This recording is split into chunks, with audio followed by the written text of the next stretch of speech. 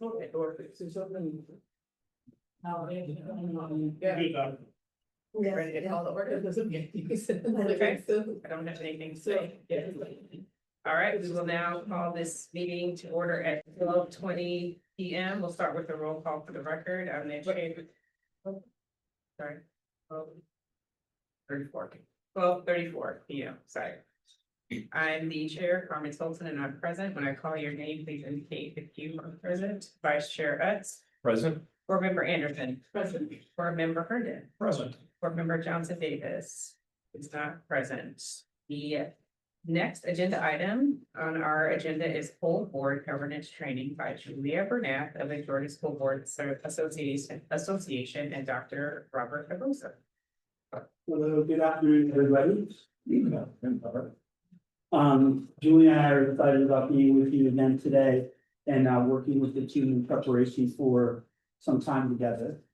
Great teams periodically stop, take a deep breath, take a look at how things are going, what's working, what's not. But every once in a while, we have to not only look out the window, meaning at the data, but also at ourselves in a mirror. And reflect on how things are going with us individually as teams, and that's an important part of development. So we've got some activities that we'll be working with today. You all know Julia. Julia, you want to share something? Sure, I'm so glad to be with you guys again, and y'all are such a high functioning board that.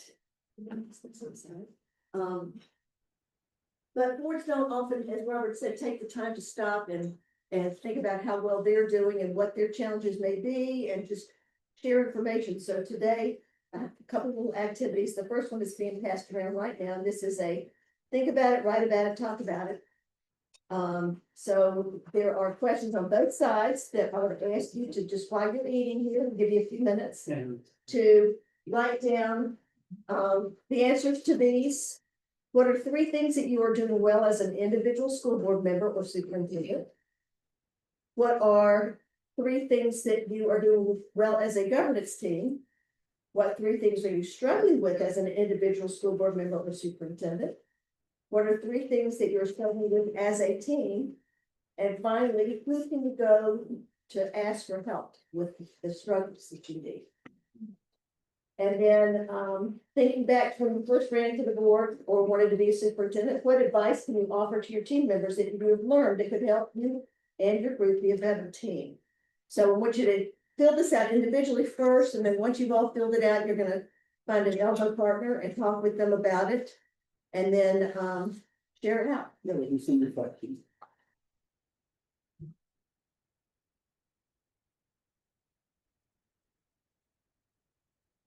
Does anybody need a pen? Yes, please. Did I hear you, please? Oh, I can also make sure it's- Plates. Unless it's a really good pen.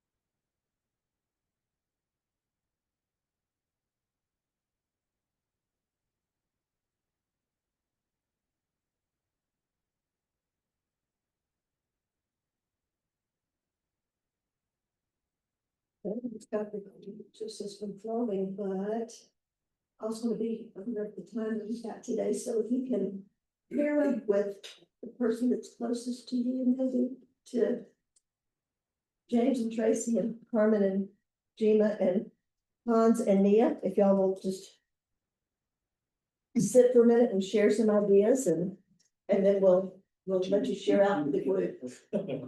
She said she's on the way. All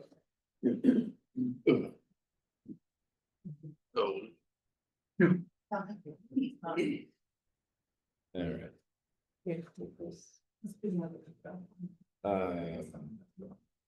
So I feel in the last couple of months. That's one of my. It's hard. You're going to see a lot of scorn for social media. I think it's part in response to Yeah, no, it's not guilty. becoming fed up with it, and there's like a perception, I think, that it is a viable source of information. Real engagement.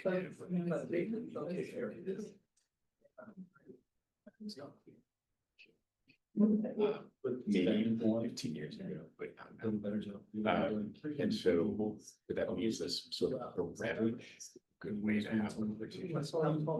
Right. But then just also trains. To engage that way, and it's happened since Trump. And this has the economy. Must. Facebook, any single. It's really crazy. Yeah, no, it's exactly, it's exactly right. But we're left with, okay, we got rid of like all of our other methods of outreach. And everything. And I think what that's so much fun. Meeting with people one-on-one in groups. And where that human interaction is able to happen. So, and that has been helping extremely. So you put those up, just like that, having a conversation. It tends to be, you know, it's exactly right. It tends to be like, I'll meet to somebody, that's how you can be in touch with three other somebody's. That's work together. Talking about small groups about, you know what I mean? And it ends up being. There's real empathy and, you know, the social norms of not being an asshole. In the internet. Exactly. That has been. And it's been both a great way to influence my thinking on topics, and it's been, I think, a great way to influence the Do you think you've changed your original studies? I think one of the other ones, what are the things you're doing well as a governance team? The two are funny. I said the first one is pivoting to hear from a real community when the community is right. And I think school consolidation is. I can see that, and I think holding firm within percentage. It's not. And so, yes, I've been influenced, but I've also been able to influence, which is really good to your conversations. I mean, I would agree.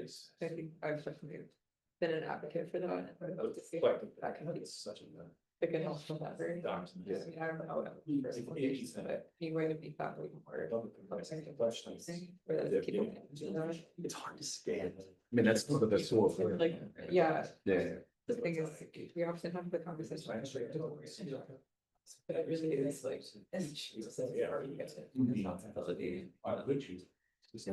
Because also there's Yes.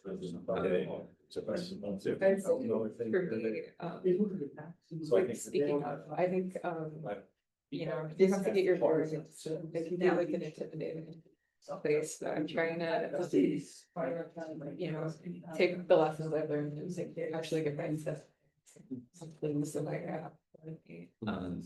So I think like, that goes into like the legislative advocacy, and I think the growth point there is, I don't know, I think I can also be a little bit more. I guess I need a cabinet. I just I feel like I'm managing school and everything, it's like, it's really hard to like have all these things I want to do, and very trying to consolidate them into the amount of time I actually come to do these. The term is adulting. For sure. No, yeah, it's good. This is the, Yeah. definitely a transformative year for that, for me, Yeah. but. Okay, I can see that. I think for the record, I think it was pretty much.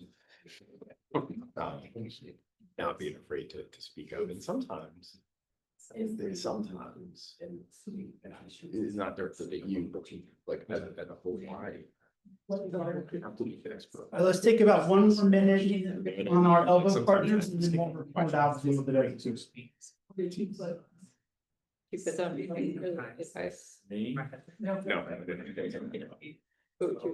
No. To you. Still language and so reaction. Well, I think maybe, I don't think we're when you finish it, right? Like sometimes use your voice, you don't have to be able to. And sometimes they're asking a question in ignorance is what the answer that I have. A bunch of stuff stays like that. Not being afraid to ask. Times. I can also say, No. I was like, I said, one of the same stages like now and talking. He said, So I so think we have a close Slater's class. Not having one.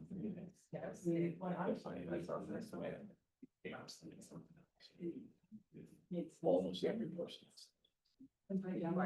Right, and so they were already primed as to hear us talk about that openly, and there was some level of relationship trust established there, so that when they heard us asking for questions, they didn't hear politics, what they heard was parents really and where they were prepared, the audience was prepared to respond to us in good faith, which I think felt. So I think that. Okay, are you guys about ready to start sharing out?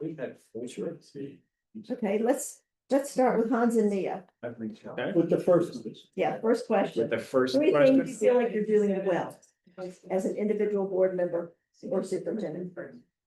Up to 3, it doesn't have to be 3, but something you feel like you're doing well. What stood out for you? Well, we kind of strayed a little bit outside of the questions, but It's all right. I think definitely, you know, I've been trying to find my own voice and speak up more and use the mic when I can, because, you know, I've had all these meetings with students and I've had all these, like I've done a lot of thinking about the lessons I've learned and how I want that to actually like go into practice. And so I feel I'm finally feeling like comfortable in my own skin, primed for the rest of the year. Awesome. That's Thank you. great. I definitely, I mean, I think you use your voice well, so yeah. Let's see.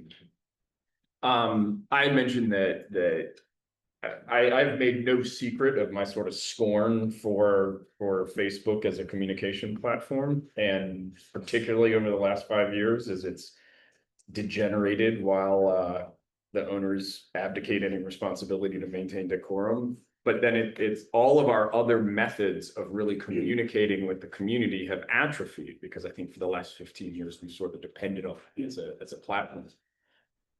In the last couple of months, I know a number of us on the board have started really intentionally kind of one-on-one or small group meeting with parents and other community members, where the sort of social norms of communication still exist. Yeah. And that as a trust building exercise and his ability to hear people's genuine concerns and respond to their genuine concerns, I think it enormously helps build kind of a two-way trust. And I think we felt that in the last community meeting where folks were ready to come in. They, you know, that conversation could have gone any number of ways, but because they heard us genuinely grappling with the complexity of consolidation versus utilization, and because there were a number of personal relationships with each of the people that came up and spoke, I think the community approached it with a level of good faith that has sometimes been missing from our conversations, and that's on us to ensure that they can feel that good faith is two-way. And so I was pleased to see that. I think I'd love to make sure we continue that. Well said. I remember when I moved from Charlotte to Fulton County. And the board at the time, this was a long time ago, 2010, maybe 2011. They used to do these community meetings, and at first I thought. This is a huge drain on my staff and me to go do all these community meetings. And within a year, I was completely shocked at the level of attention to the community's needs that my board had. Mhm. So I agree with you. We did tend to become maybe more, using electronic spaces where you weren't really able to connect in a deeper level. It was more shallow. I would take it a step further. Those electronic spaces in the last 5 years That's so true. have been algorithmically built Yeah, to drive antagonism. Yeah. Like that is how they're made. And so I would, yeah, it's not an accident that they are the spaces they are right now. yeah. Well, and you mentioned trust, and trust is the bedrock of everything that you do. If you don't have the trust of each other, and if you don't have the trust of the community, nothing's gonna succeed. And those community meetings, while they are challenging, making time to go and sit down, whether it's a small group or a large group, it's important. That's part of your role, is to be able to show that you're actively listening and allow folks, sometimes people just need to vent. They need to say it. They don't necessarily expect a response. My husband was in sales for 45 years, and he would come home at least 3 days a week saying, I had most frustrating experience with a customer today. He wouldn't say it quite that nicely, but he would, start venting to me. And I'm the kind of person, I want to fix things. So I would say, have you thought about, did you try? And finally he said to me, look, I don't need you to fix it. I just need you to listen to me and let me give it to you. And once I've said it to somebody else, then I can let go of it. And I said, okay, bring it on. So sometimes that's going to be your role, is to just hear the concerns of the community. Yeah. But it's an important component. All right, Gina, what about you as superintendent? What's something positive you feel like? What's happening, the 3 focus areas that the board charged me to address when I started in 23, they are all moving in the right direction. So our literacy scores are #1 in the state across elementary and middle.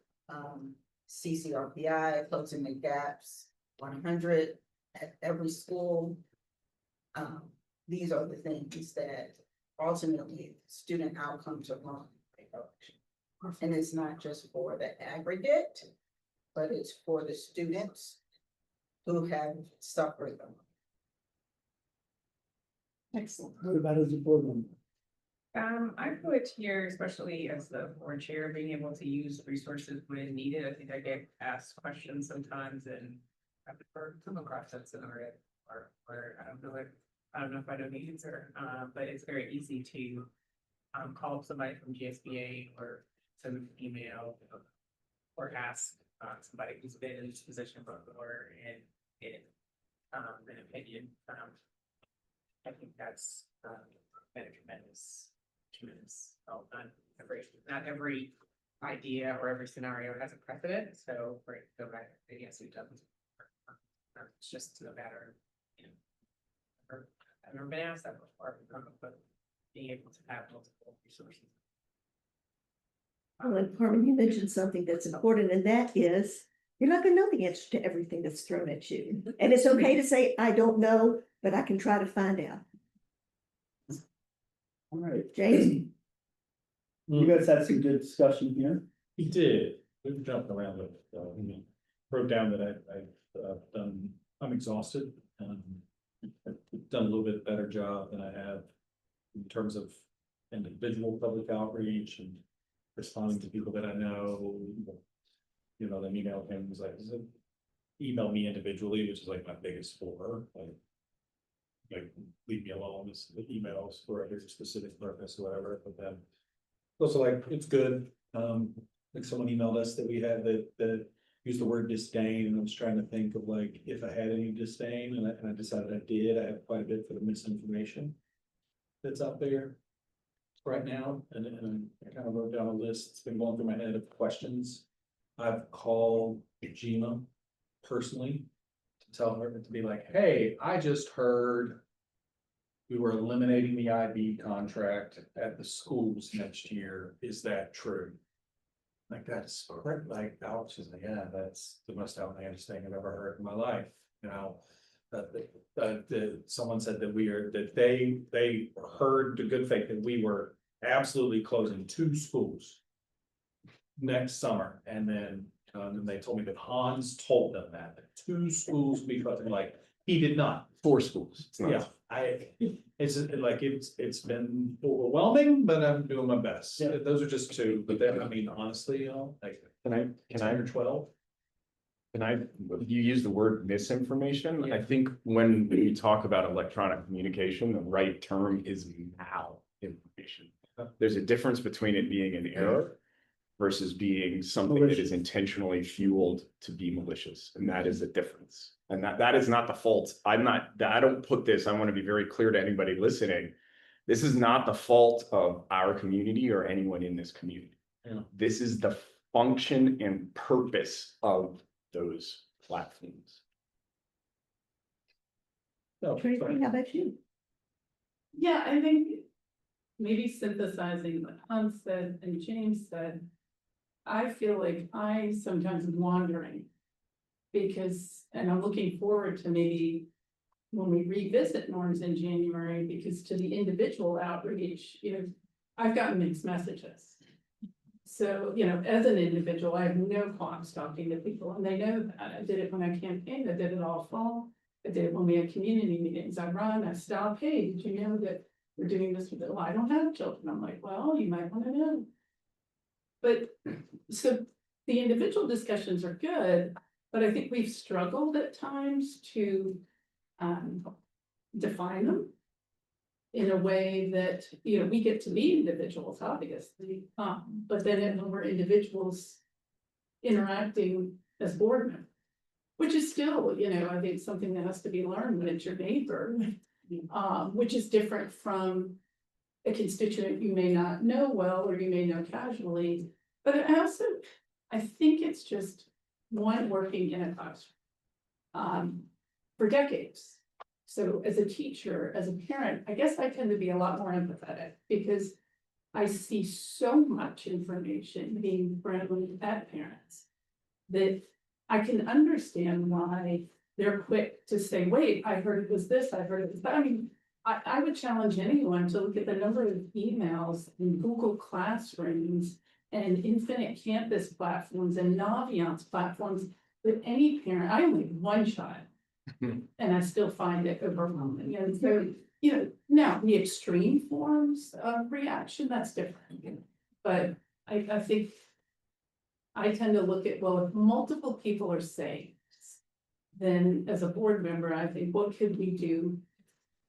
I wish I could tell you you were alone in this communication piece. I work with thousands of school systems across the country.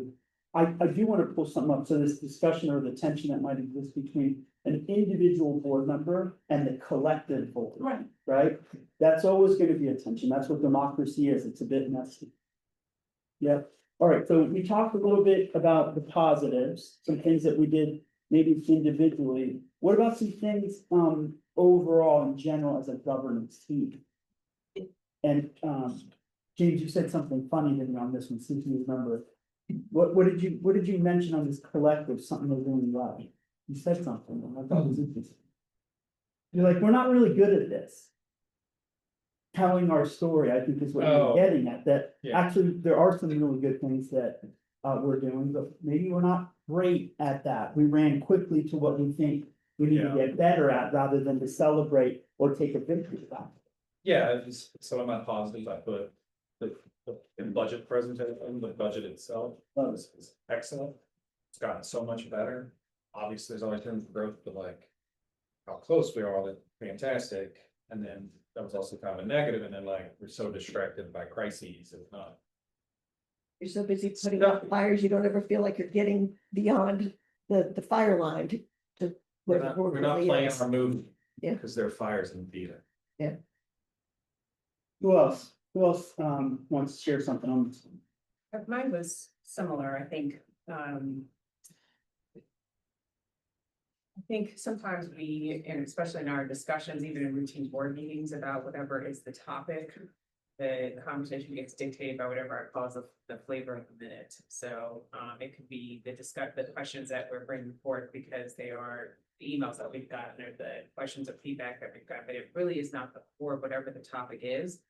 And so then the whole discussion can kind of get anchored, not way down. I don't want to say that, but it can get anchored by that particular issue or concern, which is valid. If it is a community issue, it is valid, but it may not be the whole picture. And then because of that, you only have a certain amount of minutes or hours for a discussion topic or in the whole board meeting. The whole story doesn't get told. And then I think when those important pieces have to come up when it's time to vote or at the next board meeting, then those pieces appear to be missing. And I think that is a struggle. So I think it's our responsibility to make sure that whatever that flavor of the minute is gets addressed, but then we move on. And I think some of that is a balance with a little bit of community feedback. I struggle with this, and I think we struggle with it as a board team. I think we want community feedback. I even look around sometimes, I see how DeKalb does it. If, you know, how they handle parent-led groups, how they handle surveys, but taking that with the expectation that the final decision still rests with the governance team, how do we implement that in a way that it doesn't look like we're taking community feedback disingenuously. At some point, we still have to make the decision, but we're saying that outright the first time. I think we have some areas to improve with that so that our expectations are clear. Well, and I think that's a challenge. You have a very engaged community. Not all districts have engaged communities, but Decatur is one of those. You know, you're going to get feedback, positive or negative, from people out in the community. And it's important for the community members to understand, we want your feedback, we welcome your feedback, but at the end of the day, the decision is ours. That's why you elected us. We represent you. And sometimes that's a difficult understanding together. Hans, you had your hand up. Vance to say something afterwards. Okay, I think I do want, in fairness to the community here.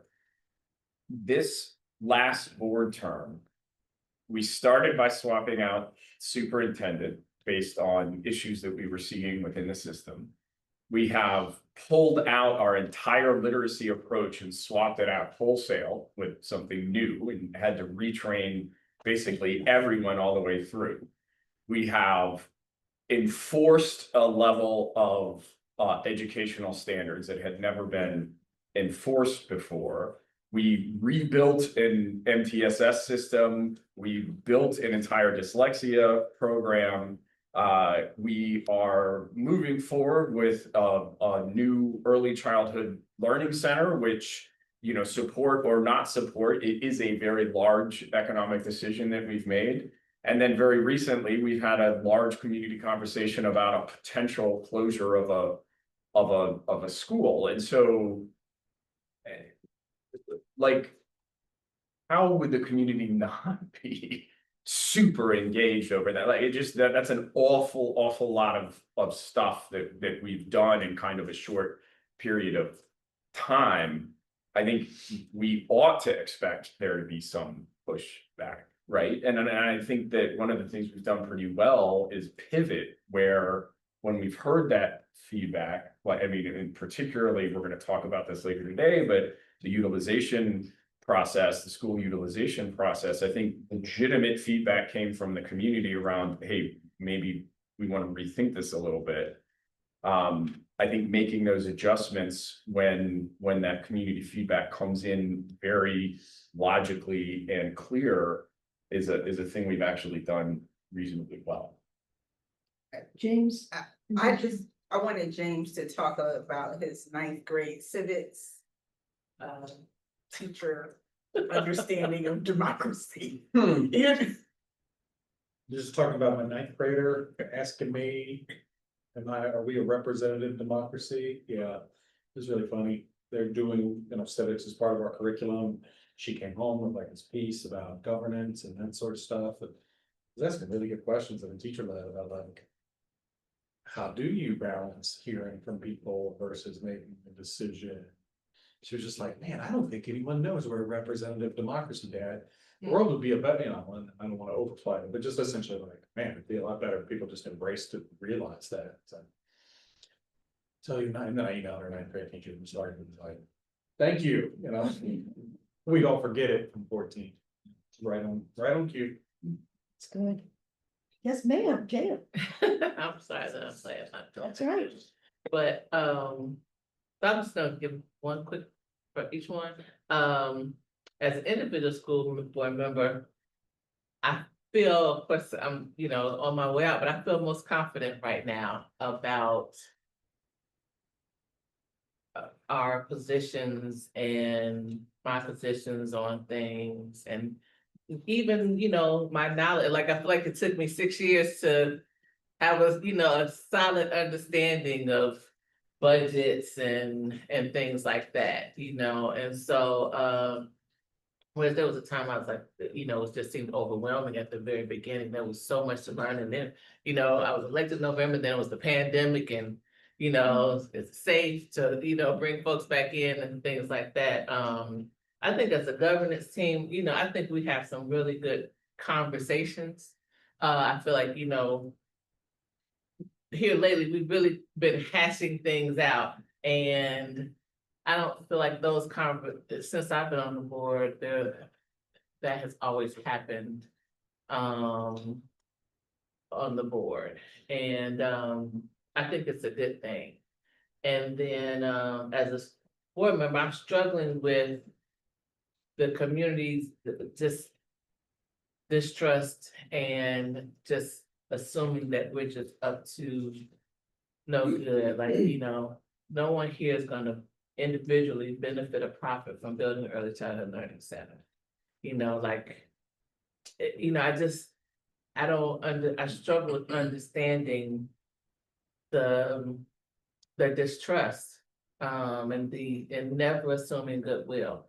And particularly when people have not been consistently engaged. So it might be, you know, I would be like, you know, I know I haven't been around that long, so let me do some research or let me reach out to the experts and, you know, and not trusting, and I've struggled with this before on the board, not on this administration, but you know, there are folks who have a lot of experience in different areas that help inform our decisions. And then there are other folks who like have no experience in any of these things, but position themselves like and speak like they're experts, and they don't have all of the information. And so, you know, I know there's value to community feedback, but there's also value to like this wealth of experience that we have here, that we have access to. And, you know, how do we make them understand that? Yes.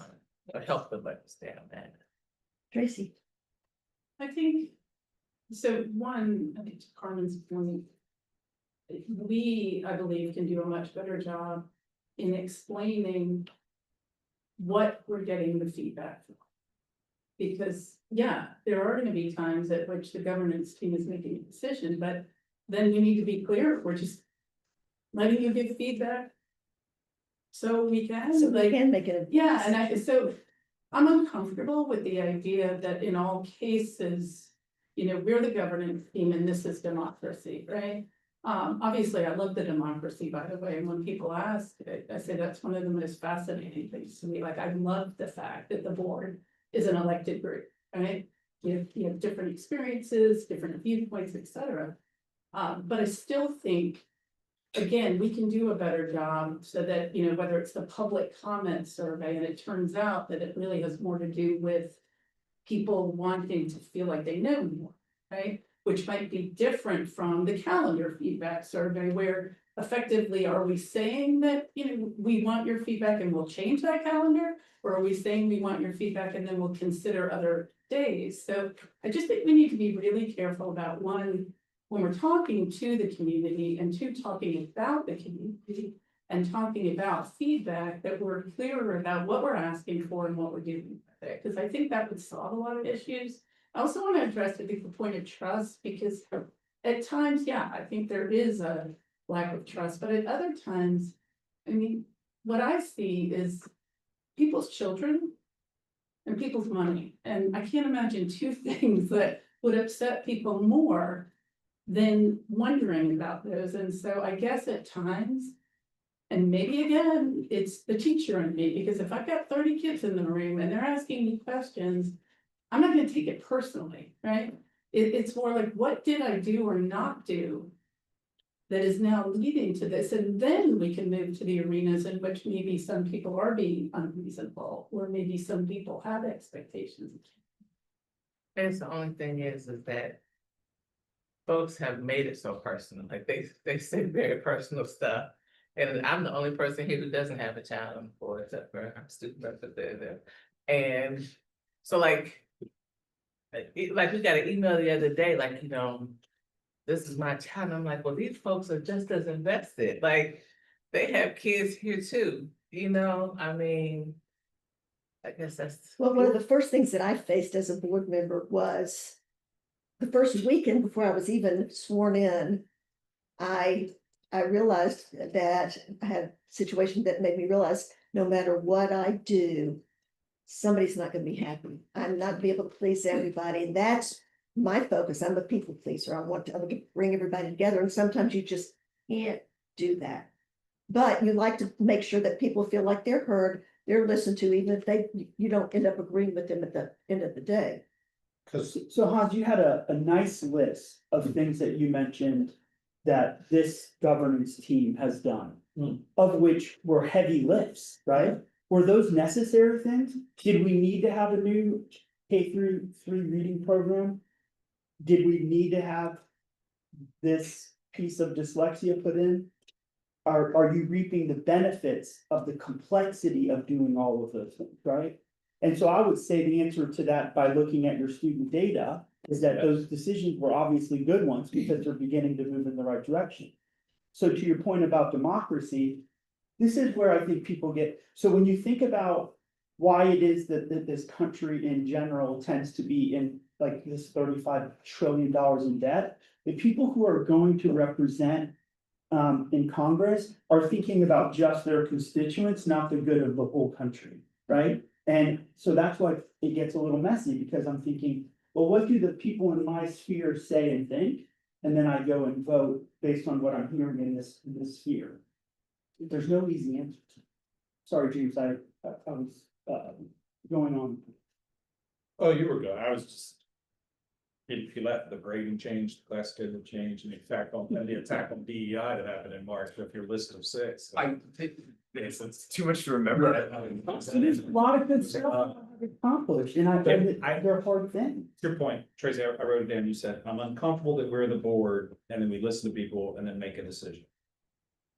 Okay, James, so now you're going to transcribe what I say, I'm present just it as something confused as what you fundamentally said. illogical. I'm confused with what you said, because my understanding, and I think that there is this big gap. We hear what they say, we take that information into account, and we make a decision. Well, Is I there mean, something? Essentially, if I can answer that, one, it's not clear to me at times how we're taking it into account. At times it appears that we all go to a community meeting and we listen. We don't record it. I don't think we have themes reached out, so that's one way in which we take the feedback. If we're looking at the budget, I think that same survey form we've used for 3 years is out. And it's a general survey that I myself find over. So you and I had a good discussion of the budget, because I love that kind of stuff, and maybe we don't talk about it enough. The idea that from like a big picture lens here of fiscal responsibility in terms of projecting this amount and being within that amount, kudos. At the same time, we are a public entity and we are publishing our different budget buckets, for example. And so what are we asking people as one example when we're asking them for the budget feedback? Are we simply asking for your questions if you don't understand, or are we asking because we're going to use that feedback to make the decision that democracy allows the 5 of us to make? I'm genuinely asking. Yeah. How do I let the people know that I heard them? Cause is that what you're saying? You said we listen, but we don't let them know that we listened? That, Well, at times, I don't think we do, so I don't think at times we report out, so I'll go back, because it was very important to me. I think it was Jana who pointed out that Jana. people had asked about the public comment survey, correct, or the public comment time. And we had a survey, I think we did it in a month, we got 92 responses, and I believe we had 43 to 45 written comments. Mhm. And I repeatedly said at that meeting, I'm hearing people asking more about how they find out about things and less about people caring whether it starts at 4, 4:30, 6:30. Admittedly, some people did put that in the comments. And so it's that kind of thing. You know, I understand that some people may send an email and they may be angry. But I guess as someone who has taken advantage of multiple opportunities to give feedback, when I see that people have spent their time to give meaningful feedback, I think we have a responsibility not to just say verbally, thank you, but perhaps a responsibility to let people know, not just that we read it, but these were the themes or these are the actionable items. If we're going to take it upon ourselves to ask people for their feedback, the question I have is how are we using it? I think that's a great, that's a great We discussed example. that publicly. Right, and it was just a verbal discussion that landed on the time of the public comments that I believe we kept the same for consistency. When it came to the 40-something specific suggestions, whether it was like a community coordinator or other things, I don't think we acted on that nor discussed any of it. So I guess you and I have a different way verbally, or I'm sorry, in writing of characterizing what we do with it. So if the benchmark is, we talked about it at a meeting, then we did do that. No, I think that's a great example. We discussed amongst ourselves, should we change, this was the problem to solve, should we change the timing of public comments? Based on Yeah. community feedback. Based on Yes. community feedback, a couple of community members had come to me directly and said, hey, you know, it's at 6 o'clock, I can get there, but it's way after you guys have discussed A, B, C, D, and F. So should it change? And so I was like, let's add it to the agenda. We added it way in pre-work. We discussed it. There was a myriad of opinions. And so we were like, well, we won't change it, put it out to a survey. And that survey stayed up for weeks. Now, how many people respond? We unfortunately have no control over. It could be 1, it could be 500. It was only 90 something. And then the skew of people, this is with surveys, we don't have any control over that either. It could be staff, it could be parents, it could be students. We don't know who's going to respond, but that's what we got. But that's the limitation with survey responses. And then I think Amanda compiled them, she presented them, and we discussed it again, and ultimately the overwhelming feedback was to leave it like it was. So that's where it is now. So And what the could we have? discussion was based on responses, like, I mean, our conversation. That's the So term, what our should we have, conversation was what should based- we have done differently in that? I think what I don't understand is if the question is simply what time does the meeting start, then you have a multiple choice survey. But if we're giving a survey that allows people to write written responses, I think what I'm referring to is specifically to people spending their time to come up with ideas and suggestions. And my question still is then, what do we do with those written things? So yes, we. How did much can you discuss do it. with it? How much can you do with it? We made a decision and I mean, it could only. You know, we discussed different options. Okay. How much can you do with it?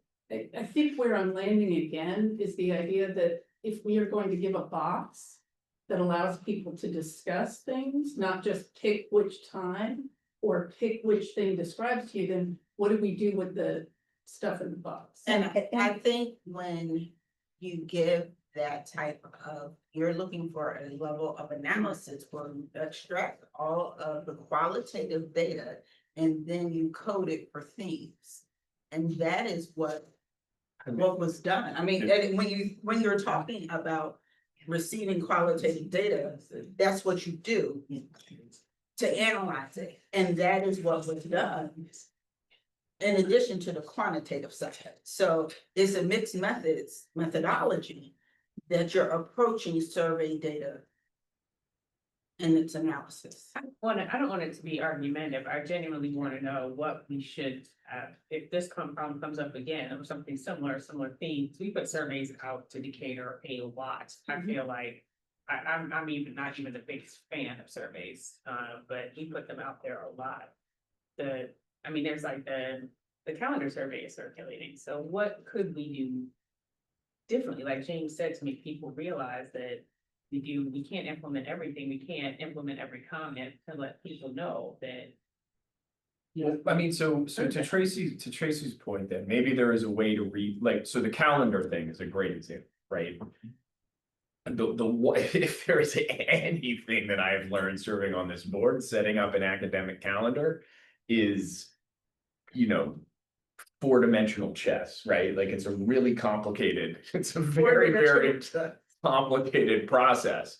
And so when we land on a calendar, short of enormously transformative, that like if we missed that a particular religious observance is on one or something, like something where there is a must change.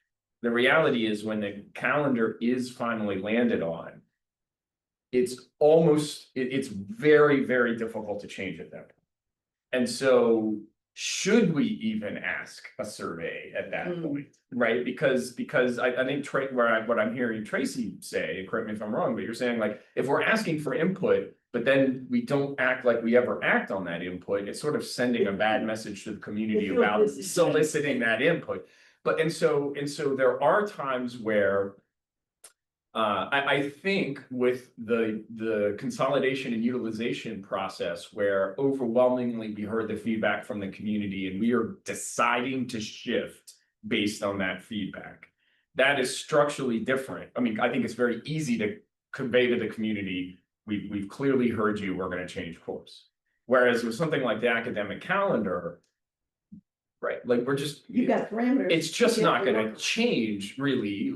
And so maybe there's other ways to communicate it than what we're doing. Cause I do understand what you're saying. If you're asking for feedback, you should be prepared to incorporate that feedback into your decision. And if the decision isn't really influenceable at some point by the community, then maybe there's another way to communicate it than asking for feedback, right? I think you made some good points about the idea of how you setting up the community expectation for how you're going to use their feedback. What will we do with this? I think that may be a good thing to consider moving forward. How is this going to influence us? Quick example, and then we're going to move on. Years ago, we heard from our community that we were not giving enough opportunities for public comment because of the size of our district. So could we set up remote sites so people could come? It costs time, it costs money, it costs staff time. But we said, we hear you, we're going to try to make that work. We had 3 different places, 2 places besides coming in person to be able to satellite in your comments. We did it for about 4 months. Nobody came to those remote locations. So after 4 months, we stopped it. And if anybody said something to us about it, we said, you know, we were able to say, we tried it. It was not what the community supported. So we decided to do away with it and we never heard anything again. So there may be times along the way where you accept community feedback, you try something, but hopefully you're nimble enough to be able to pivot when it doesn't work. So y'all are having some great discussion. I have other exercises I wanted to do, but I'm not going to take away from time. I wanted to just share with you 2 things. One is that the importance as a board of making sure that once you set a course, you're going to go in that direction. So again, as an example, when Robert was superintendent at Fulton, the board said, we want eighth grade to be the basis for Algebra 1. Algebra 1 is going to be the online course for 8th grade. And we all agreed, okay, we're going to do that. But Robert said, I am happy to do that. I support you as a board and what you do. And we're going to link arms and move forward. But you have to realize that you're The going to waves get are gonna come in. Yeah. And we've got to hold on together as a group. We've made that decision. If Algebra 1, our target was by 8th grade, that meant we had to spend a lot of time, money, and energy redoing all of the math sequence to get it. And, you know, everybody said, yes, we want to do this. And then the first time somebody from the community came and gave pushback, board members would say, I don't think that this is a good idea after all. And we had to remind each other No, we all agreed to this. We know that this is what's best for students, which should be your bottom line decision always. So we're going to be moving forward and we're gonna help support you as a board member. If you're feeling that extra struggle, we're gonna boost you up, but we're all gonna keep moving forward. And ultimately, we did that. So it can be a challenge, but you just gotta make sure that you're agreeing to something at the beginning and you're gonna follow through with it. That includes executive session, making sure that you honor the sanctity of executive session. There are items that you discuss in there. That's the time where you can be really honest with each other, share your feelings, make some tough decisions that are definitely can get you in legal trouble if you share them outside of executive session. So it's important to make sure that you hold that sacrosanct. Any questions, any comments? Okay. Moving right along, as one of my former board members used to like to say. Here are some key indicators of good governance versus management. And these are just, I end up giving y'all a lot of things to read, and I don't know if you have time to read them when you leave, but this is a really good article to look at and think about for yourself of whether, if you look at these columns, there are topics, good governance examples, and micromanagement symptoms. So how much time have we got? Are we out of time? Yeah, but you can wrap up on that. All right, just real quickly, just thinking about, on your own time, read through this and think about what might be an example of micromanagement specifically as it relates to your board. It may or may not actually be happening, but if it is, that may be something that you'll want to talk about as a group. That, I feel like we're getting too much in the weeds when we ask for, 5 hours of staff time to get something to, because one board member asked for, or that we find ourselves getting involved in too many operational issues that we don't really have control over. That's the superintendent's job. Dr. Whitaker, did you want to say anything? No, I want to come, Aston, this is being recorded, right? Yes, it is. Okay, thank you. Okay, I just need an answer. so if you will, I'd be curious to know if you've got any thoughts about this afterwards, if any of you want to reach out to me. And then I have one more handout. Let's put this with you, Robert. And this is just what board members can do to maintain good working relations with each other and with the superintendent. These are just some good tips for you to have along the way. Now I'm gonna turn it over to Robert. All right, thank you so much. The community trusts the superintendent and the school board with two of their most precious assets. Their children, and what was the second one? Money. Their money, that's right. And so what we need to be able to do is be thinking about, what are we doing with that? And So board members, Oh. if you would, a couple of things, as Julia takes her seat. There is the signature sheet going around for your training hours. And then I still need to sign that one. And then you also have the evaluations. And so we gave you today's binder, so this could go, all of what you just received from GSBA can go under one. And we are now going to move to two. sorry. I just went, yeah. We're now going to move to tab two. All right, tab 2. Again, this idea of, we've made some tough decisions, we've invested in new reading programs, et cetera. Are they working, right? And so part of that is, for us, we're obligated to use our taxpayer dollars to run our schools as effectively and efficiently as possible. We wish we could do everything that our teachers want, that our students need, but we've got a certain amount of resource. And so part of that really, as we think about ROI, what does that look like? In the business community, we certainly have seen this model, and we're now beginning to think about this for our academic sides. What are our needs? Has the staff explored a wide range of strategies? Does it really nest in our theory of action? And the theory of action is, are we gonna run a system of schools or a school system? Are you gonna be a charter system, or are you gonna be a traditional system? And then defining metrics for progress monitoring. Sometimes it's leading indicators, and sometimes we look at lagging indicators. And then determining the cost, and creating a plan. So we know this, that oftentimes, we'll have to go back and say, if we've got this problem that we haven't been able to solve, we might need to think about doing it in different ways. So essentially what this process does, it's a bit of a, if you will, a protocol or an approach, and your staff and shortly will be talking how they've taken this concept and pressed it against some of the work internally. Why we do it is because we want to make sure that what we're doing is working, and then who leads it, typically the finance folks and the academic folks work collaboratively with the cabinet and the superintendent to make that happen. So why do we think it helps? Well, it helps evaluate and it helps with decision making. So we've made an investment, we want to know if it works, we identify more sustainable approaches.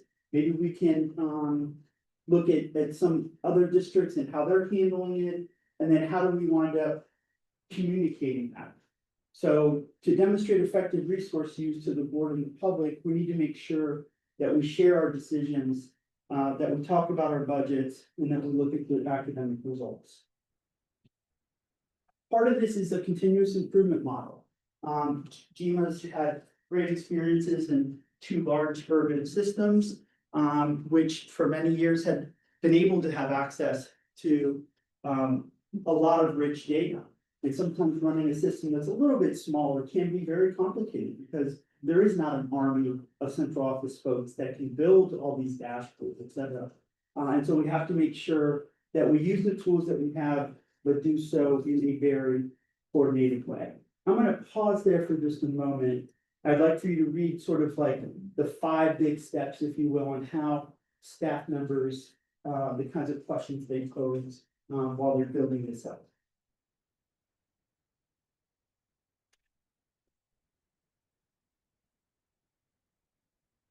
Can I ask kind of a quote question? Yeah. This talks a lot about what the steps are and how you're gonna engage in it and what is it? Yep, we're gonna get to that in just a moment. Okay, In terms of like, how is it presented? no, so, the terminology is pretty specific, right? Like a return on investment is a very, very concretely definable thing. I don't see that same sort of concreteness in this conversation, and so I'm just looking for Yep. kind of that clear definition of what it means. So essentially it is, we're making an we've identified a problem. Mhm. Problem is our high school ELA scores aren't going up as fast as K through 8, right? So we've identified an issue. We've made a bet. We've decided these 3 strategies are what we're gonna do. These 2 are for students, this one's for teacher. We exercise and implement those strategies. Then we go back and say, have the investments we've made worked? Which ones work, which ones haven't? Can we strategically shed certain things that aren't working and maybe add or reinforce those that we had tested that are working? Yep, Okay, thank you. the staff's gonna give you some real examples here of your work. I just wanted to give a clear sense of what the term is. And I love that, but this is where I always get stuck. So I heard you say we identified a problem, ELA at the high school, not meeting the same mark as elementary. So we're making our bet, and we're picking 2 strategies for students and 1 for teacher. We implement it. But then to Hans's question, what are those concrete things that demonstrate have they worked? Yeah. How would you know that they work? Well, no, more importantly, just to start with, what are we using to decide that they did or didn't work? Well, this is why you hire professional staff that are reading specialists, that are math specialists. That's not our role as a board. The board is to say the what. The staff has to figure out the how, right? And the how is, let's look at what the research says, right? We all drank from the Kool-Aid of Lucy Calkins or whatever that was, cold language, and realized rather quickly that the basics of the science of reading we had lost, right? And so we do look at research, we look at best practices, we look at what other school systems are. You're constantly reading about articles and things that, and sharing thoughts and ideas about that. But that's how we hired the soup and her staff to get that health part done. Rob, So- can I Well, just no, I ask- asked the what was being. Okay, we'll get there. Yeah. Thank you. the board should be asking what, that's Yeah. your main question, but you can also ask why are we doing this? And how much is it gonna cost? So on that third point. The business world ROI, really the mathematical model for ROI. The amount that you put in is measurably benefited by what you get out on the other end. So you know. Did I lose money or did I make money? It's very binary. Yeah. Right? This, if I'm saying, okay, let's use literacy rather than like, okay, so literacy as is something that we need to track for, you know, economically disadvantaged kids, right? That's probably a real thing that we're working on. And we made some changes, we put a bunch of stuff in, and we're actually seeing the metrics come back very positively. So from just a pure academic outcome, what we did worked. Yeah. But we could have done that for $300,000, or we could have done that for $25 Yeah, and so million, that's the question. right? And so like That's there the is question. the ROI isn't really built into the This is metrics. we're social performing. science, Okay. this is not, you know, like I make this pen and I need a 40% margin on it in order for my business to continue moving forward. I'm gonna source the components to get that done. This is our best effort, and this model is from ERS and Chiefs for Change. I used both of those to create these slides. It's not something that is gonna be as scientific, if you will, as running a business in terms of the dollars. But I do want you to understand that this team is thinking about this work and their investments as they approach them with this model. So I'm not gonna go through this example because we're actually gonna go through a real example. I had provided one, we ran a little bit over with this one. But essentially, these are the essential steps. If we were to use that summer school analogy where I brought these seventh graders in because they were behind. We need to identify the core need and then again, mapping this out with a series of questions. Considering a broad set of strategies, we've made those decisions on what we were gonna do. And then how it impacts our efforts.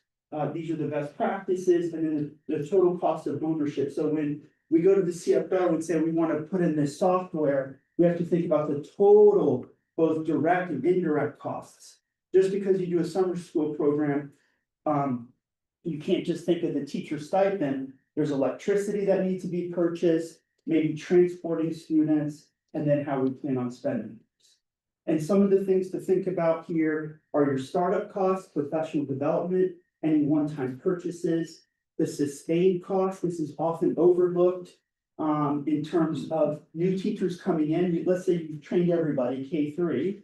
Well, next year you get 40 new people. Guess what? We have to do the same training again, and it's gonna cost us again. And then indirect costs, as I mentioned, with facilities, et cetera. Part of this, though, is that we build this sort of muscle across the system, so that in every decision that we're making, as staff members in particular, we're thinking about, all right, if we put this position in, we were talking about communication earlier, what's the benefit? Well, our goal is that we have higher engagement, and the question is, how do you know that you have higher engagement? All right, so what does this look like, Eston, for us here? I'll talk a little bit about it. And I'll be upfront and say, we're not yet knocking this out of the park.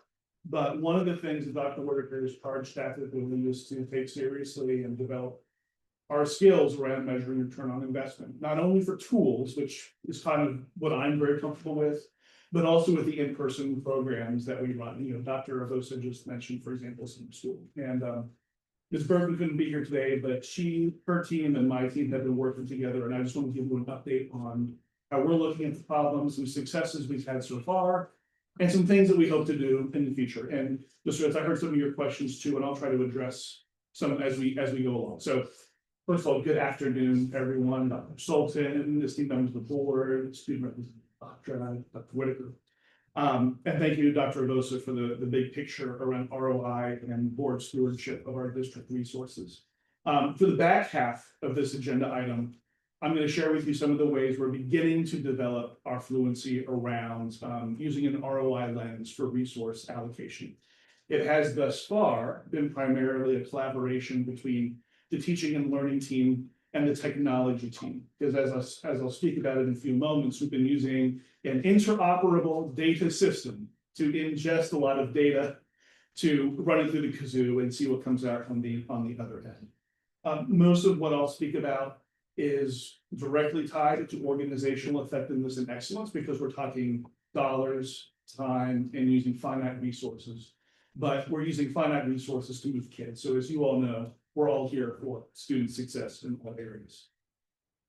And so the guiding question is really a basic query for us. Do the instructional programs, both digital tools, but also real world experiences, merit our investment in time and money by yielding quantifiable educational results? And as Dr. Rabosa just said, when we talk time and money, it's not just the one-time upfront cost. It is the total, I love that you said total cost of ownership. That means a lot in the tech world, but really it's trimming everywhere. If we're going to instantiate and maintain a program, it has the recurring costs, direct costs and even indirect costs for time. And for those of you who've been in any kind of training, there are multiple things competing for your time and your attention. Just even the mind share for our staff need to be trained and sustained along the way. And certainly it's an easy question to ask, but it is often challenging for us to answer. And we're still working our way through figuring it out. But the rationale to get into this is underpinned by three ideas. And primarily, it's essential to just objectively evaluate instructional programs using rigorous data, rigorous standards. That's new to us in the last few years in CSD. And secondly, we want to ascertain whether these programs are correlating with or even directly causing improvements in student learning and achievements, which is, after all, our mission here. And we want to establish that relationship between cost, use, and instructional impact so that we can better optimize those finite and limited resources, time and money, and to help guide allocation or reallocation of resources from underperforming or redundant programs to areas that demonstrate superior educational returns. We're not new to taking a look and saying, like, what are we using and how well are we using it? We certainly took advantage of the pandemic to, as Dr. Rabosa invoked and you all have heard before, switching from being a system of schools to a school system. We did a lot with our online tools. And returning from the pandemic, we had also put into place mechanisms to gauge how often are these tools being used. And over the last few years, it's been a relatively easy call to do some culling of tools that are underused by our students and our staff. If they're not clicking the link in Launchpad, then it's not yielding an outcome and we can reallocate those tools. That's the low-hanging fruit that we've been working through the last couple of years. But what has been challenging is when you look at tools that have had some degree of use, do those directly connect to the outputs that we're looking for kids? And students are more than just test scores. They're more than just STAR and GMAT. But STAR and GMAT and measures like that are part of what we're looking for when we invest in resources and programs for our students. But we don't really have that expertise in-house, as Dr. Rabosa said, like to build all the widgetry, to do that analysis. We have limited resources. And so one of the things that we did last year, we came to you, it's been about a year, when we asked for a mid-year adjustments to enter into a partnership with an entity called Level Data. And Level Data brings both a data system, but also staff expertise. And they call it, conveniently enough, the return on instruction engine, to expand our capacity and to shift some of the load to a trusted partner. And what Level Data does is it integrates information about costs of programs, whether it's licensing costs for software. It can pull in hourly rates for employee time. It can pull in any number of dollars. It pulls in our information from Infinite Campus. So our student demographics, including their support programs and their actual, their identifying demographics. And it's pulling in data such as GMAS and STAR so far. We're working towards some of our advanced academic results for a future iteration. May I ask one question? You can ask any number of questions, Ms. Anderson. Does it include the student growth or is it just the flat score? There is a part of their model that looks at student growth. I don't know that it's the exact model. If we think about student growth percentiles. Like, yeah, in Georgia, yeah. It's not quite that, but yes, longitudinally, it's looking at it for a few of these programs. And we're looking at these tools through a few lenses. One is simply validating student time spent in the tools. This vendor has access to pull usage data through APIs, to look a little bit more objectively than some of the vendors might directly report to us in terms of use data. Second, it's taking a look at the students who are in these tools or in these programs. Are they scoring higher on GMAS or STAR than their students who are not in these programs or not using these particular tools? Or are they yielding the same results after 20 minutes a week in a program as the kids who are in it for 30 or 40 minutes? Can we return that instructional time to the classroom? Hans, you got a question? I think you answered it. My question was around tracking the student use when it's not a tool, but rather a program. But it sounds like you're doing it. I'm just not clear the mechanism. So it for the online tools, and it varies a little bit by vendor. But ignore the online, because that's straightforward. Yeah. Right. If it's a program, I don't mean to invalidate everything that you do for your job. That's not what I mean. But if somebody's using an online tool, you know that they're in there using it. If the students are in programs that are not online, we are still also tracking the amount of time. And okay, that's where I was. The amount of time, it depends on the in-person program. Like if we're tracking CMAS, it's certainly we can compare between students that like in the treatment group and not in the treatment. Yes, that absolutely does that. So two other thoughts. What I love this, and then please tell me if this is part of my problem and where I'm going. I just can't unknow what I know. So two questions. One, does it also look at, which I'm guessing level data couldn't do, but maybe in-house, when it's assigned. So if I assign students an assignment in that program, it's going to be used, right? I mean, does that make a little bit of sense versus a program or a tool that students are seeking out optionally?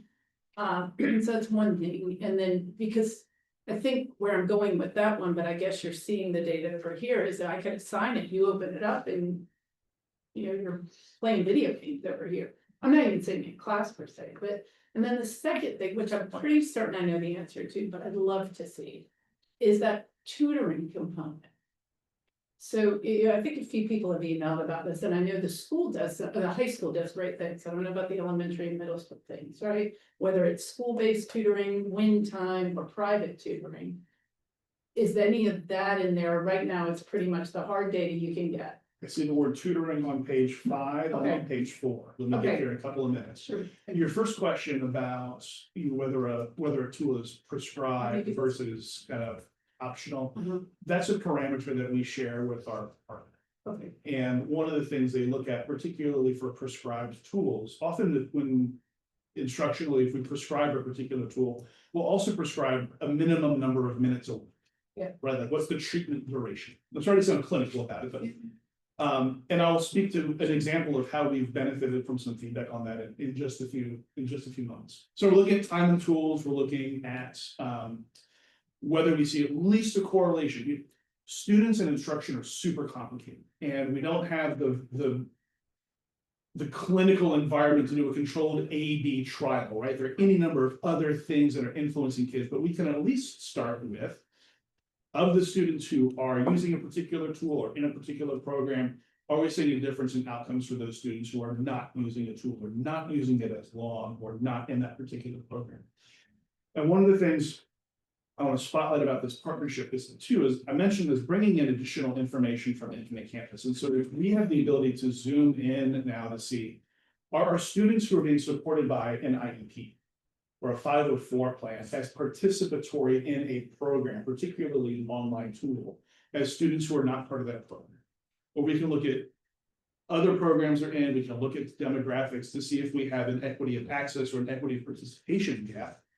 That we can, again, use to make decisions to support all of our kids. This is another way to look at it, and I really put this up here for that middle, whoops. That middle piece, again, where we're looking at fidelity of administration and that equity gap, particularly between some. So what have we actually found so far? This goes a little bit into the what I think a couple of you were asking for.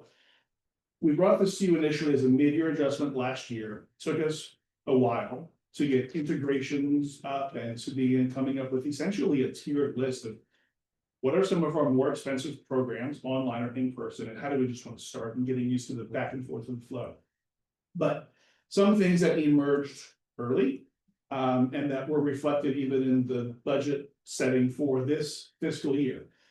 Accelerated Reader is a tool that was both underused, and students who were using it at a very high rate were not seeing markedly significant differences in STAR and GMAS than students who are underutilizing it. And I'll tell you that is an example of a program where the professional staff and even teachers in the building had a gut check that AR might not be worth the time, but having the substantiated third-party data to back it up is tremendously valuable. It was as valuable as recently as last week at a teacher meeting, where a member of the Teacher Advisory Council was asking about the disposition of Accelerated Reader, and Dr. Whitaker was able to invoke, we had someone from the outside take a look at this, and it is not worth the investments in funds and time, because it's not making a difference for kids. One example. Similarly, Discovery Ed, although beneficial, and we believe contributing towards student success for some of our younger students, underutilized, not necessarily used with fidelity with some of our older students. We reduced the scope of Discovery Ed going into this budget year at the secondary schools. And likewise, Freckle. Freckle is an interesting example, and Ms. Anderson, I think this might come back to one of your questions. It's been a prescribed tool. We had said students should be in this tool for 30 minutes a week. It might not be the exact number, but that's kind of an example of it. We saw that for our middle and our high school kids, the follow through on the student end was they're not in Freckle for 30 minutes a week by large swaths.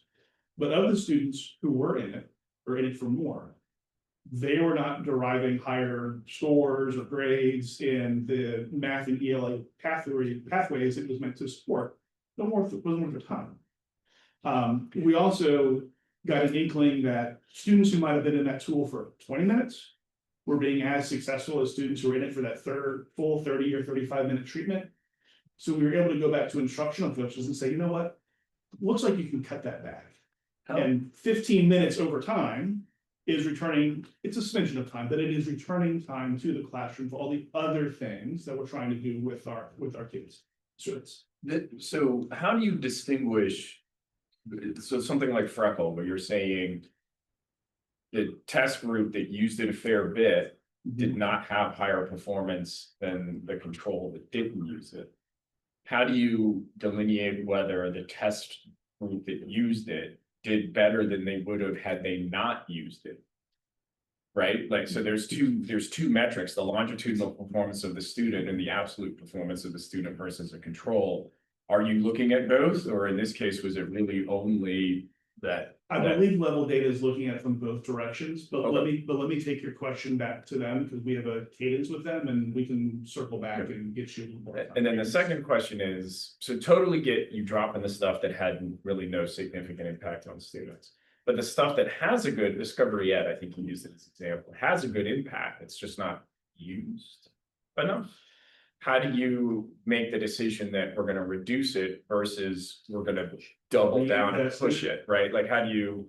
Tremendous question. And that goes to, I think, kind of the broader picture of even going back to, I think, the question you asked Dr. Ragosa, is like starting with what problem we're trying to solve.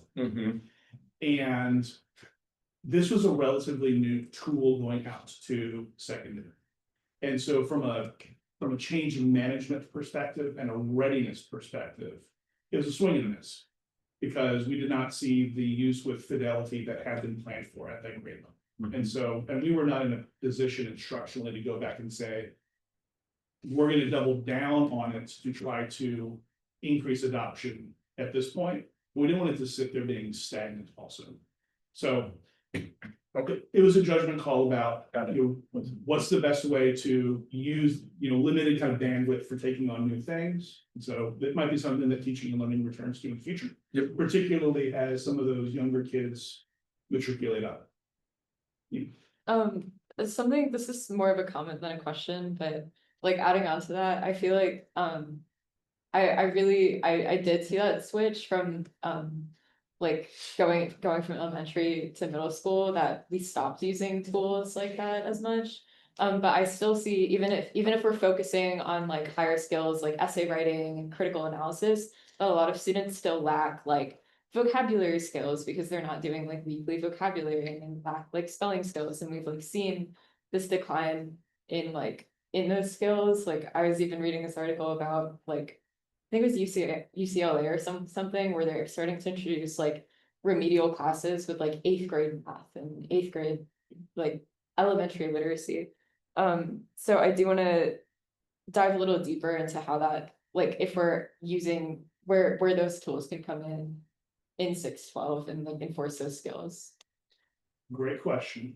And I don't have like the thorough answer to you in the moment around tool adoption. I will go ahead and plug that when you talk about students, walking across the stage or entering into a high school at a deficit, one of the best ways for us to close that deficit is to start as early as possible, such as fresh out of the womb and early childhood education, which you all have heard, but that is, it's true. We wouldn't say that is one of the reasons, Nia, because I don't think you live it directly, but you have friends and other students who you represent, who we wish we had this program that we're building in the next one. Unfortunately, we have 12 years of students that Yeah. can teach them. You're right. Yes. So absolutely. So, one of the things, Ms. Burton, I don't know if she said it or is about to say, I think she said it at the last meeting. And she talks about how we have strategic staffing where we have someone who actually is going over to the high school to fill the gap specifically with students who do qualify for remedial education program. So REP is what it's called here in Georgia. And so not only is that a class that's actually on your schedule, but we have strategic staffing where there is a person assigned to it. I do agree with that, and I think remedial things are really important, but I'm kind of thinking of it feels really general. Like it doesn't feel like it would be a minority of students. It feels like a lot, like even my lit teachers have started implementing like weekly vocabulary quizzes where they give us like 10 words and we have to learn them and do them. And that seems like something I probably would have done more in like elementary school than now, but it's been really helpful for people. So I wonder, like, I think just spending 5 minutes on like a vocabulary or spelling thing just to reinforce the skill, I think that's really I was gonna say, and Dr. Whitaker, or somebody from admin can jump in, but a lot of those tools are also driven by like the standards. And so spelling is not in the standards after a certain grade level. And part of what you are talking about is really what Dr. Mosa really started with, where there was a time in which we were focused on a lot less around the science and the way you have to decode to learn to read. And so you were more so looking at a predictive text of, brown bear, what do you see? I see such and such looking at me. Well, when you look at that book and look at that picture, you can guess. That's called a predictive text. We have moved to the codable text. And so now we have to fill the gap with the students at large, yes, but also there are some, and that's where our data in our CCRPI. It tells us, that's why when we looked at economically disadvantaged students on ELA reading at or above grade level, when I walked in at the high school, is at 34%. Economically disadvantaged now is at 66%. It takes time and we gotta do it wholesale tier one, but also we have to really target to fill the gap. So I'll make one comment there. So we cannot, unlike some in the business world, control variability. The parents send us the best they have. You've got one child who shows up reading before kindergarten even starts, and you've got a child who we're teaching them colors and numbers, right? So that wide range of variation the teachers have is complicated, so it's not as clean.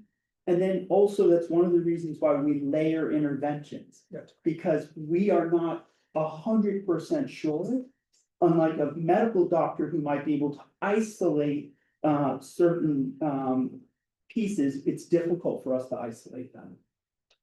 I just have for tools like, and I was just reading ahead, sorry, I'm cheating.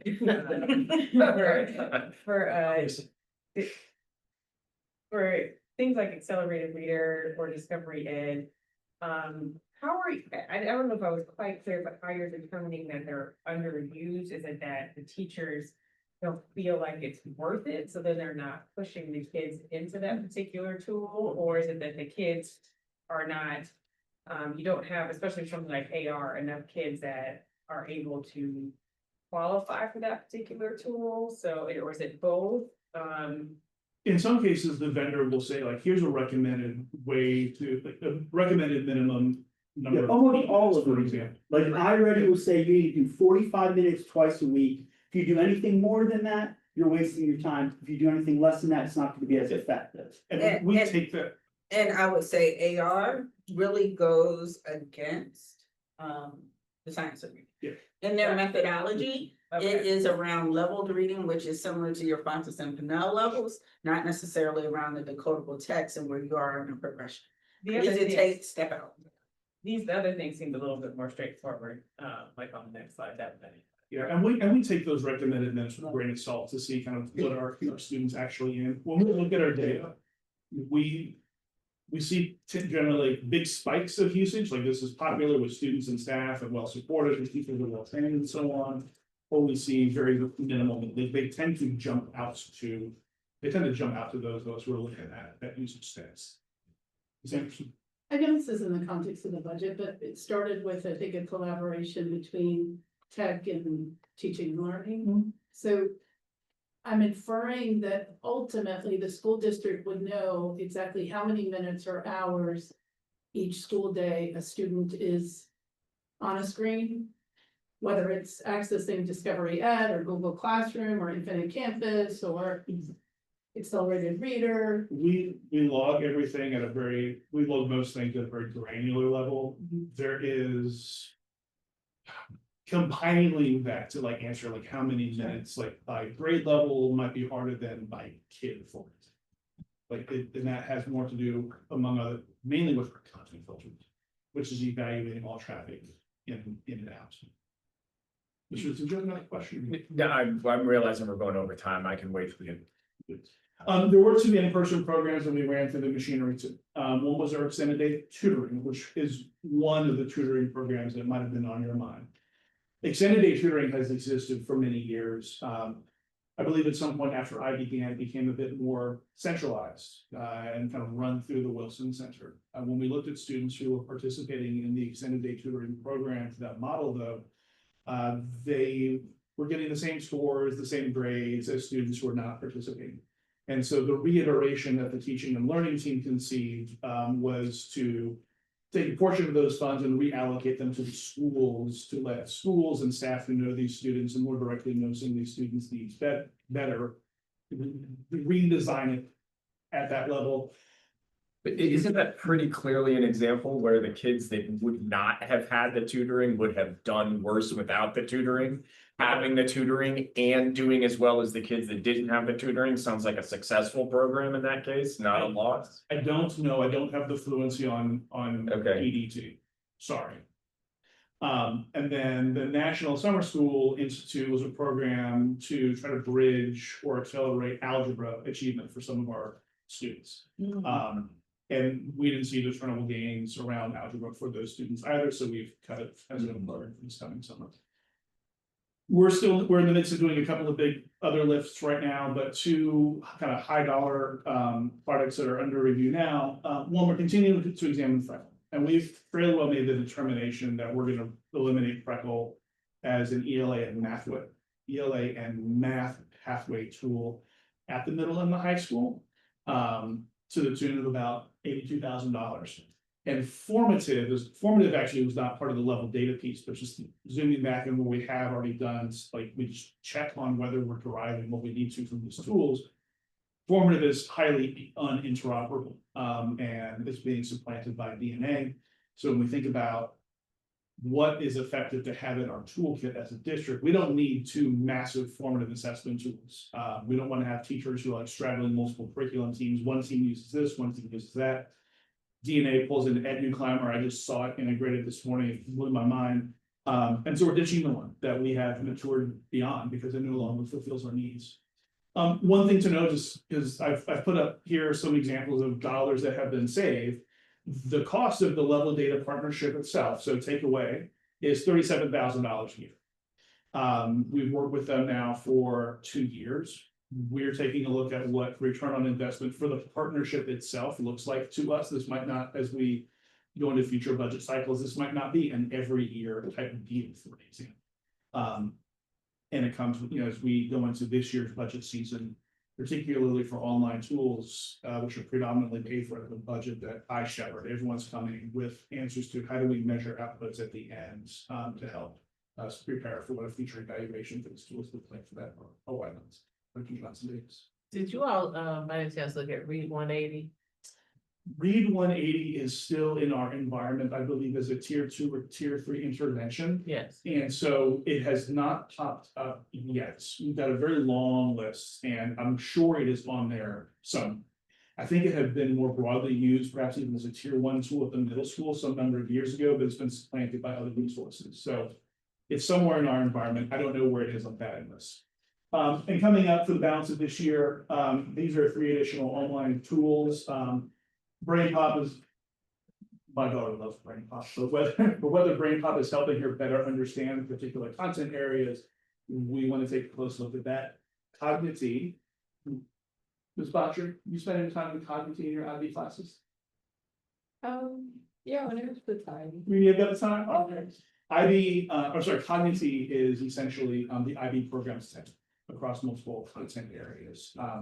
And then Nearpod is another content delivery tool. And we're also going to put the summer school program through this lens. And that's a complicated one because Dr. Avosa kind of invokes summer school as an exercise. It's not just licensing costs, it's the cost of staff and time, electricity, and transportation, and so on. Ms. Anderson. Sorry, so Cognity, I'm inferring again, is like a thing that Decatur sought out, which would be different for IB, which is different from like AP classroom. Right. Yeah. So IB doesn't offer. IB doesn't have it. There are a lot of things in the IB space that are quasi monopolies. IB is kind of one of them. Just one other consideration when we think about costs and ROI, for the most part, when we think about licensed tools, they are licensed per student. Doesn't matter what campus the students are sitting in. But we do have a few online tools in our environment, both instructional and a few operational, where we pay for a school. And that is that's another cost of making these decisions. And so it's about $57,000 of tools that have some part of the bill that is tied to individual campuses. One of the things we've been working on with these vendors, because very few of them are new to us, is trying to leverage our longstanding relationship to shift them away from a site-based model. We've had some successes with a few, but these are still some outstanding ones. And I won't dwell too much on this very last one, but just another component, and this here is not so much as much ROI, but risk management, is we increasingly see consolidation in the online learning tool space. And so on the one hand, it's great to have simplified vendor management, But putting all your eggs in one basket has some jeopardy for us too. If you think about data privacy breaches or outages like Cloudflare experienced this morning. And no one could get into Canva. So, but that's probably more a conversation for another time. I'm happy to take any follow-up questions you have. I've got a note, so you have some questions about those, the two-dimensionality of that evaluation of like. Dr. Sultan. Very quickly, does the teacher advisory council get looked in for some of these things like cognitive or IB before they are eliminated in total? Or do you just look objectively and like y'all appear to not be using it, so. So it came up incorrectly and not intentionally at last week's. And and we have a process that we've worked on over the last few years of the communication timeline and the process to communicate to any number of school leaders what sunsetting tools looks like.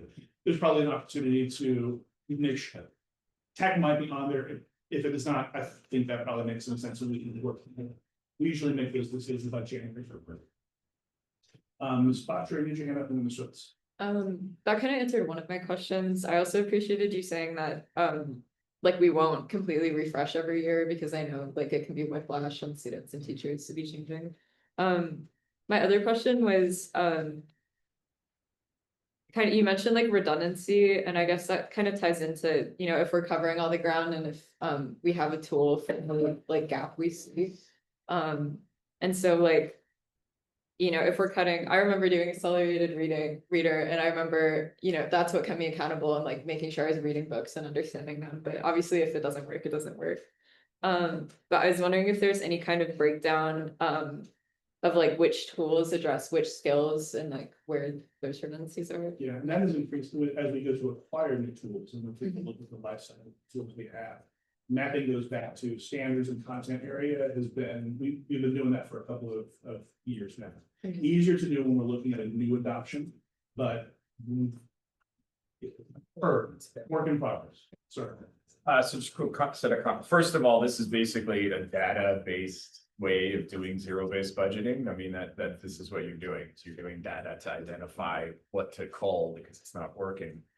I think there's opportunities to leverage teachers to identify the likely targets. My bet is that the teachers know before the data even shows what's working. Like you gave us one example, but my bet is that teachers are probably a really good source of, hey, look at this program. I don't think it's working well. We've been working through instructional coaches this month. Great to do that. Surface some of that. Then the last one is, this was a lot of cost reductions based on this, but I would assume that there are places you're wanting to double down. And so it would be interesting to see the slide of where you're actually increasing investment because the program worked well enough that you wanted to expand it. Yeah, absolutely. Or there might be things like new initiatives or new or like higher effect size. Where Yep. As we get further into the budget season and we bring particularly increased tasks, we can sure we'll surface that through that process. Thank you all for your indulgence and your time. I appreciate it. Thank you. Dina. I think we wanna Take just a quick bio break, 10-minute break, and come back. 5 minutes, Or just send us a random. I don't know. 7 minutes. We'll come back at 2.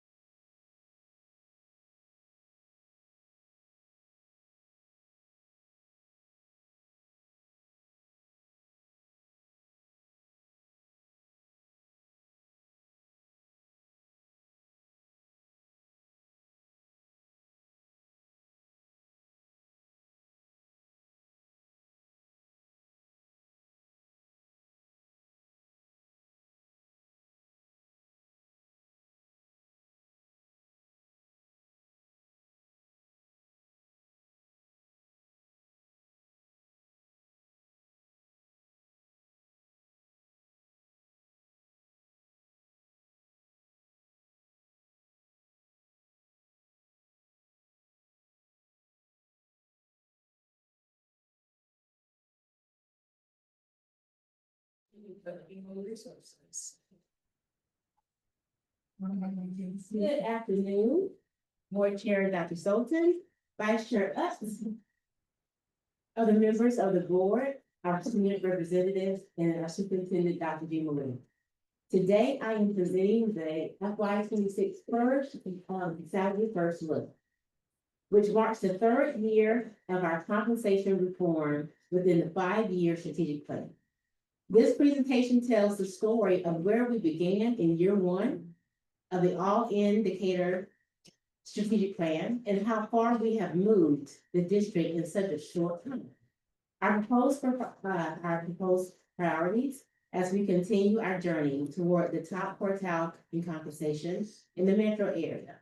As a reminder, total compensation includes employer contribution to state health, TRS, Medicare, and Social Security, and our employer paid portion to healthcare benefits.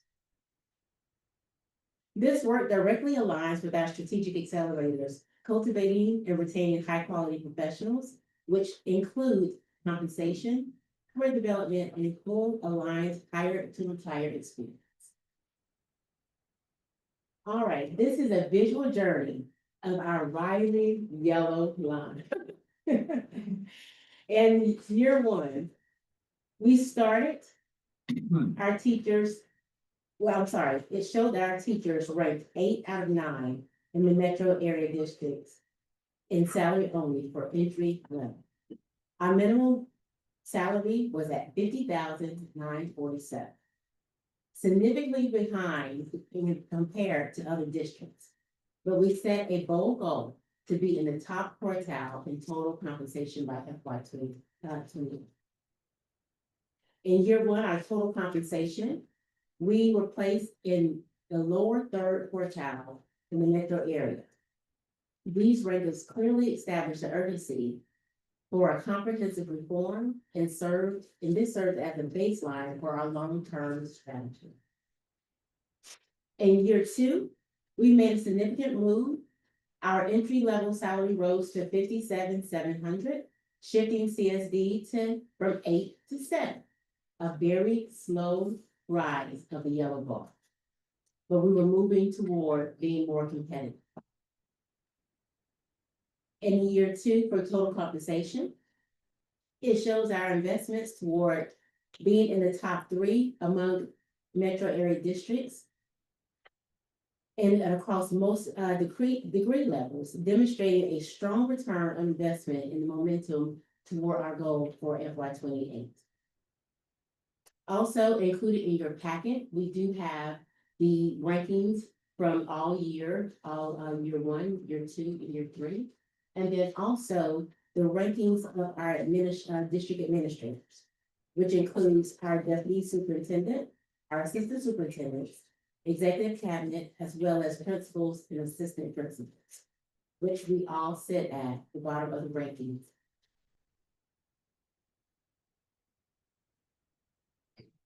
Where we are now for the FY 26 teacher salaries. In FY 26, the yellow bar rises just slightly, a little bit more into 5 out of 9, which is showing a more competitiveness in our compensation. Despite other districts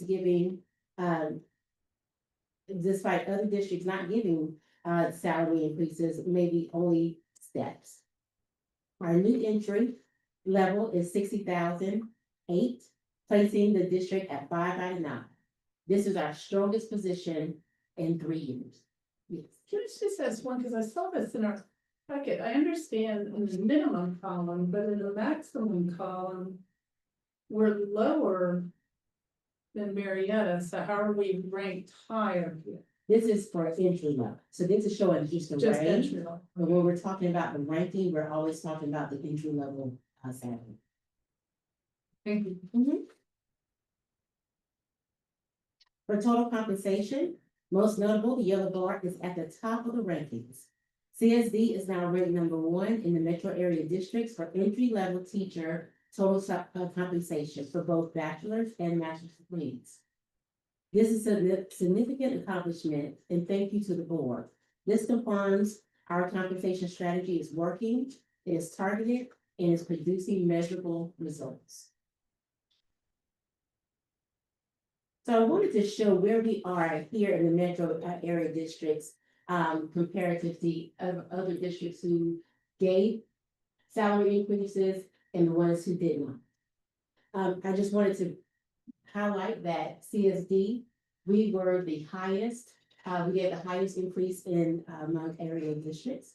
Only 5 districts provided salary increases, and only 4 districts, they gave no increases with just a step. This increase again was against all the economic stands out in the tightening of the economic markets, where districts held flat on their increase. And the 2 questions. So just to be clear here, because this is where I think it gets confusing. So you have Cobb, DeKalb, and Rockdale not giving a salary increase, but if the district gave a step increase, that's not identified as a salary.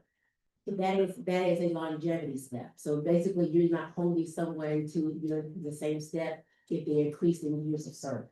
But again, if though, like I got a step increase in DeKalb, that wouldn't be considered a salary increase. That is correct. Okay, I think that answered the 4% is a combination of a COLA and a salary, right? And so well, no, This is specifically a COLA and a raise was what we did in that 4%, but like 3% was a raise and 1% was a COLA, or maybe it was the other way around. I can't Absolutely. remember. Okay, just trying to make sure I read the right time. Mhm.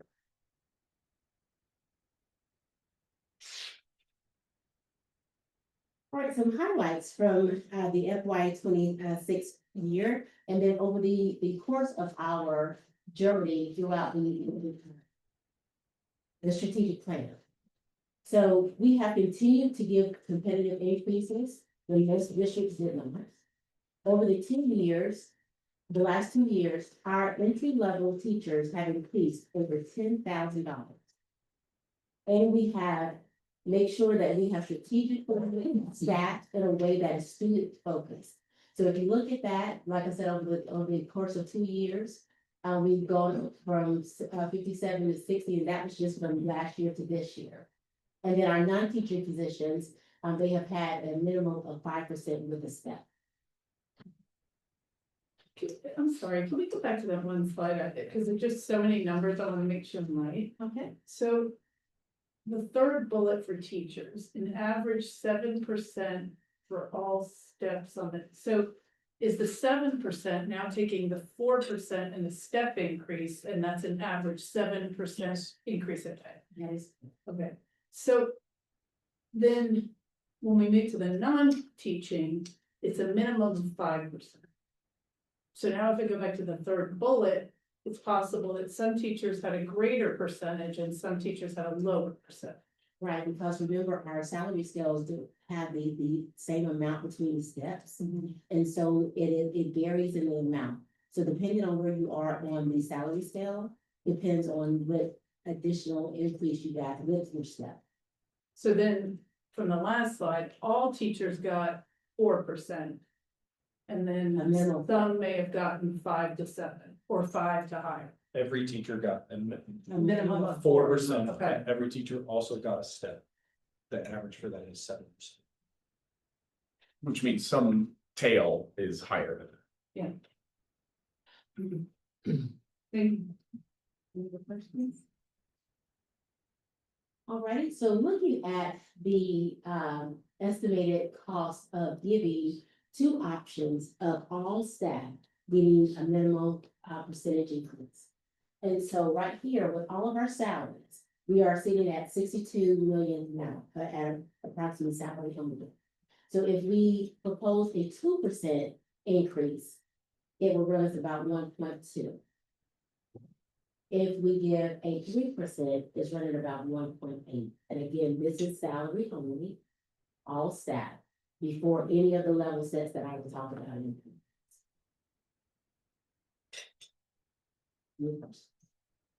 And this is just teachers. This is all All staff. So I think I understand now. Cause I think my issue is the teachers that are continuing to fall in the fourth and continuing to be the lower percentage. So if we go, I don't know if we have those. So like, if you, what- if you go back to here, Yeah. to the right. Yeah.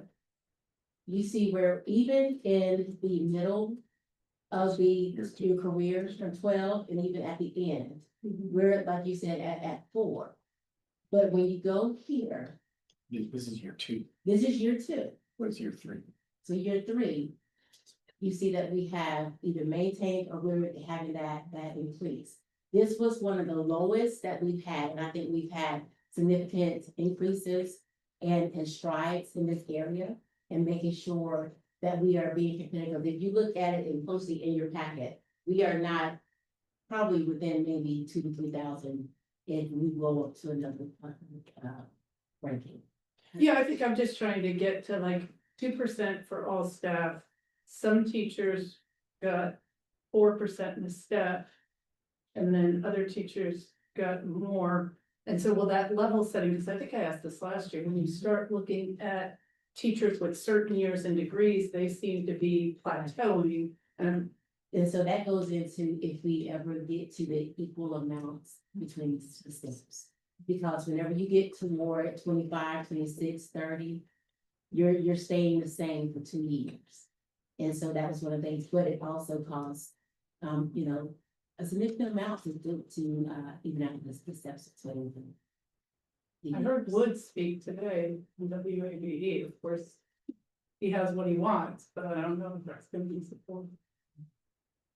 So that came before you have that 2 years in a row, but after just with the Charleston amount, it is a lot to do.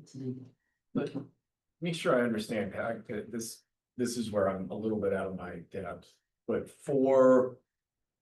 so I understand why we look at entry level, and I understand, with bachelor's and master's and entry level are at the top of the table.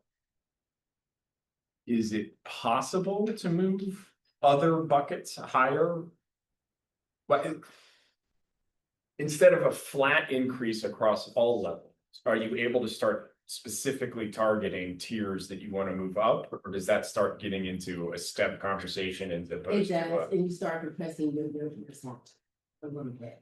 But like I said, if we're able to probably at the end of the scale, create the every year step instead of every other year, that would come back some of that as well.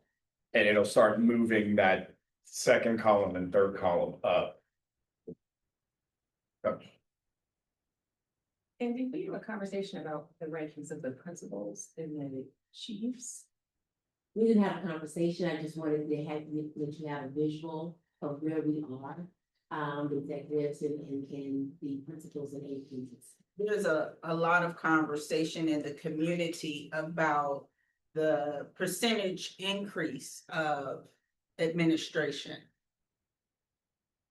Graphics, things of that nature.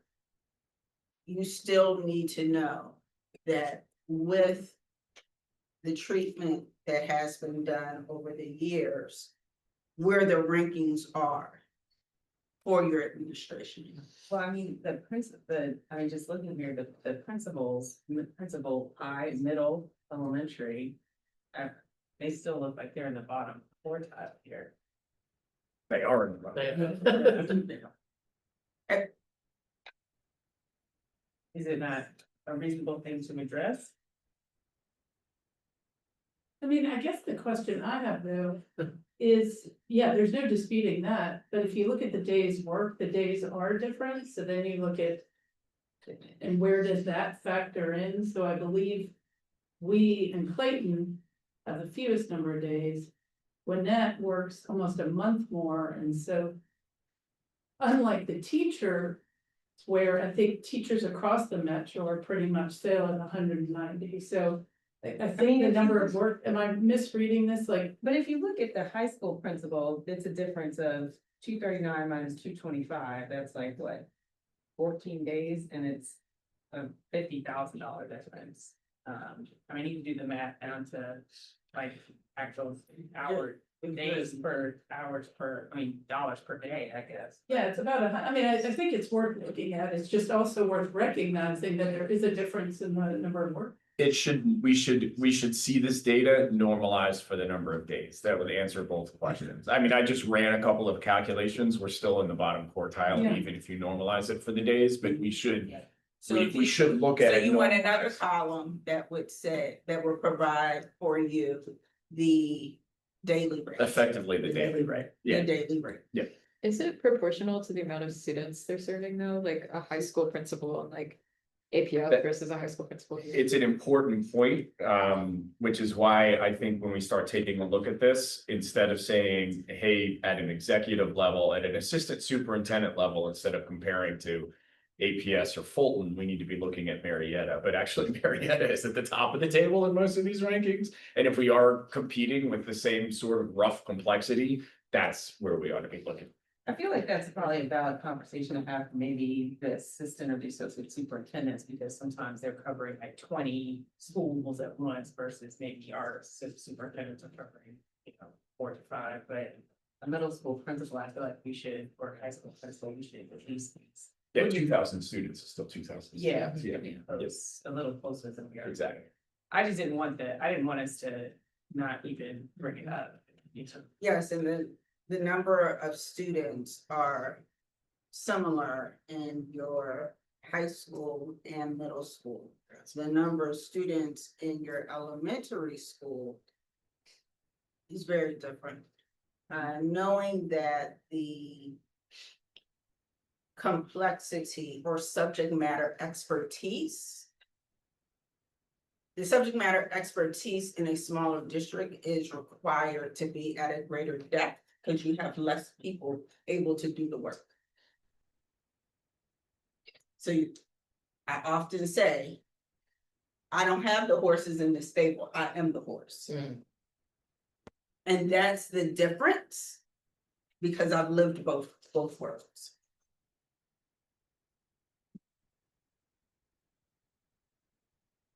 I probably need the math class, James, you were talking. Where I'm getting kind of confused, and maybe I just have to sit at home with it longer.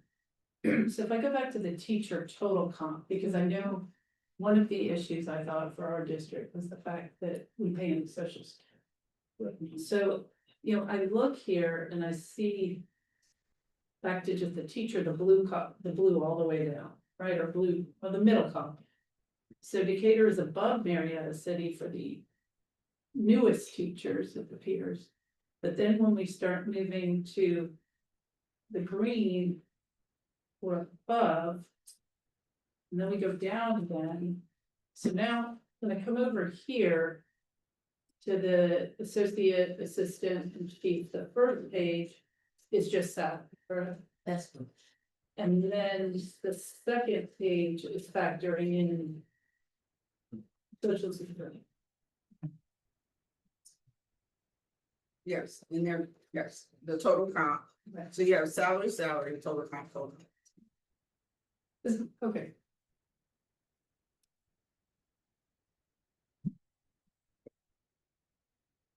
The big takeaway that I see is that we have done fairly well vis-a-vis teacher salary, but there is work still to be done, particularly with some of our more experienced teachers. But we're competitive, right? We really are not competitive at an administrative level, and we need to be looking at that as well. And so as a takeaway, to do another ranking with the daily ratings. For those. We don't a lot, yeah, so that you're apples to apples in terms of total. Is it possible to also, I feel like last year, because I was looking at the November board retreat stuff yesterday and this morning. Can we also see which districts, I think we had an asterisk in the past. So which districts are paying into social security and which aren't? So I can tell you now, this is our district, and. Clayton. Clayton Cobb to Gator. Okay. And just because this has come up, I think I've heard community members ask, once you start paying into social security, you cannot opt out of it. You can't, like a teacher can't one day decide, I don't want to pay anymore. That's the first thing, right? And then the district cannot decide, we couldn't decide as a package to decide that we want to pay teachers more. We cannot as a unit decide we want to opt out of it. Correct? But I wanna kind of capitalize, I think, on what Hans was asking. Because the way I'm reading this, and correct me if I'm wrong, until we have the numbers, we may have gotten an influx of experienced teachers new to Decatur, but if not, the teachers that have been committed to Decatur with years' experience and perhaps degrees may have not been benefiting from this compensation package overhaul the last 2 years at the same rate as others. No, I mean, we, I mean, the new. everybody at the start of this process, beginning or experienced, were kind of at the bottom of the table. Everybody has moved up into the top quartile now, right?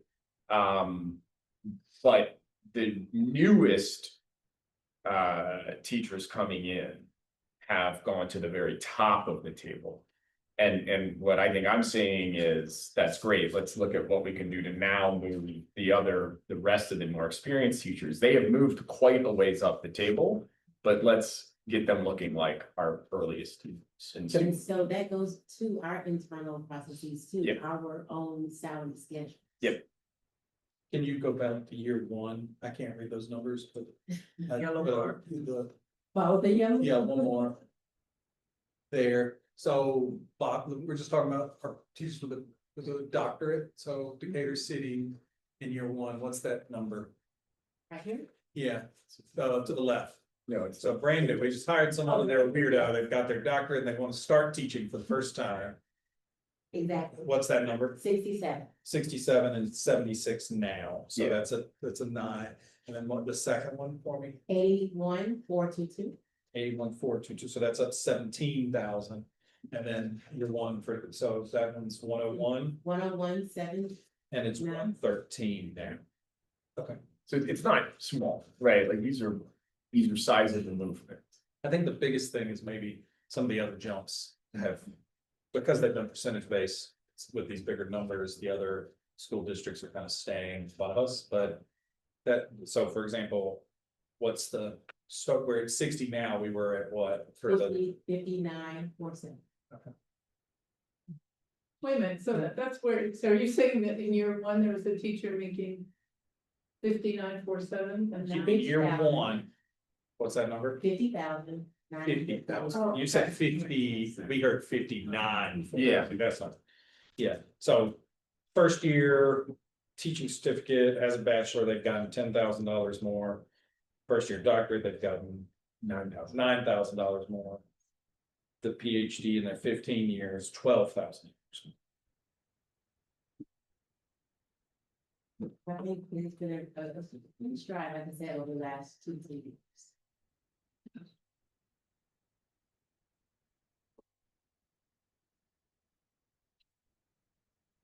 All right, any questions before I go past this, like, it's a salary only for the two options of 2% or 2%.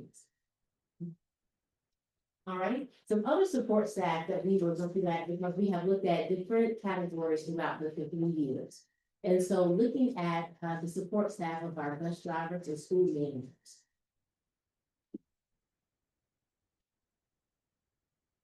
So our bus drivers currently rank 6 out of 9 salary only.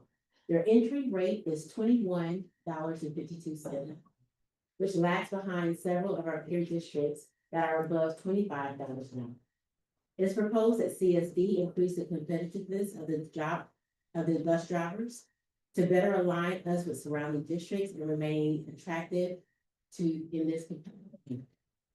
So the two options that we are proposing, option one is a $1.50 increase, which is $23,338 of a level set amount before they get the COLA and step.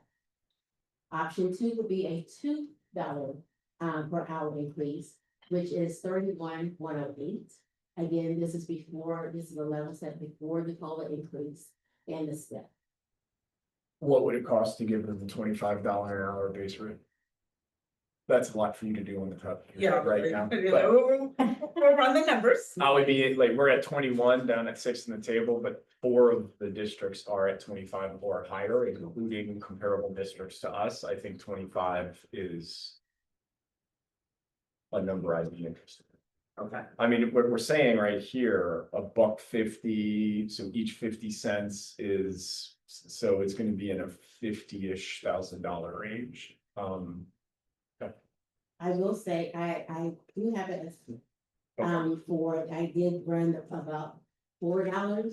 Okay. An That would be- hour, and that will be close to 75. 75. So 75 is kind of the upper end, because that would put us at 25 and a half, 26. Each 50 cents is roughly what, $8,000? So that'll put us in the mid 60, okay, mid 60 range. Okay. And we also, while we were looking at transportation, we did look at the bus monitors. We did this current year, we increased their hours per day. And so of course that increased their annual amount. So it was proposed not to give the bus monitors, they were very competitive in comparison to other districts. Also increasing them would compress their salary into the paraprofessional salary scale. So it was recommended, to leave them as they were. In my one-on-one, I asked Dr. Whitaker about that and if there were things that we could do to help, because I think in some situations, do paraprofessionals ever serve as bus aides? Very rarely because we are fully staffed now. Okay. Unless we go into it. Okay, I'm not sure they've ever had that model before. Okay. But right now we are staffed. So What- we could leave. okay, because I was just wondering if there were ways that we can help bus aides work towards their accreditation to become paraprofessionals in a way that would help prepare us become teachers. And so that was something I mentioned. Yeah, the career pipeline work is another one of the Yeah, bullets on the strategic plan, which is what we're always trying to innovate on, is how can we ensure that we're able to support who wants to go to their next step and bring in like-minded organizations to help us do that. And so and I guess this is maybe a whole nother conversation, but I think a bus aide could use some of the training that our paraprofessionals get because of how, working with children. yeah. You're working with children, no matter what. So yes, and also the ways in which we provide or the content of professional learning we provide to all employees. We focus very heavily around the way in which we support our certified staff. We have some things that are in the works. We're not ready to say yet, but they're in the works on the way we are going to begin supporting our tradespeople and other individuals who are not certified staff, but helping them see progression in their career. And so that's what it means to be fully focused on high quality staff, not just teachers. And we purposely included transportation In those meetings, so we're working on a strategy. Can I ask a quick math question? The bus drivers all make the same amount. Yeah. Yes. And there no change in the number of bus drivers that we're assuming. So why would a $4 increase not just be double the cost of a $2 increase? Why would it not be $62,000? That Is there some kind of multiplier or other factor that's in there that we're not seeing? right, exactly. So we were looking at some variable because it doesn't always go all the way down to the 22 year. And so when we were looking at all of that, we also proposed, I think it was an increase in the hours as well. So we were looking at, because right now with the state, it is 6 hours. And so increasing, because we have another scale that is an 8-hour scale for a bus driver too. So we were trying to look to see, just kind of play around with the numbers of the number of hours worked and the number of days. Okay, so the increasing to $25 an hour is. Increasing it by $4 an hour would be $62,000 increase. Getting it to 25 would be somewhere in the 50K increase. Exactly. But then there is a complicating factor of potentially adding more hours, but that is gonna impact all of them, right? Not just one, that would impact all of these things. That's exactly right, because my number had 62,188. 62,188 to get To 4. yeah, Yes. got it. All right, we just need do to, the math, but the other part of it, we've said, you know what, if we increase all of Got that, just giving a more competitive amount, that's where the 74 came. Are their steps just totally based on years of service? Is that? Yes. Yeah, I had a question about the steps, and I'm not sure if it can be answered now, but maybe at some point in the budget process. So like the bus drivers to 22, teachers for us is 30, and in the district it might be 27, admin is 15 years. What accounts for these step variations?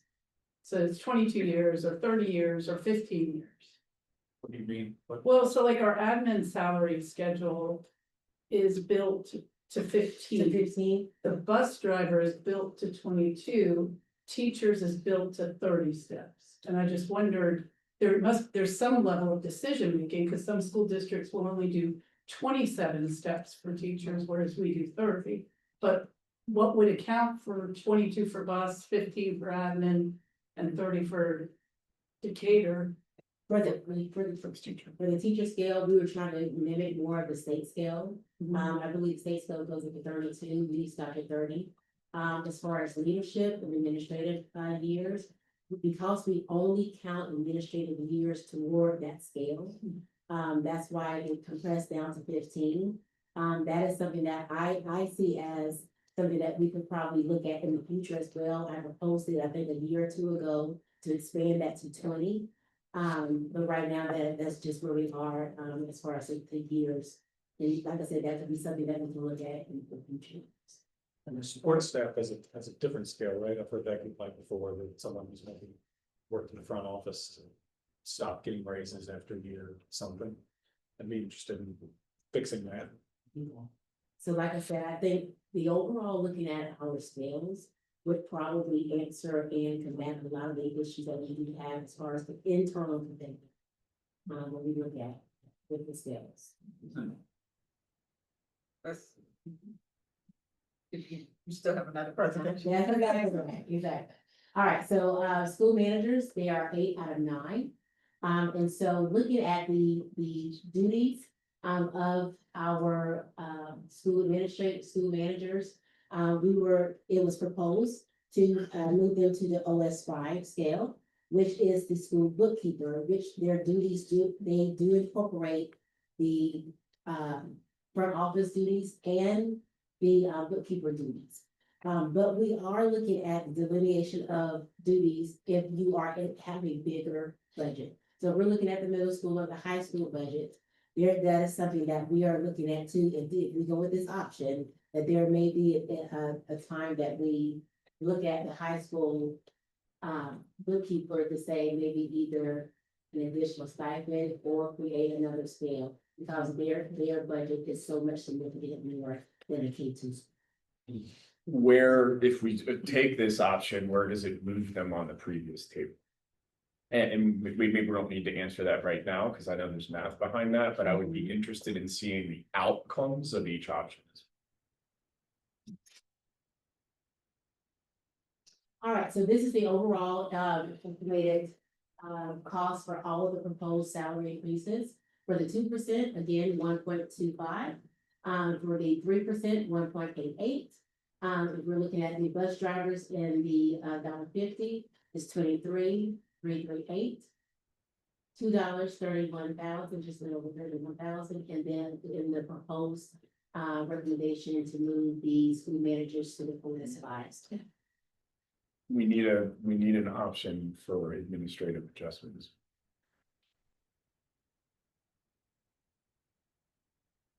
I recognize that they're included in the total by 3%, but Is there a percentage level that you want me to look at? So I can at least get where we would currently. I think. And roll. I think let's start with normalizing the data so we understand where they are independent of days, and then talk about how many steps up the ladder we want to move, and then you can come to us with what that number spits out. I don't know the number, right? But I think backing into it by where we want them to arrive is the right approach. Wait, that's exactly what we did with teams. Are we gonna get, I think what we got last year and the year before, which was a number of, I recall it mostly for teachers, in each of these boxes. Because I may be misremembering, but last year I'd gone through it and I thought again, you know, like James, you pointed out, obviously with this first year for a doctorate and this year for a doctorate. But my recollection, I got minutes at home, is that there were still some teachers that were not getting that full benefit. And so if no one else wants that, I would like to make sure that. So when you say teachers, I mean. Do you know what I'm talking about? That we got a list of the number of teachers and it was in each of the, like these boxes right now, when you see, you know, teachers with bachelors with 15 years, right? Are we gonna get that again, or is that, If you would like that. well, I don't, if no one else wants it, it's more work, then I can just. No, I think it's useful, like, if we're number one in a category, and we don't have any teachers in that category. That's not good. That's not great, we're not spending any money. I got all that I have from that data from last year, was just like, we employ a lot of teachers with master's degrees based on the other people. I just think on these eye chart tables. If you could just have like where it says FY 26 teacher scale, bachelor's entry level, parentheses, N equals whatever. For each of those boxes to get to exactly what we're saying. Gotcha. Okay. So then again, these are just the right hours that we have, and I think we've already talked to most of these. Alright, so school allotment guidelines. In your packet, you should have a copy of the red lined version of the proposed of state season. So during the October board meeting, you received the FY 26 school allotment guidelines, which reflect the current school level staffing. Today, we will review and discuss the proposed staffing changes, providing you with the opportunity to review the updates, including included in the red line version of the school allotment guidelines. The school allotment guidelines are directly aligned with two strategic accelerators, cultivating and retaining high quality professionals, and organizational effectiveness and excellence. As we continue to align our staffing practices with our student-focused philosophy and strategic staffing priorities, these guidelines establish a clear and transparent process that ensures the equitable distribution of human resources across all schools based on student enrollment.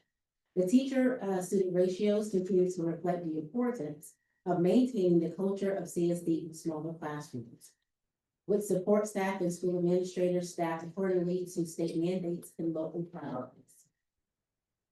Today's focus is strengthening operational efficiencies through a proposed FY 27 staffing considerations, while maintaining the high quality of services that our students and families expect.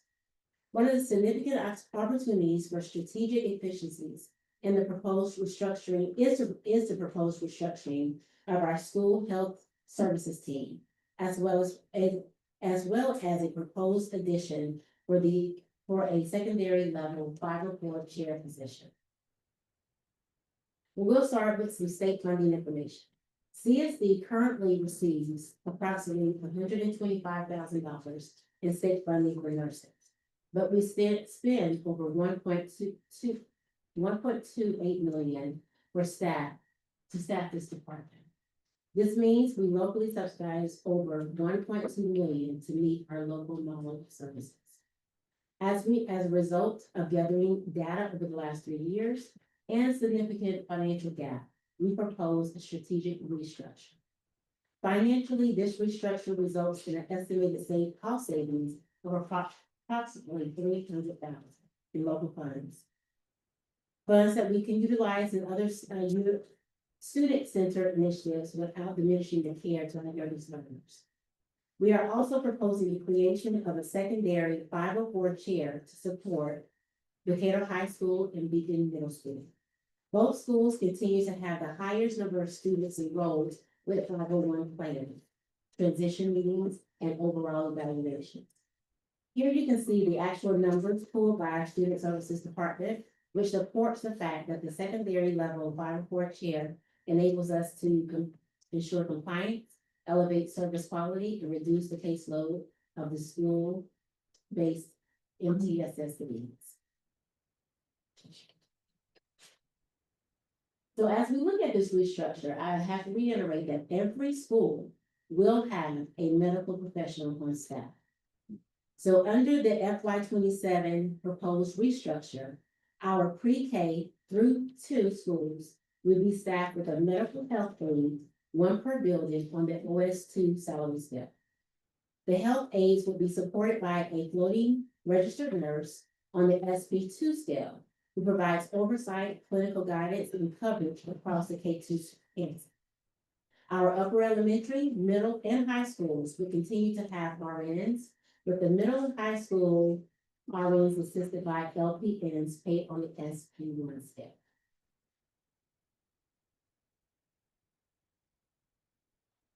This model is reflected of national standards for low acuity schools and common in school districts our size. Most importantly, this change maintains the same level of quality, safety, and responsiveness that our pre-K through 2 students are accustomed. As you can see, these are the numbers for the proposed changes. The restructure leverages natural attrition and reducing the displacement and preserving the option to place RNs into other medical roles within the district.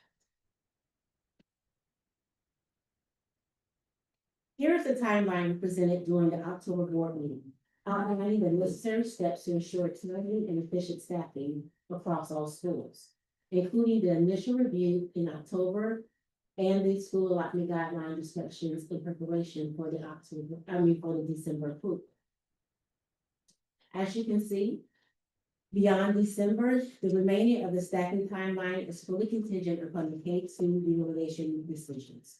We recognize the board's intentionality to slow down the utilization process to conduct a thorough data review and gather community feedback. I would like to give the staffing perspective on the extended timeline and how it will significantly impact our ability to complete FY27 staffing on schedule. If K2 utilization decisions extend beyond the first quarter of 2026, CSD runs the risk of falling behind local and state natural staffing calendar. Most districts issue contracts by mid-February, and delays past this point run the risk of overstaffing and understaffing. So without the final decisions, we may intentionally over-contract, misallocate staff, or fail to post vacancies early enough to attract time. Also, in addition, this delays the allotments for the principals. Principals need early allotments to post vacancies, recruit competitively, attend hiring fairs, and build schedules and master rosters.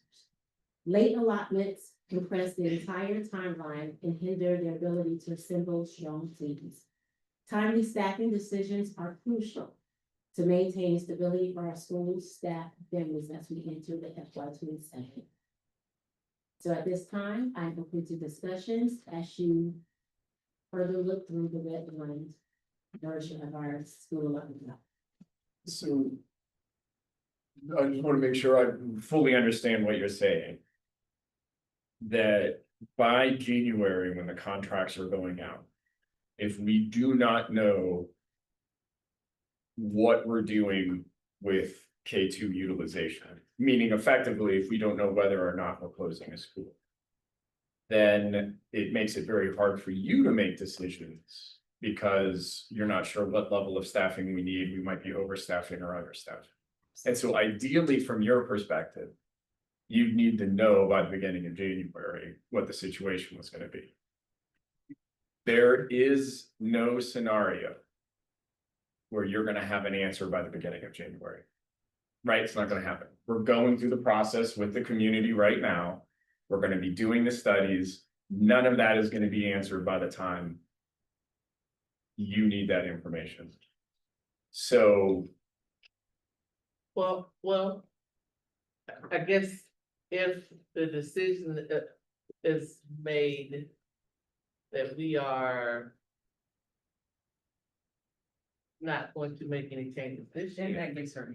That's what I'm saying. That's what- That's exactly where I'm going. That's what I'm- That's exactly where I'm going. So if the process as it was outlined can't happen by January, then the answer needs to be for your sake, and I think frankly, all of our sake, no changes this year. But I think the other thing too is that at no point throughout any of this, as we transition into the next agenda item, has it ever been said that staff are going to get Yeah. laid off or anything like that. I think maybe what she's saying is that understanding how people may get moved around would be helpful for the principals as they go through this set process, but I don't think at any point did anybody say that teachers would not get a contract extended. That was never. But I will say, if the decision is not made at that time, and if we go ahead and issue across the board contracts, we do have to look at as far as the amount of students in the classroom, whether it's funded, whether it's over, it does play into that decision, member staffing and the contracts and the contracts that we are issuing. Because The number of students is flat if they're in one building or 10. So why would the number of teacher contracts change? even with the student enrollment, we still look at, natural attrition or anything like that. Sure. Sometimes that takes care of itself. But the main thing we don't want to do in this situation is issue contracts and you don't have any place for a teacher. I understand why that would be true for a media center specialist, Administrative.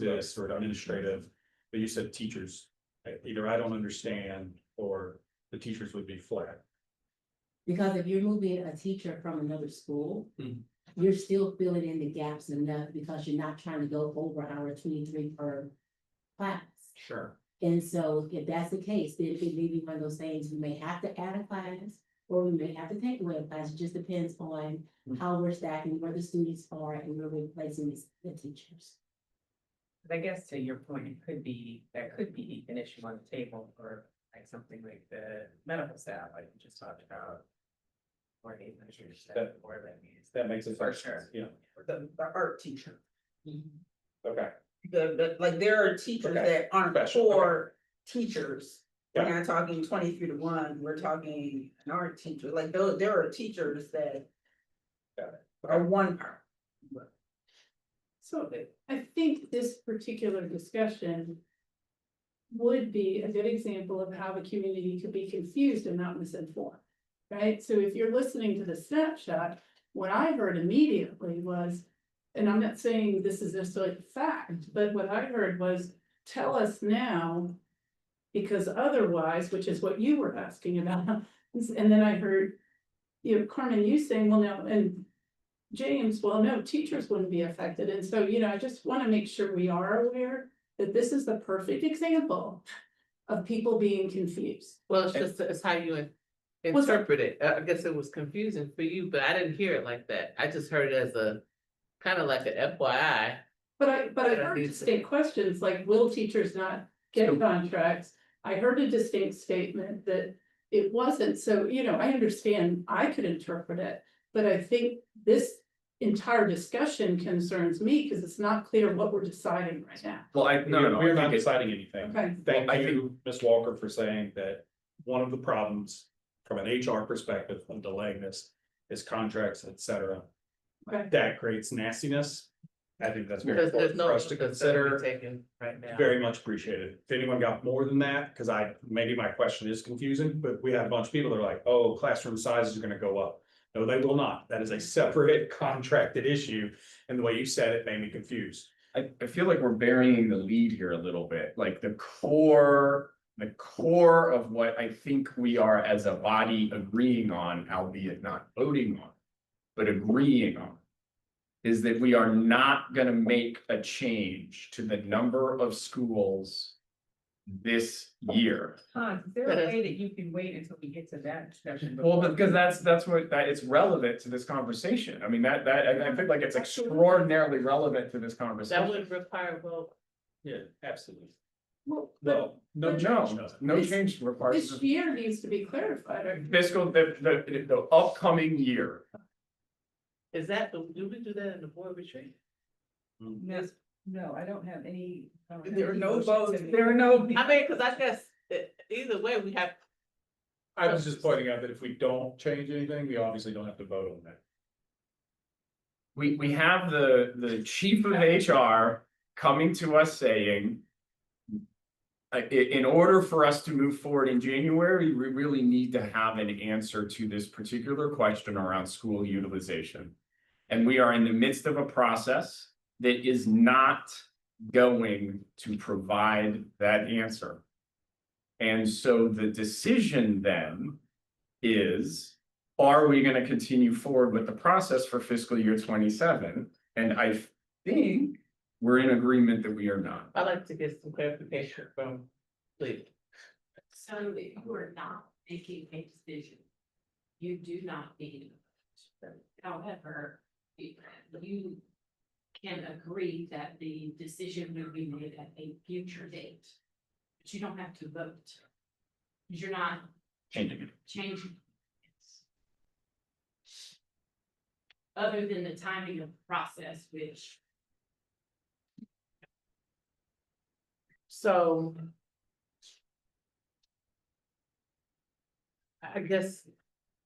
I'm waiting to hear, cause will what Mr. Wilson says have any impact on this decision? That's what I'm thinking too. I think that's the very next agenda item, but what I heard her saying is, just so you know, this is the time, this is the consequences of our decision-making process from her perspective. I think that's what she was just putting out there. Are we this uncomfortable talking about? I'd like to hear, I personally would like to hear Mr. Wilson speak what he has to say.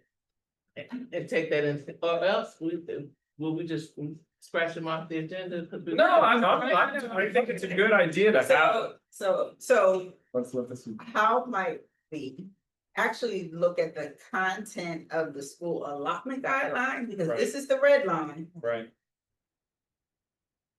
And this red line discussion informs what would come to you for a vote in December. So it's the changing of the way in which we provide that level of service in nursing is your red line that I want you all to discuss right now.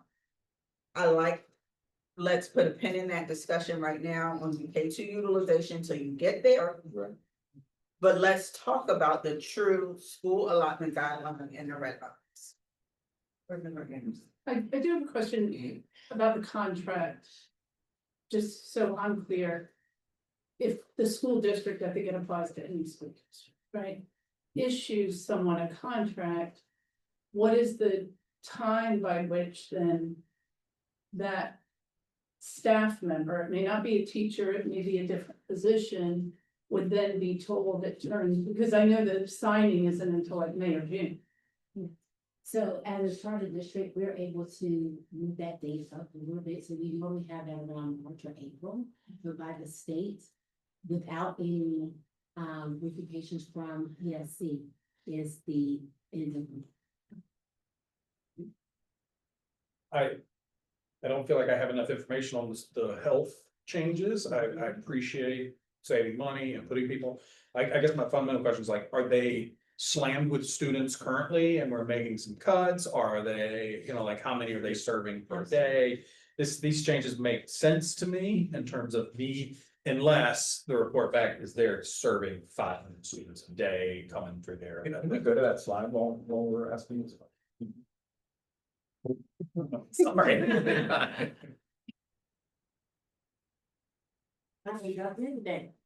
That was it. Thank you.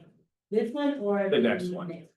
Yeah. Okay, So in theory, we're kind of changing classifications, but the same number of bodies will be in the building. Okay. so So- right here, when we're talking about the proposed changes. Yeah. This right here with the -6 is saying that we are taking the RNs out of this K2. Okay. But like I said, every school you have medical staff, so we would make sure that the K2, pre-K through 2 will have medical health aides. Okay. Those medical health aides would be not supervised or have oversight of a floating RN.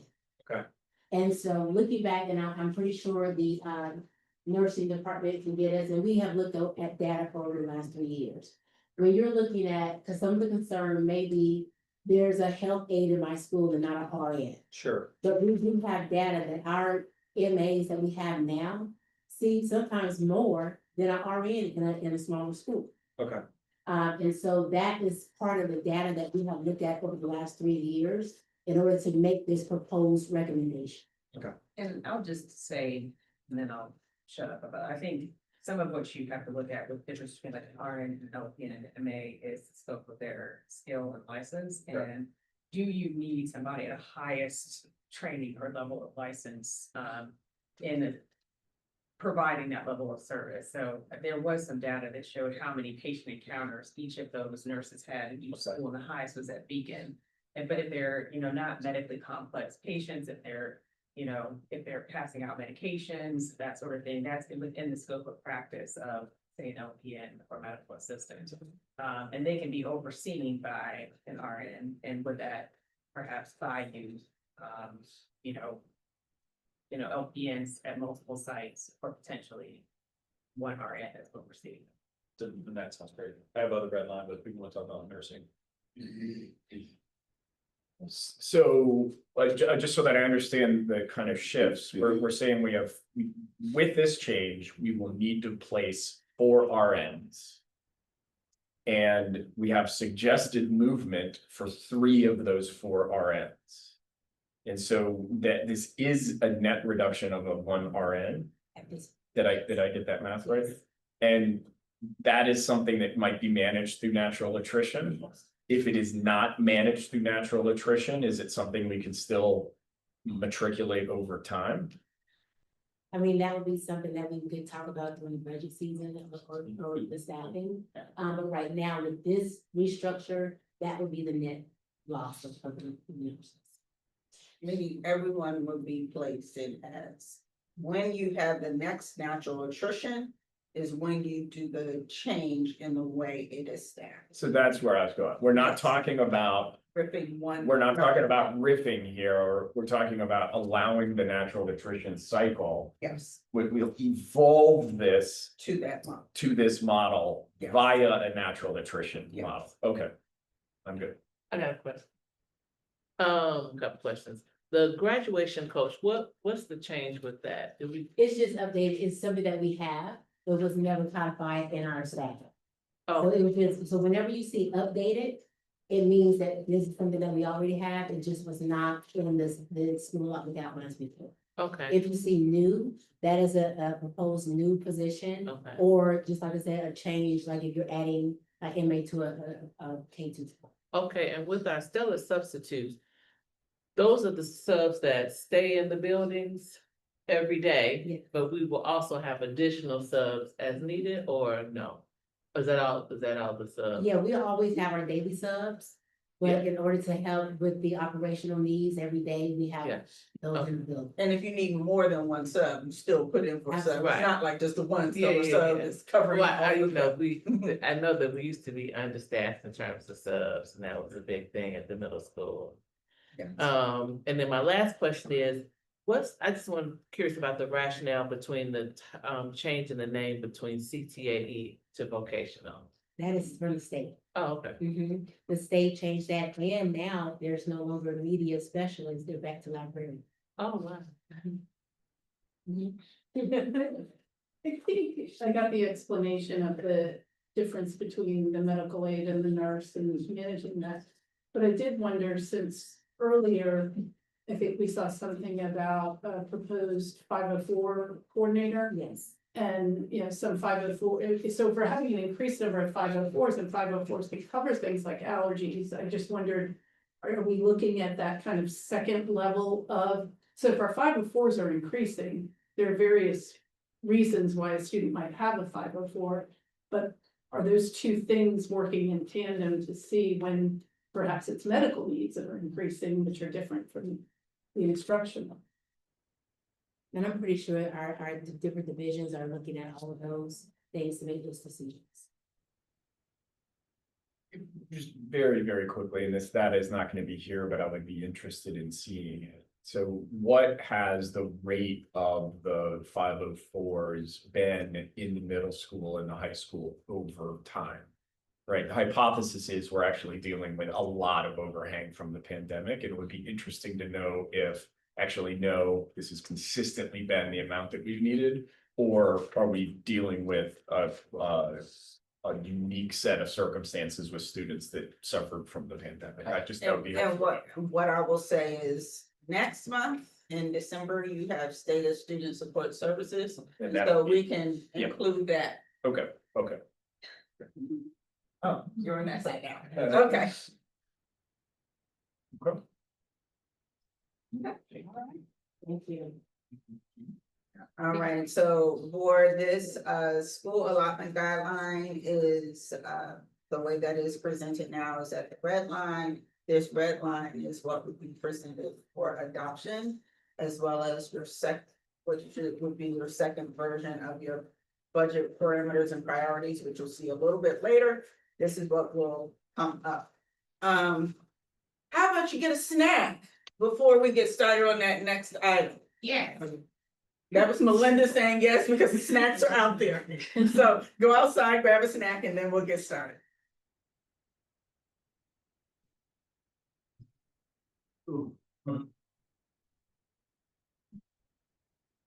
Well, no, it's.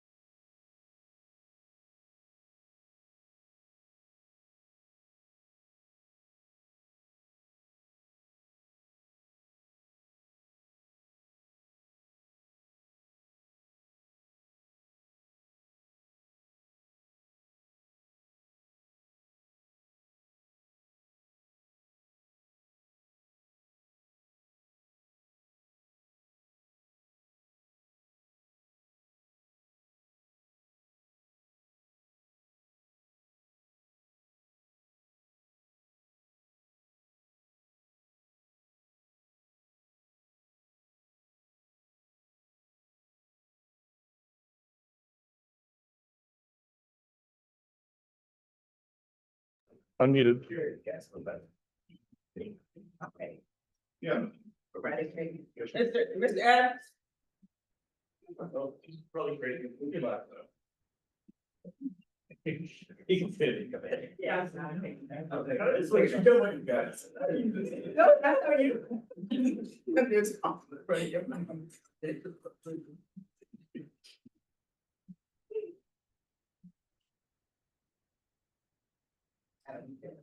Okay, we will reconvene at 3:29. And our next agenda item is K-2 building utilization, Mr. Jarvis Adam, Chief Operations Officer. Good afternoon, Board Chair, Dr. Sultan, Vice Chair Hutz, esteemed board members, Student Representative Bodger, and Superintendent Dr. Willard. Today, I will report what we heard from the community. Describe how the committees will work on option B as an engagement framework and request board guidance to keep the process aligned and transparent. The community wants to trust this process, but trust is not yet present. We build trust by visible commitments, posted timelines, and a single source of data, and clear roles that everyone can verify. We move under the premise that trust is built by what we do, not what we say. This work aligns with our all indicator strategic accelerator number 4, organizational effectiveness and excellence. The K-2 utilization is a planning exercise to right-size our lower elementaries for operational excellence while protecting student experience, walkability, safety, equitable access, and stewardship of public funds. Option B supports that alignment by pacing engagement for meaningful community input, clarifying scope and criteria before drawing conclusions, and ensuring that recommendations are transparent and evidence-based. Our aim is to make student first decisions that are operationally sound, fiscally responsible, and clearly communicated. What we heard across both sessions, we heard 3 consistent themes. Neighborhood identity and walkability matter. Secondly, clarity before conclusion. Name the problem to solve and define the scope for both keep open and consolidate. And finally, consistency.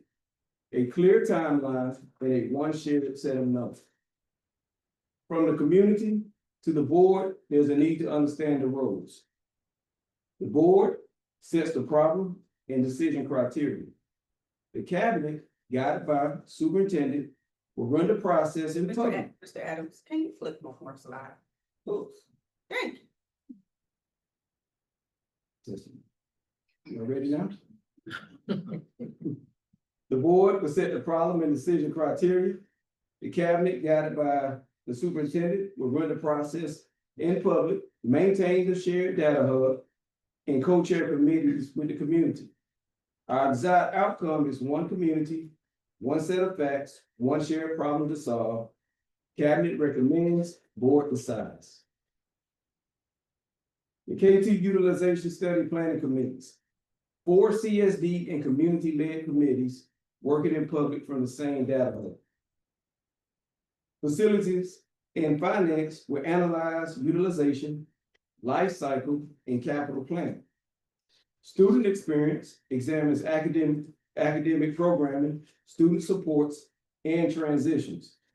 Safety and operations will take a deep dive into safety, traffic walkability, and data operations.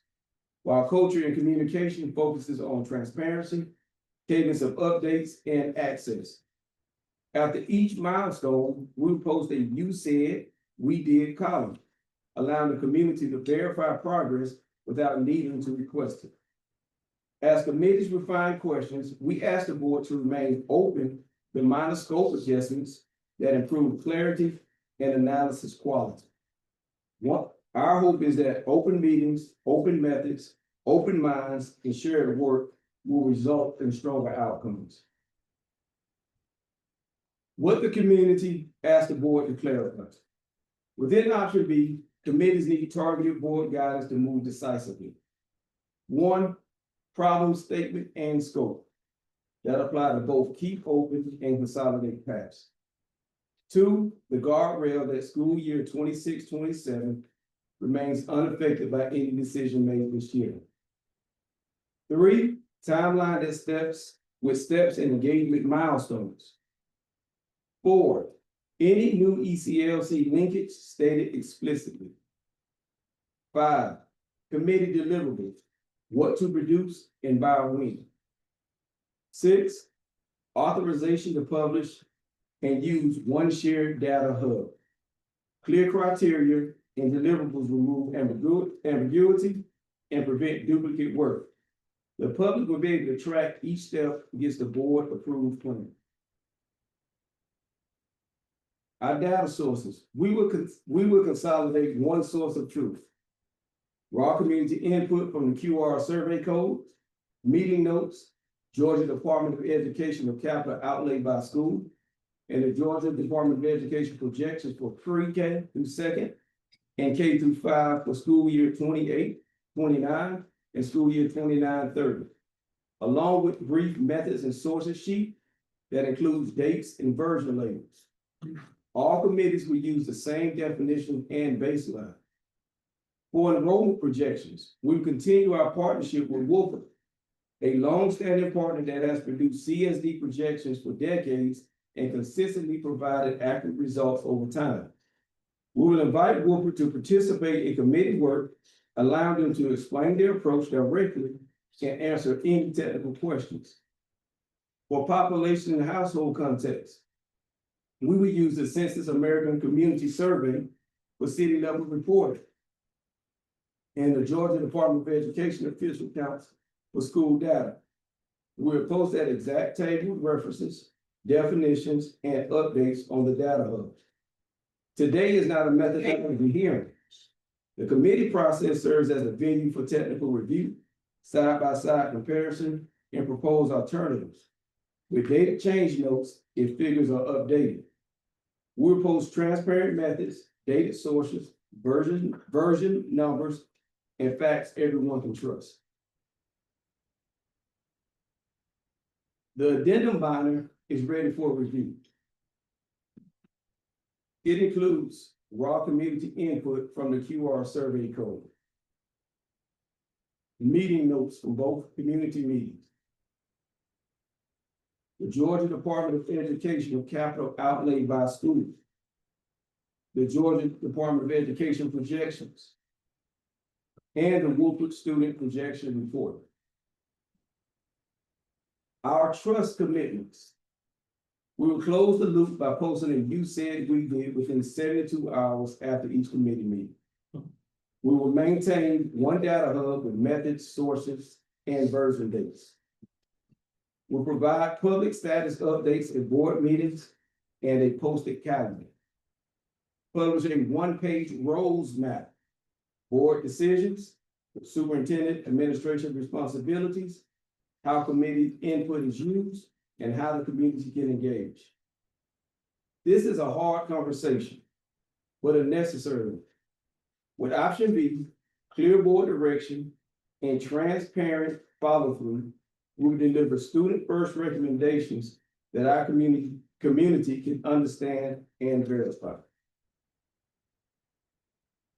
Before we begin questions, I will invite Mr. James Wilson of Education Planners to address the board regarding scope. Chair, board members, at this time, I invite Mr. James Wilson to share a brief statement. Thank you. Jarvis stated it extremely well. The information that we've been gathering and working with you on is all data driven. He mentioned the census.gov and the source, the survey source that we use. That's updated because the census data is 10 years. And so we gave you, and we will always give you, accurate information that can be used as this. The other night, you may have heard that the committees went very well, except for one, and that was mine, because they didn't want to hear from a consultant. They wanted to hear from staff members. They did an excellent job. My committee was the facilities and finance, but there was a large crowd there, and quite honestly, they didn't want to hear from me. Now, I worked through it. We got good co-chairs and a chair, so all those committees are very good, and they're gonna continue to give you good information. I'm not in the right spot for you to host one of those committees. They did simply not want to hear from a consultant. I did the best I could, but it was clear they were not happy with me, and I struggled through it. So you can see what Jarvis has done. There's another person who's going to co-chair that. They love you guys. They love their schools. They love their city. And so as an outsider coming in, I need to adjust. So I'm still interested and willing to provide you the backup information. That's what I thought my scope was to begin with. But to try to be out in front for you is not going to help me. I can stand out in front all day long and take it. I've done it before. But quite honest, this whole process is really good. But here's the guy and the folks sitting in the back that can do this, because quite honestly, everyone in that room that night that I was trying to work with loved these folks and didn't like me. And so you have to be realistic. And so it's a good thing. I'll help in any way the superintendent asked me to. Dr. Adams, the same way. I have a good relationship with everyone here. I'll help you any way I can, regardless of whatever. But this is a much better plan. And I enjoy being with you. I'll help you in any way, but this is a much better plan. And I don't look forward to being in front. I won't say that. But anyway, so wanted to share with you that I think we're better off with a different version of what we did last week. The committees are important, but the right person needs to be. Thank you. All right, thank you, Mr. Wilson. For the public and the board, I would like to reiterate the roles to ensure clarity. Education planners will advise the cabinet and fulfill contracted deliverables. Those deliverables are research of all potential factors involved, establish timelines, create a fully developed communication plan, enrollment forecast for current and long-range use, age and condition facility, future operational costs, potential financial savings, academic and instructional services to be provided, and evaluation of future transportation services needed to serve students. The subcommittee work is community-led and will proceed in public view. The board sets the problem, scope, criteria, and timeline. We probably would not get to the timeline and possibly the criteria today, but we will continue the discussion at the December work session. The cabinet runs the process, assembles evidence, and reports findings. Committees will begin meeting in January. The committees analyze both keep open and consolidate scenarios against board-approved criteria. The community provides input and will be mapped to action through our "You Said, We Did" updates. Trust will be built by predictable, visible actions. We will utilize a single data hub, publish methods and dates, and post "You Said, We Did" updates within 72 hours of meetings. Providing monthly status updates, we request the board confirm that no decision will affect school year 26-27. The administration is recommending a keep open strategy for 26-27 school year. Let the co-creation take us beyond. Currently, we are foregoing $1.485 million in capital outlay for this 5-year long-term facilities plan. I'm ready to answer questions and engage in discussion. Yes. So one, I think there was the image of aligning data sources. Yep. Yes. And I think I asked this at the last board meeting, because I know a few constituents keep talking about Department of Health and birth rates. So is that one, or is that covered somewhere else? So when we get into the committees, Yeah, is the time we'll finalize all that. With us all going in that data hub, the best venue for that, because we have a lot of experts in this community. And we want to make sure we can have open and honest conversation and hear everyone out. That committee work is the best place. I would hate to exclude something here without hearing it fully. and then can you follow up about, I think you just said 1 million and change for capital outlay for the 5-year facilities, 1.485. 1.485. And that's, what's the starting year for that and what's the ending year for that? So 22-27 is that 5-year plan. So within that 5-year plan, that's how much capital outlay we're not eligible for, but it's built into that plan. But our eligibility is missed because we don't have over 200 students. And so I think because So that's 3 schools without, that Okay. do not qualify for capital outlay. That's what I was gonna ask, because I think I get that asked a bit, so. Is 200 the threshold for a K-2 elementary school to be eligible for capital outlay? Yes, I mean, like, can I reframe that? Is 200 the number for a K-2 or K-5 per the state? so it matters what you have in your local board. Yeah. And so here, if we had K-5, it'd be 200. No, don't hold me to that. I need to look at the chart. But I know for what we have, we're dealing with the Department of Education. Our model is we need 200 for K-2. Okay. And I can show you guys on the principal portal. As if you can bring my laptop and let me connect it, it'll show you how it shows us a red line. I'll believe you. Okay. Yeah, I believe, I just was trying to understand the state's level. Yeah.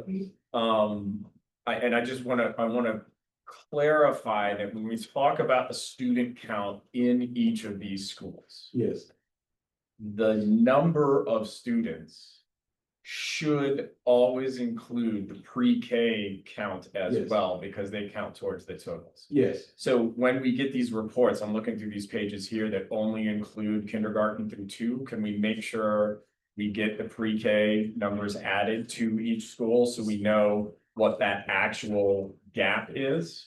yes. It's important because if I'm looking at, for example, Claremont 27-28, the recommended projection number of students is 149 students, not including how many pre-K kids there might be that should be counted in Claremont. So we don't know, looking at these numbers, is it 20 kids we need to get into Claremont to get to the 200 number? So I get this, but let's make sure that it's in the data Yeah. that's here. Yeah. So This, I know what I added in what I was speaking of under the addendum. It has pre-K through 2nd. I'm just looking at the data in front of me, so I'm not. you're looking at the Wolf report, which Okay. is So not you go to the- capital outlay, he's talking. about So Georgia Department of Education, in that addendum, is the Georgia Department of Education who provides everything for us. Let me kind of set all this short, right? So I understand that there's different sources of data. I understand that we have different reports. I understand that things get put out there in different ways. Yes. Well, remember Anderson was talking earlier about how this can be confusing for the community. Anything that gets published that includes a student count for those schools, whether it's recommended, high, low, whatever it is, always should include, going forward, every student that counts within that school, right? So that there isn't this because some people are gonna look at this and be like, it's 149, then I look at that with an add in a Claremont. 38. Am I right that you're talking, to the very point here, the issue is, because I want to make sure I understand, because I heard this a lot. Is what we're looking at is the Wolfbrook report, we don't have the capital outlay, is that correct? No, you do. Oh, we do, okay. I think the stop, any confusion or misunderstanding. The final authority in Georgia Yeah. is not Woodford. The final authority in Georgia is the Georgia Department of Education. This, So when you look at the Georgia Department of Education numbers, that's gonna be the final authority to what we do in this state. And so that report is gonna give you the projection for 29, school year 29, and school year 30. With their projections. but I So, go, So if you're looking at the Wolpert report, you need to go back a yellow tab. Go back one yellow tab. Can I approach to assist? Yeah, no, Okay. but I think. I've been in court, so I don't know how this is. What was the last thing? Hey. I think so. What a role model. Okay, so that one. Well, I just have no idea where. Let me just say this, let me just, I'm looking. Look at the teacher. So let me just say this, right? So I'm looking at the table that you guys are recommending that I look at, right? Yes. I have a career of looking at spreadsheets and building out charts and information from spreadsheets. And at a first glance at this table, I'm gonna need you to walk me through so that I can understand what I'm looking at. And Okay, if I can't understand what I'm looking at, then like this, some of this is horizontal, some of this is vertical. The dates are 2029 and 2030. I don't see what the current date is in here. I don't know what an EIU is. What does it mean to say it's available, net gain loss funded? Like, this is an impenetrably difficult table to go through unless you have real explanation under what all of this stuff is. This is why people are confused. Okay, And so- I think the first thing is that I think they're having multiple conversations where, I mean, some people are talking about data sources, some people are talking about like capital outlay. I just don't wanna, I wanna make. My question was very straightforward around what is the projected count of students next year for each school, including pre-K. And that I was pointed to this chart as the chart that should make that clear to me. And I'm looking at the chart and it is not clear to me. I could probably figure it out and I probably need some help to figure that out, but there's no way we're gonna publish this for the public and have the public go through it and figure it out.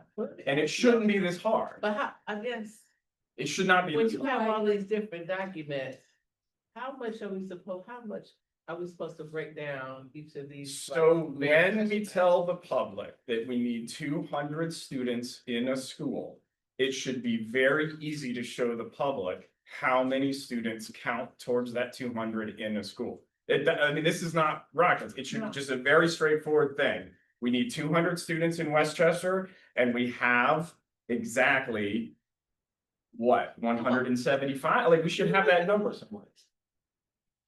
I mean, like, how many are? But this is literally the most important thing we're talking about right now, and it's not here in an absorbable way. Hans, can you explain what you're talking about with pre-K being counted? Can I? Do you- No. Hold on, let me answer James' question and then, yes, so every school, that 200 student count. Yep. Includes or should be inclusive of the number of pre-K students that are within that draw district, right? And so Westchester, for example, in the Woolport report has the recommended projected enrollment for Westchester for 27-28. No, next year, I'm sorry, 26-27 is 151 students. Correct. But there is a number of pre-K students that would also count to that 200. And it's not on the Woolport report. I understand the Woolport report doesn't provide that, but we can. There isn't a comparable table for me to look at and say, well, okay, so Westchester, I'm gonna go across here, PK to 2, FTE is 160. So that is, are we saying then that the 160, that means that there are 9 pre-K students that are included in the lit, like I have to do the cross The math? pre-K type count is missing from these tables here. We have each individual school breakdown. Yes. The pre-K account. I just wanted to say loud, but the pre-K count is already included in the count for the building for. so the FTE count, yes. So is the pre-K embedded in the K? No. No, it's not. So I mean, the point being, we as a body, with all of your expertise and with all of our expertise, are confused sitting here. So it is shockingly unsurprising that the community is also confused, right? Yeah. And so I do believe that we need to make sure that that information is laid out kind of in a very straightforward way. The community has never seen what they're looking. But okay, also that's a problem then, right? I mean, and so. But we just get with. So- The plan was always for us So, to get into. just Vice Chair Utz, your Yes. point is extremely well taken. And Okay. I think that's the purpose of today's presentation for the board to give direction on the criteria for the community to look at. So What you're asking Yeah. is extremely doable and it's not, we can make that happen. how short is every school from the 200 number Today, now and projected? That should be something that's the beginning baseline. If what we're saying, and maybe we're not saying this, so this is opening up to the conversation. Yeah. If what we're saying is, we would like to see every school at that 200 number. Right, I think that's not correct that that's what you're saying. what I'm saying. Okay, if that is the basic target, Yeah. is to try to get every school to or above 200, right? Then we need to know, like, the single most important piece of information is how short are each of the schools from that number, right? And that's the piece of information that isn't super evident in the information. And I think we define that as the criteria that, when we ask for this guidance, that criteria, that's what we're asking the board to define. Yeah. What criteria we go to the committee to meet with, to make sure that what we're looking for is what the board approves. And that everyone can test what we're doing with the committees based off of the criteria that the board has set. I just think as a point of fact, very few people know that the K2 potential bodies count for the FTE for Yes, they capital do. outlay. Pre-K. Pre-K. Yeah. So in theory, moving pre-K into Claremont for kids that are gonna go there does not change the capital outlay projections. It does not, because they are already counted. No, hold on, let me make an adjustment there, right? Because what we're saying right now is the only pre-K that count are the ones that are registered at College Heights, right? Right? Current in fiscal year 26. When I count for Westchester in this fiscal year, the pre-K count is the number of children from the Westchester Draw District that are in pre-K at College Heights. Yes. So moving it into Westchester Increasing the number will of substantially, CSD pre-K. theoretically, substantially increase the number of kids. Yeah, that I That's what think. I'm saying, that's where I'm confused as to, if they're already in the head count, so like. I don't know, my own kid is gonna be in pre-K next year, if she's already in pre-K at College Heights, if she's at pre-K physically at College Heights or at Winona Park, it doesn't make any difference, if she's already in the head count for Winona Park. But I think the basic premise that the community is saying, and certainly I will posit this as well, is if there are, what is it, 8 kids that we're saying is from Westchester that are at College Heights? That whatever that number is, the difference between 160 and 151, 9 kids, I guess. The 9-child difference that is in that count. Do we honestly believe there are only 9 pre-K age children within the Westchester Draw District? No, of course not. If we open up space in Westchester for all of the other pre-K age children within that draw district, likely they would also, or theoretically, they would also go there, which would then significantly increase the counts assigned to that school. So to answer where I think we've shown the number of kids that are enrolled at Westchester, but we haven't really shown the head count for capital outlay FTE. So as we repeat, we might get to 200 and they're like 147. It's actually currently closer to like 156 for capital outlay purposes. That's what I'm trying to get. And so I guess my other question is, because, you know, we knew that we were gonna be getting this information from EduPlanners today, so we're looking at it for the first time today. But are we saying that ultimately, we don't need any of this, we just need the district to tell us how many kids we're short of the capital outlay? No. Well, I'm saying that the reason for this information is to, if our objective is to get those schools to 200, the reason why you do this analysis, presuming that it's found to be credible, is so that you know what gap you have to close, right? And if the gap is 200 students at one school, well, that's not likely to be closed. If the gap is in fact more like 20 students a school, which is what it actually kind of looks like it is in the numbers, that's an eminently closable gap. Was it ever 200? I mean, it was never 200. I mean, we know. No, you're exaggerating. Yeah. For like, so it's clear. I think, Mr. Adams, an easy thing for you to perhaps do, looking at this, each individual, Yeah, I like the way that this is broken down by color. I I'm a do too. very color driven person. It's very easy to see. Is you could add a line at the top that pulls out the pre-K numbers. And that way, because I think that is a big point of feedback for the community is would pre-K potentially, and it potentially close some of this gap or be a viable creative solution to this problem. So maybe what we could look at is if every child is in fact, like I said, my own kid who's gonna be pre-K next year, is she truly a Winona Park resident? It should be easy to figure out where all those pre-K kids are and then figure out, again, if we opened up pre-K at Winona Park, or pre-K at Claremont, would that potentially close that gap? That should be easy data to find. I think the other thing too is that from my perspective, this is not solely about head count. I think some of this is about the utilization and the viability of these buildings. Some of these buildings are not young. We talk about that all the time. Plumbing issues, roofs, all of those things. So within that, you gave a figure of how much we are missing in capital outlay, but you know, another point might be when some of these buildings are due for potential renovations and when, you know, who needs a new roof? When do you project that? Who needs HVAC repairs and when? Because then if they are not at the threshold of capital outlay, that is money that's coming out of the general fund. So it might be helpful to know that data as well. I think pre-K is something that we need to really dig into, but we don't want to put a whole bunch of kids in a building that ultimately in 5 years may not be viable.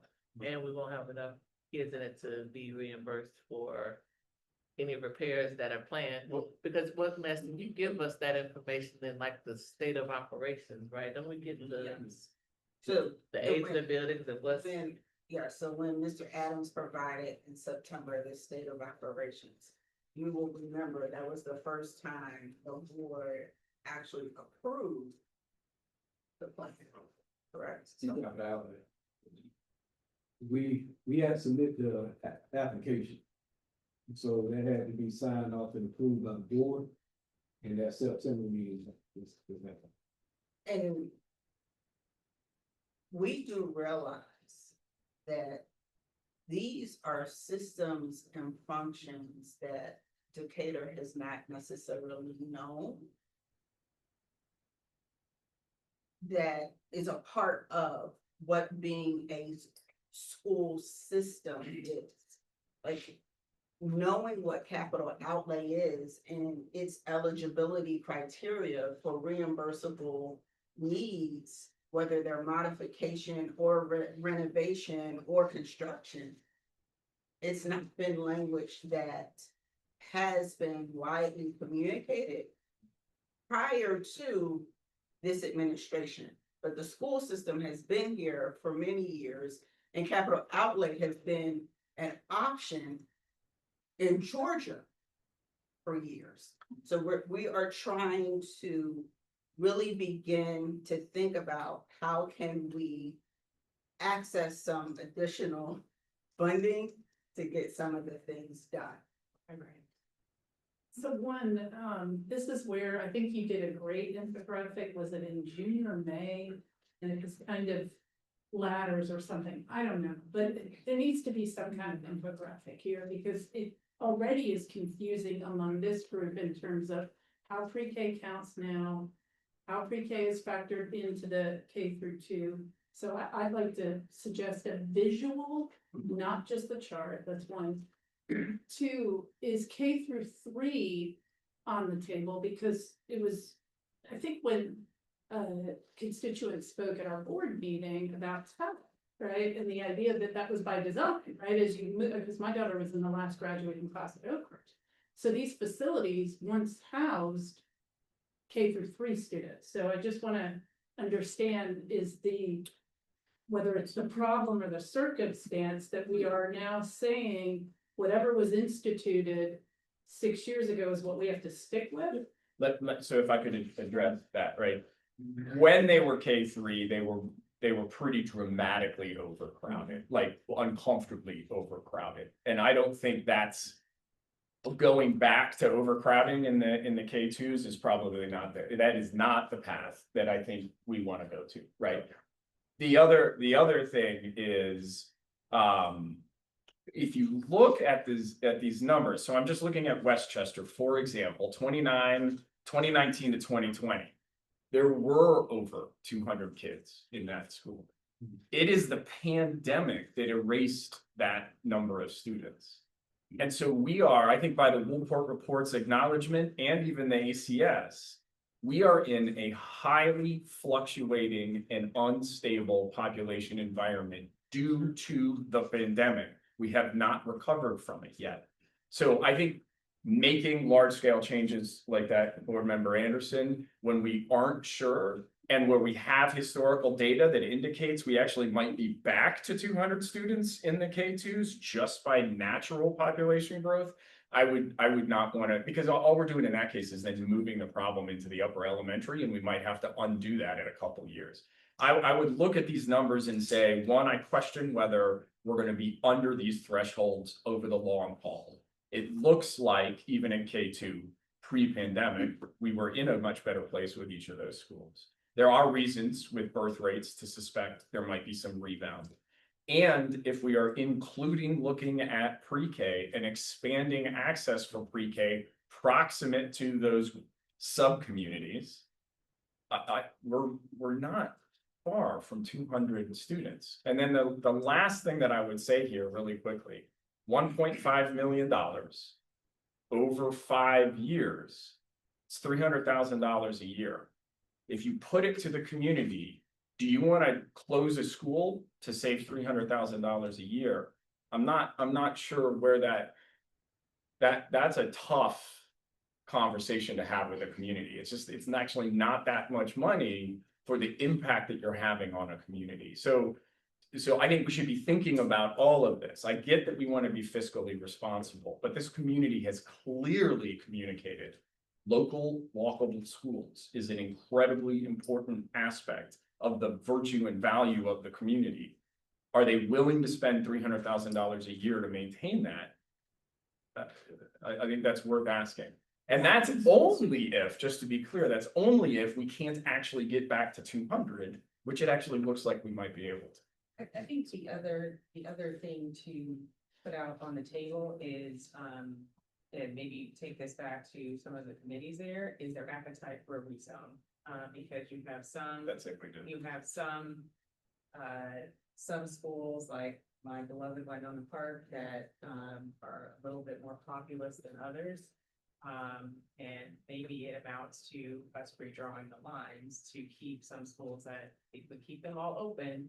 But it may be that we move some students around to keep to create a balance, because but that would also mean some amount of disruption. So where your older sibling graduated from Westchester, maybe the younger sibling actually ends up at Claremont. So all the schools stay open, but it may be that you don't end up where you once were. But it would be a creative solution. Now, even with adding pre-K, because again, I think we need to get some clarity on the head count, but realigning who goes where may not make us so reliant on bringing students into the system, which is uncertain at best.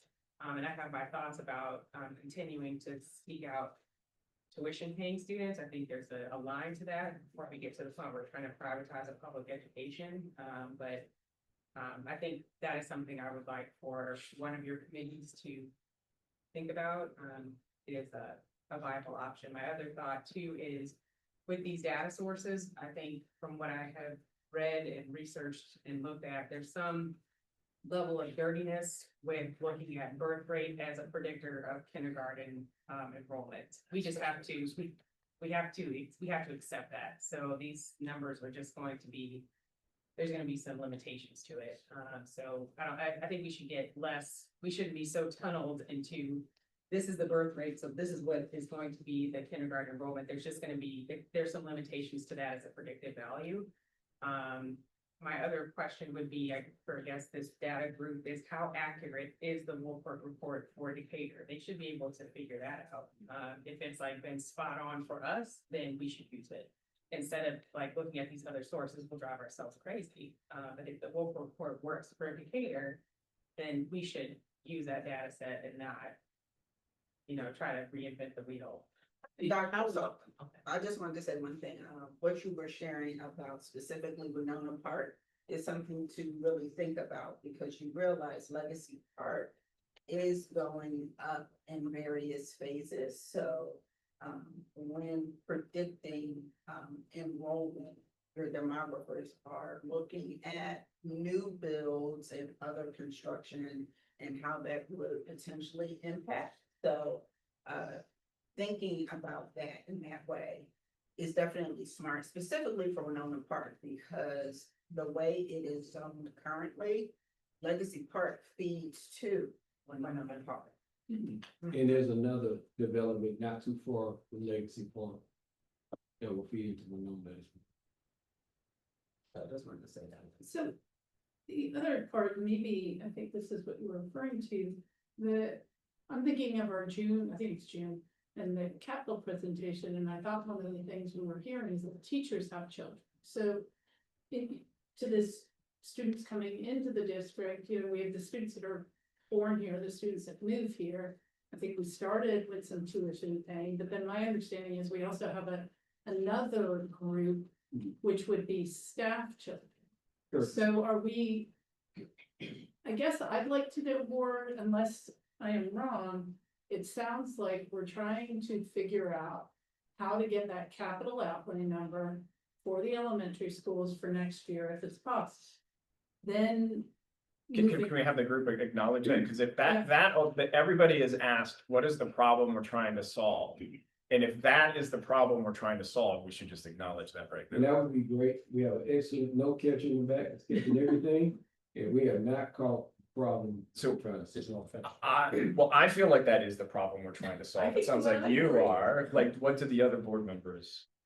I think it is definitely, capital outlay, yes, but I think it's also an imbalance in the size of the schools, because you have some schools that, like I said, Winona Park consistently is at, look at these numbers, like, the historical that 2016, 2017, we're at 433. Yeah, they're- yeah. So then you have some that are trending high and some that are trending low. Winona Park had trailers at one point, so it doesn't make sense, still does. So it doesn't make sense to have some schools that are in abundance and, Yeah. potentially bursting at the seams, and then you have some that are running lower. That also plays into what we talked about just a couple seconds ago when it talks about staff resources.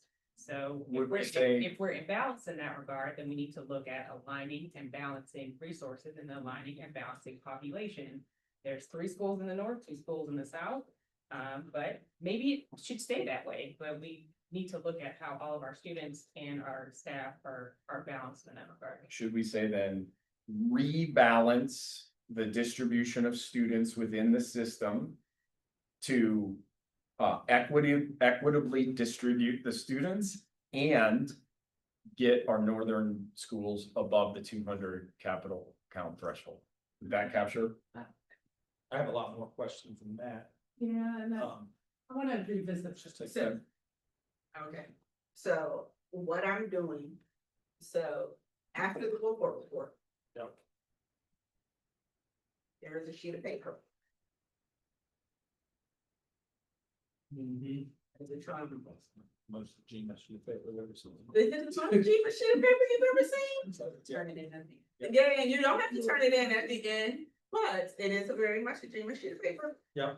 I just heard what would be a supporting idea to what we're trying to get to as the problem.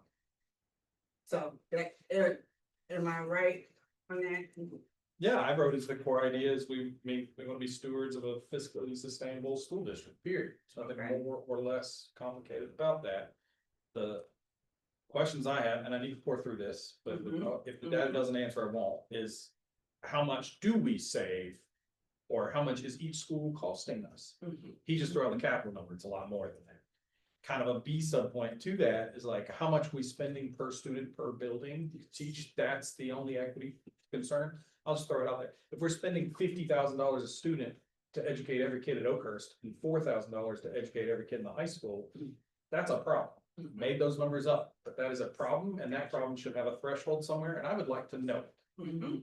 You can include capital in that, that would be great, because you are absolutely correct. If we know we gotta replace the AC and the roof and major other improvements at one of these buildings, that would factor into it. I do think there's some recommended fixes, but I've heard feedback both ways. So A is tuition. Thank you, Dr. Sultan, for saying the truth, which is, I've heard people say, if you add 50 tuition students to Westchester, does that change the community? Are you just letting rich kids join the Westchester community to fix it? Is that what the community even wants? I don't know, man. I would love for someone to answer that. If it is an overwhelming yes, great. It's a mix, okay. This pre-K at schools, I wasn't confused about the number. I think, thank you, Hans, for clarifying it, but like, what could that number look like if we added it? Could we solve it? We said the rebalance, that would also solve, right? Like if we could, is it just about shifting some lines and then all of a sudden you send 50 Oakhurst kids to Westchester and we save 1.5 million? We should do that. No? Well, I mean, yes, in the simplest way. In the yeah. simplest way, I'm not talking about, I get it, I get it. The other one I had is like, well. I wanted a policy from the board that included a calendar of expectations, and we didn't do it at the time, we just kind of wrote policy. It's like, school closure, we do it. And it would be nice if the previous board, let's go back 10 years in time, and the board said, well, we close it, and here's the lessons we learned, here's our calendar for events. This is when we should announce it, this is when it needs to happen for HR perspectives. Parents who are gonna make a decision need to know. We need to revisit that policy, we need to put that in writing so that people know, because I actually think it would be irresponsible for us looking at these numbers to not ask for a utilization study. I believe that strongly, and that's all we did. And then some people wrote some news articles and some people posted on Facebook, and all of a sudden there's some secret cabal of meetings that are happening that were closing 2 schools or that sort of stuff. Whereas if it was in a policy and it was written out, we're following it, I think that would go a long way of us saying, like, we're just doing exactly what we said we were gonna do per our norms. And the last one I'll say is, there's gotta be a threshold. And every community member I've talked to, if there were 12 kids zoned for Oakhurst Elementary, we would have to close it, right? We would just have to close it. What is that threshold? I don't know, but I would like to know as we answer those other questions. Like what various. Maybe what other schools have as a break-even number, maybe there's a way to look around and see, I know DeKalb has got, it's gonna have the same issue, APS, the same issue, so we must be able to look around and see what their thresholds were for consolidate, right? Maybe we should throw out the word closed, let's not, maybe we could say what their threshold was for consolidating or whatever. And That was all. yes, we did do the environmental study. The difference is K2 is in. Also, I mean, I want to point out, just to be transparent about the data. While APS and Fulton County are looking at closing schools, we're talking about closing 20% of our capacity. And so that is dozens and dozens and dozens of schools in these other districts, right? It's not a hand. Sure. So, go ahead. Yeah, so kind of 2 things. I agree, we need to be fiscally responsible, and I'm glad I think it's a culture committee, because Hans, I think you just described it from a kind of quantified standpoint, but I would argue also that we are just different, and I think it's important that while we're looking at everything kind of financially responsible at this level, because this building has this roof, there's another level here, and I just think that's very important for us to acknowledge. I mean, I think many of us moved to Decatur for the schools. And so I think it has to be recognized somewhere in this process too. I appreciate the committees there, but some of the things I'm hearing are almost just like bucket items, disassociated from the character, the culture, the unique part of our school district that I don't think can be compared to these bigger school districts. So can I push the board just because I don't want to take up everyone's time? I knew we were not gonna get through all the criteria, right? That's you guys' job to define that criteria. But what we do need today is the administration made one request that we don't impact schools for 26, 27. And we need a clear problem statement to solve. And that has to come from the group. So or do we agree that we are not changing our school footprint for the 26-27 year? I do. I agree as well. That's the recommendation of the administration. Yes, sir. I'll go with the recommendation. So that is unanimous, then the board is agreeing with the administration's recommendation to not consolidate the schools for the 26-27 year. Okay, No, 'cause I- no, you cannot vote. This is not a formal vote. Yeah. Understand, yeah. But I had a question, by clarification, because you said not to change the footprint, Student But- footprint. huh? Student. Student footprint. Okay, because. Question, I'm sorry, I missed it. She hasn't got it out. Because, you know, the new ECLC has been so woven into this discussion about, you know, K through 2, you know, utilization and everything. And so I don't want anybody to come back and repeat this, you know, consensus statement. Yeah. And then, you know, ground is being broken on this new ECLC. So then maybe we rephrase. The administration's recommendation is that we not do a K2 consolidation or utilization change for fiscal year 26-27. Yes, And the board is agreeing with that. let me read that recommendation. Yeah, let's go with that, even though it's not a vote. So let's do that representation. Yeah. Yeah.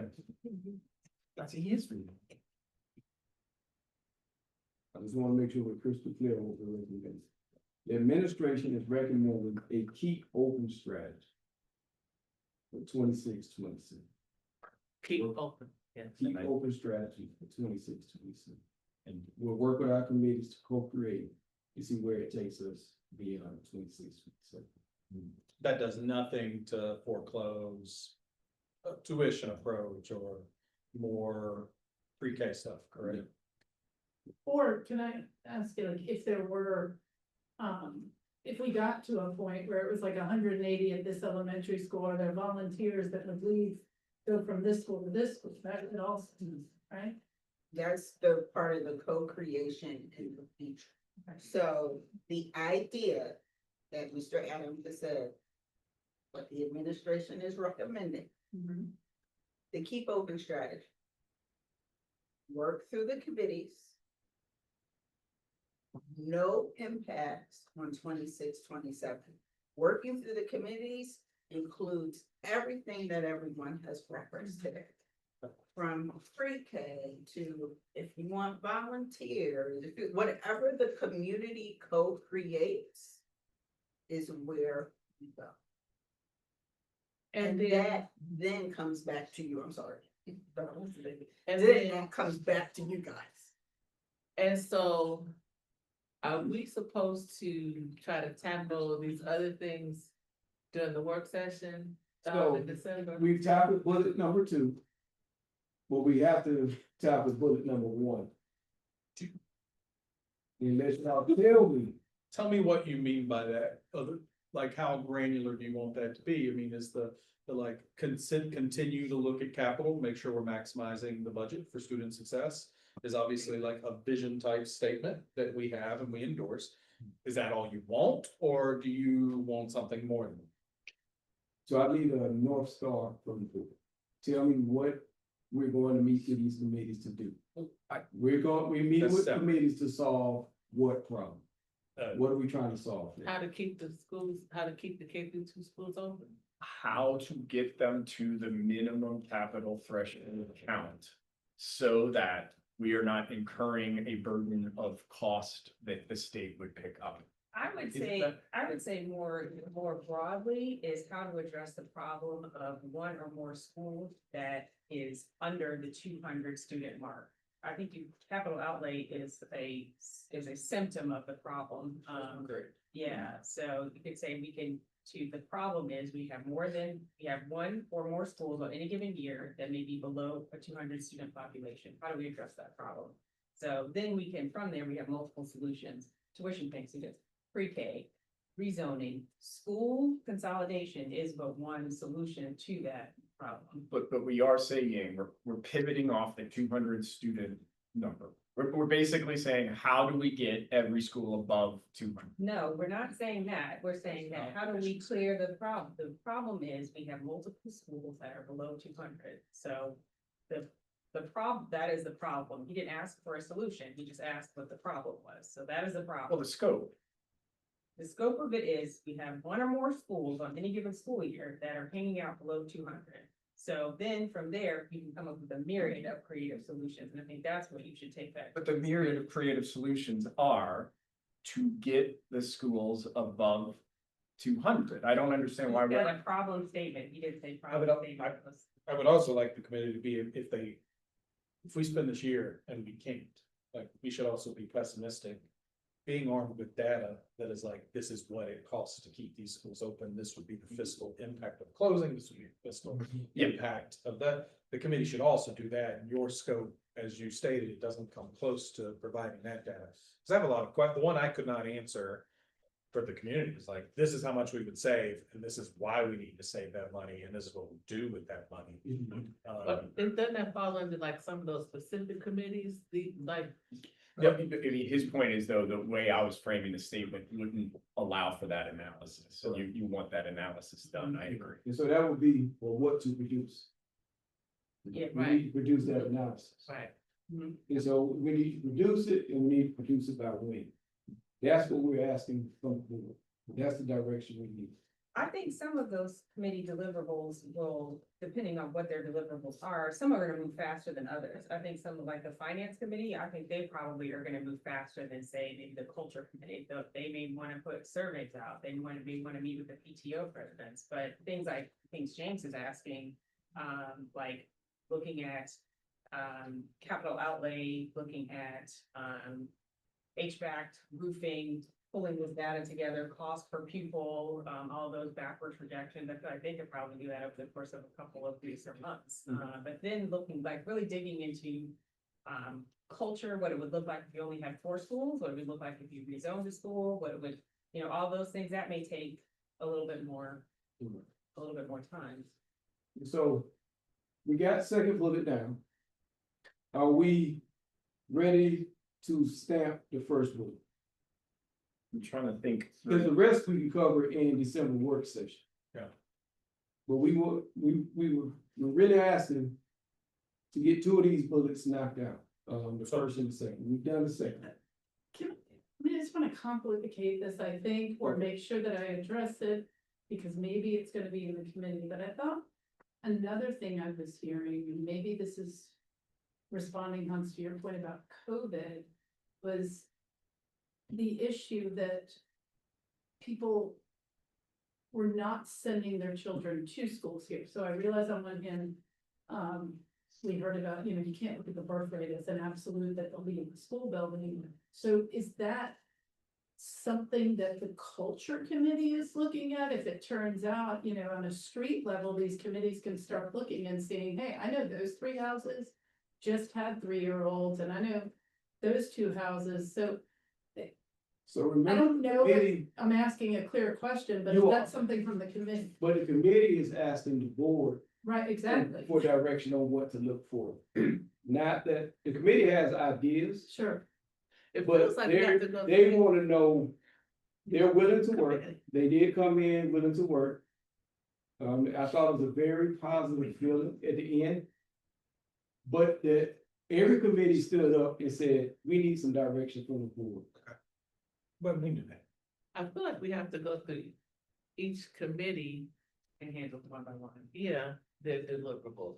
And that's what I'm concerned about trying to cover. So So let's maybe say, it's homework. go for just a I second. think there is some homework there for sure. Yeah, I think the scope is just. So fiscal stewardship as far as school utilization. Okay. And to arm ourselves with the data and the numbers we need to make long-term planning decisions for this district. That is the larger problem that we are trying to solve. That can be stated prettier. I think that's the general gist. I'm trying to write something here. But isn't there, like, I'm thinking of something I think a parent asked me. And so you're right about the physical part, but then there is it an unknown variable, the instructional part? So like right now, you know, it sounds well and good, we have GMAS scores and those are, I guess, by the school. So I feel like we'd be remiss if we weren't also looking at something in the instructional experience, or is that the culture committee? I There is a- realize there's committees identified there. Yeah. So you won't. Student experience, I guess is what I'm. So this is sloppy, y'all. I just slapped this together, but I'm trying to synthesize a little bit of it. So not talking about 200. But can we balance the K2s to optimize the fiscal stewardship of the district while respecting and valuing the culture of small walkable schools? Right? That means that if I am gonna run the numbers on the fiscal benefit of closing a school, I need to also run the cultural impact of closing that school. I need to be balancing all of that. We can wordsmith that, but it's not prescribing an outcome, it's not prescribing a solution. It's trying to get to the fact that there are costs with maintaining small walkable schools. We are currently suboptimal in how that is happening. Can we optimize the way the schools are laid out to arrive at the most fiscally responsible solution that still respects the cultural benefits of small walkable schools? And Vice Chair, can you say that one more time? I just want to make sure I know. Man, you're No, Well, I want to hear let me hear more about the Just, I like that, except the 200 thing, depending on what this timeline looks like, right? So if the committees are only meeting to start doing work in December or November, January. then is there a problem with accepting the possible 200 mark for next year? But the bigger picture is this balance, and I don't know enough of what Well, a timeline looks like to balance versus I the don't- 200. I'm kind of come around to I'm sorry, Dr. Stolten's point of view that if you prescribe, you start leaving things off the table, right? Like it might be that the one committee that's looking at the demographic data comes to the conclusion, everyone comes to the conclusion that by just leaving it alone, we're gonna get back to the threshold because the population, I don't know, I'm just speculating, but I would be hesitant to over prescribe that. Right, so what I had written the first time was, can we balance the K2s to optimize the fiscal stewardship of the district while respecting and valuing the culture of small walkable schools? Retaining, maybe not respecting, I don't know. maybe- Well, no, we might not retain though, like we might, it might. I mean, yeah. I guess my only thing is by maintaining small walkable schools, we kind of exclude redistricting as an option. Not necessarily, Yeah. no. Well, if So you maybe get, take out the word walkable. I think it should, because if you, and that's something the folks gonna have to keep in mind, is if we try to balance these schools. Yeah. And some kids are gonna have to go to a school outside of their walkable area. That is true, and it's also true, I feel like, Already the case. from a perspective standpoint, there are a lot of parents in this district that simply cannot, will not, or unable to walk their kids to school. They, Too much. they don't have jobs that allow it. Yeah. They are the kids live with the grandparents, so while that is a cultural thing that I respect, not everybody gets up in the So morning. small and- local schools. Yeah, not everybody gets up in the morning and walks their kids to school and walks them home. Yeah. So They let gotta- me say small local schools, what I wanna make sure we do, look, the fiscally most responsible solution. Which I am not recommending as an answer. But if we were to run this like any other district, we'd have one elementary school for all of the children, like that just like put everybody into a single school. And it is clear the community is willing to spend some amount of money in a somewhat inefficient way to preserve smaller schools. And I just gotta say that, cause it's, I'm about to burst, but it's kind of off topic, but I just want, you know, the walkable school thing doesn't come up when we talk about the ECLC. And our Put those intention kids to on buses. to try to make that, no, I wanna, let me finish, I just wanna put this out there in the universe. That, you know, we're not, that we don't hear that as a priority Yeah. for this new ECLC and a community that it would be walkable for. And, you know, you're saying they're willing to put their money up for this. But when it comes to the new ECLC, folks don't wanna do that. They were gonna put those kids on buses. Let Can me I just address very the quickly, I K-12? wanna address that just very, very quickly. I do agree, we heard a lot of really awful input on how to address some of the stuff for the kids in the ECLC. But as I have had conversations in the community, I have become more and more convinced that it is a minority, a loud but angry minority opposed to it. The vast majority of parents that I've had conversations with are actually quite supportive of the ECLC. Well, we And haven't got those I know, details, so we and can get more I of wish those we could get, details, yeah. I agree, but that is the. Let me, can I come back really quickly to see if, but I want to comment though, to the very thing that's being talked about here, as a parent who chose a walkable school district that has a job that could never afford or the ability to walk. So I can still prioritize the walkability because I love the fact that that means fewer cars that are affecting our students. And so I do feel like we need to have some definition or parameter of that, because when we reduce it to walkable or not, we overlook that fact. so can I say, can we balance the K2s to optimize the fiscal stewardship of the district while respecting and valuing the culture of small local schools? Yes, fine. I also want to just say that it is not the case that anybody is deprioritizing walkable schools. What I am saying is that there are multiple people in the community that live within walkable range, that there are kids that live with their grandparents, and the grandparents do not walk to school. There are kids that these parents leave and go to work at 5 o'clock in the morning, so the kids have to get on the bus.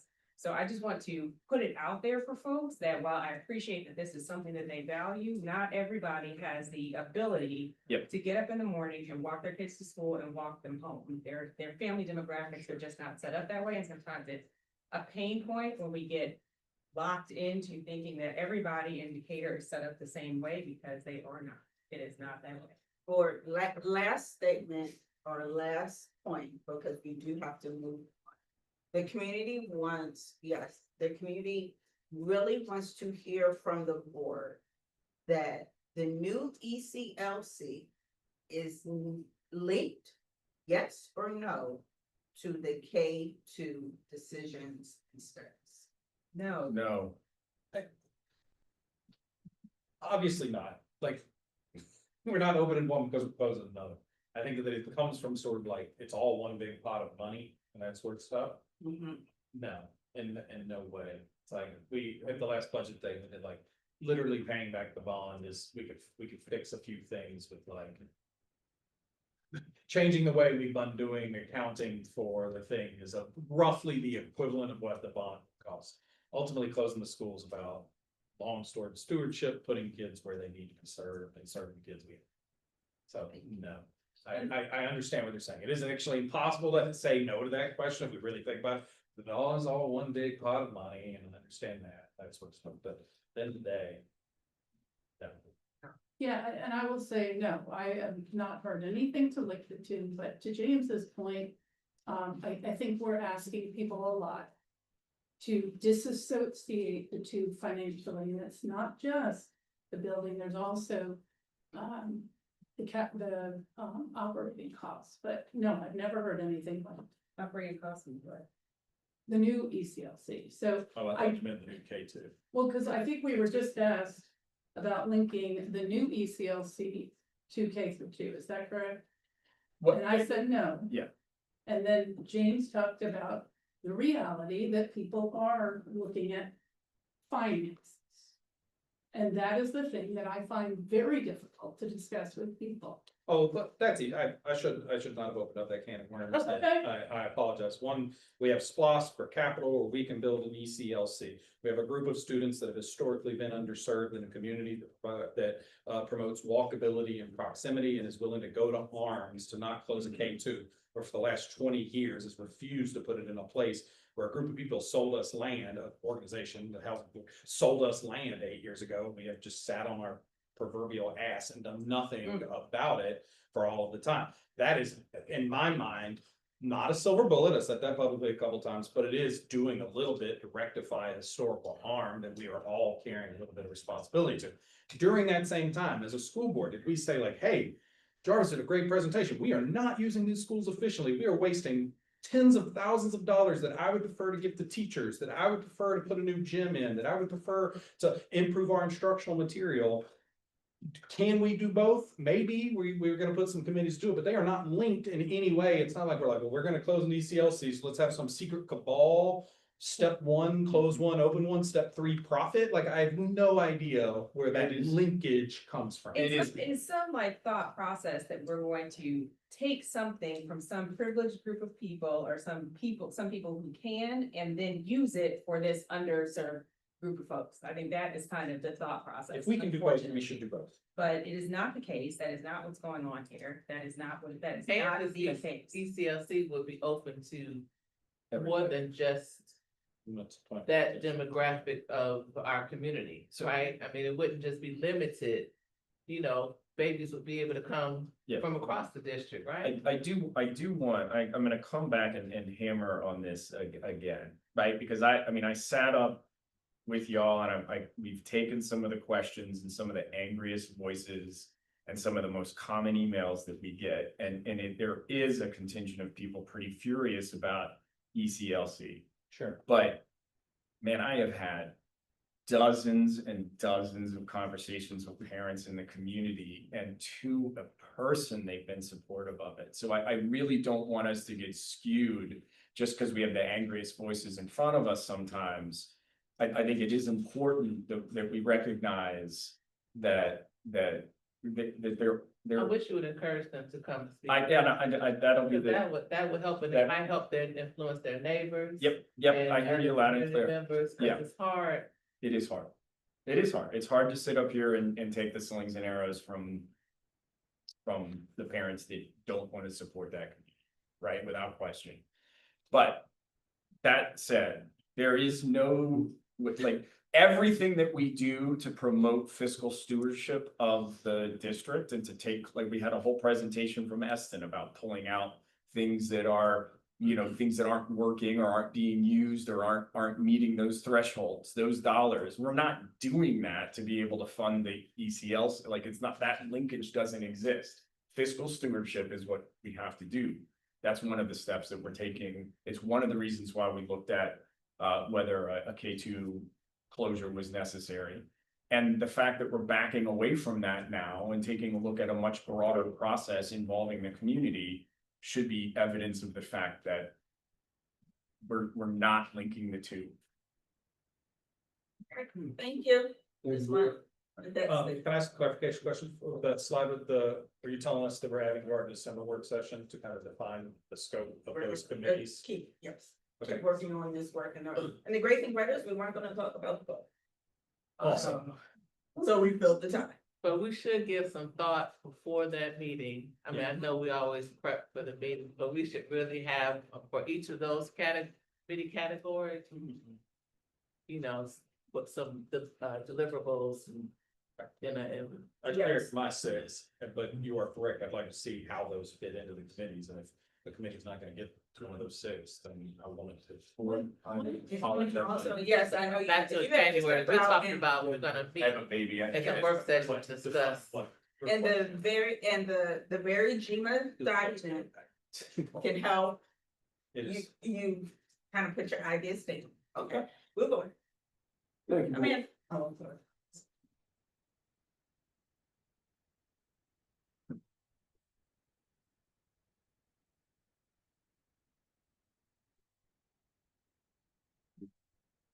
All right, y'all know that I talk fast. I'm gonna talk fast as I usually do, but if you need me to slow down like my students used to tell me, raise your hand or just let me know, because when I get excited, I talk fast as well. I am here, good afternoon, board. I am here to provide an update on our strategic plan, with a specific focus today on our balanced scorecard. Specifically, can take you a little bit just through our journey real quickly. This just shows the development of our all indicator strategic plan.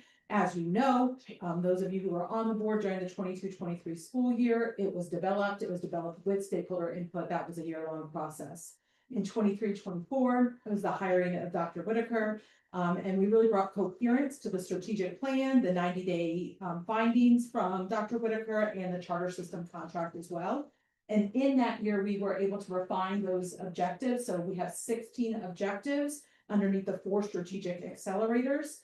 And then we were also able to identify we also then started aligning stuff to those strategic accelerators and objectives. So we created a board management oversight plan for the following year so that that could all be aligned. Last year, we shared with you in that May retreat the executive summaries that align those key milestone activities for each of those 16 objectives.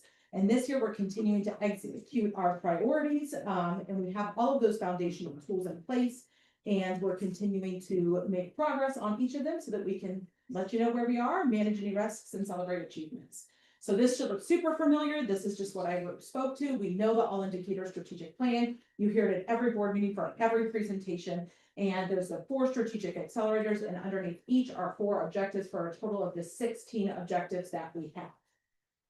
So here's where we are in the journey, right? The strategic plan was rolled up in 23-24. We are at the top of the mountain, y'all. We are halfway through the strategic plan.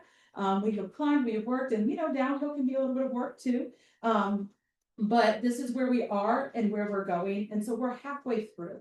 So it's a really great point to check in and see how we're doing on each of our objectives so that we know that we will make it by the 27-28 school year, which is the end of the strategic plan, adjusting as necessary. So that's just kind of a good analogy to keep in mind for where we've been, where we are, and where we're going when you think about it.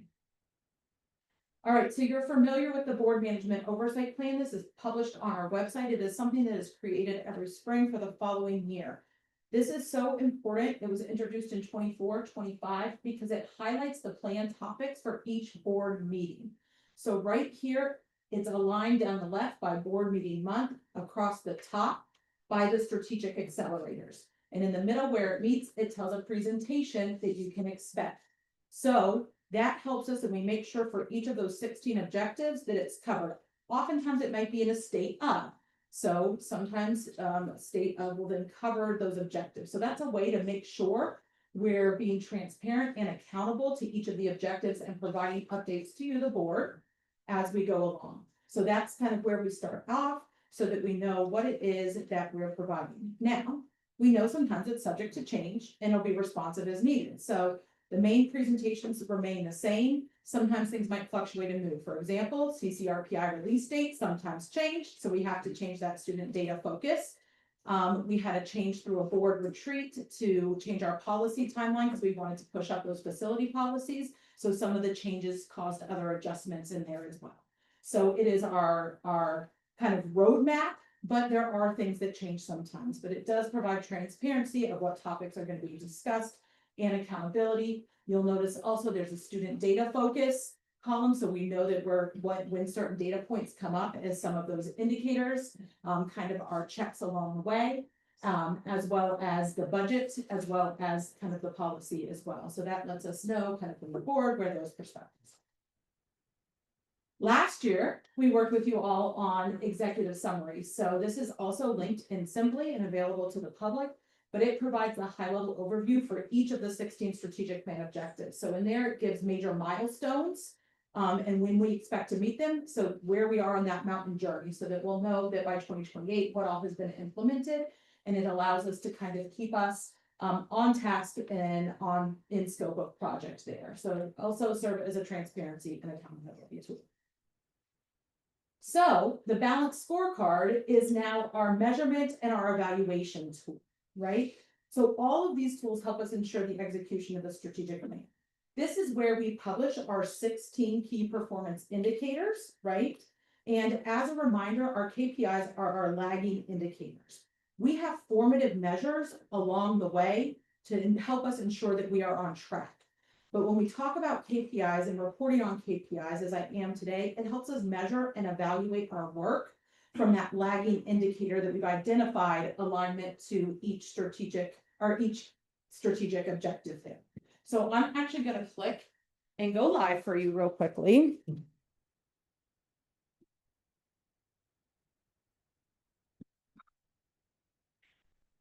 And this is our public view right here. So this is available to the public.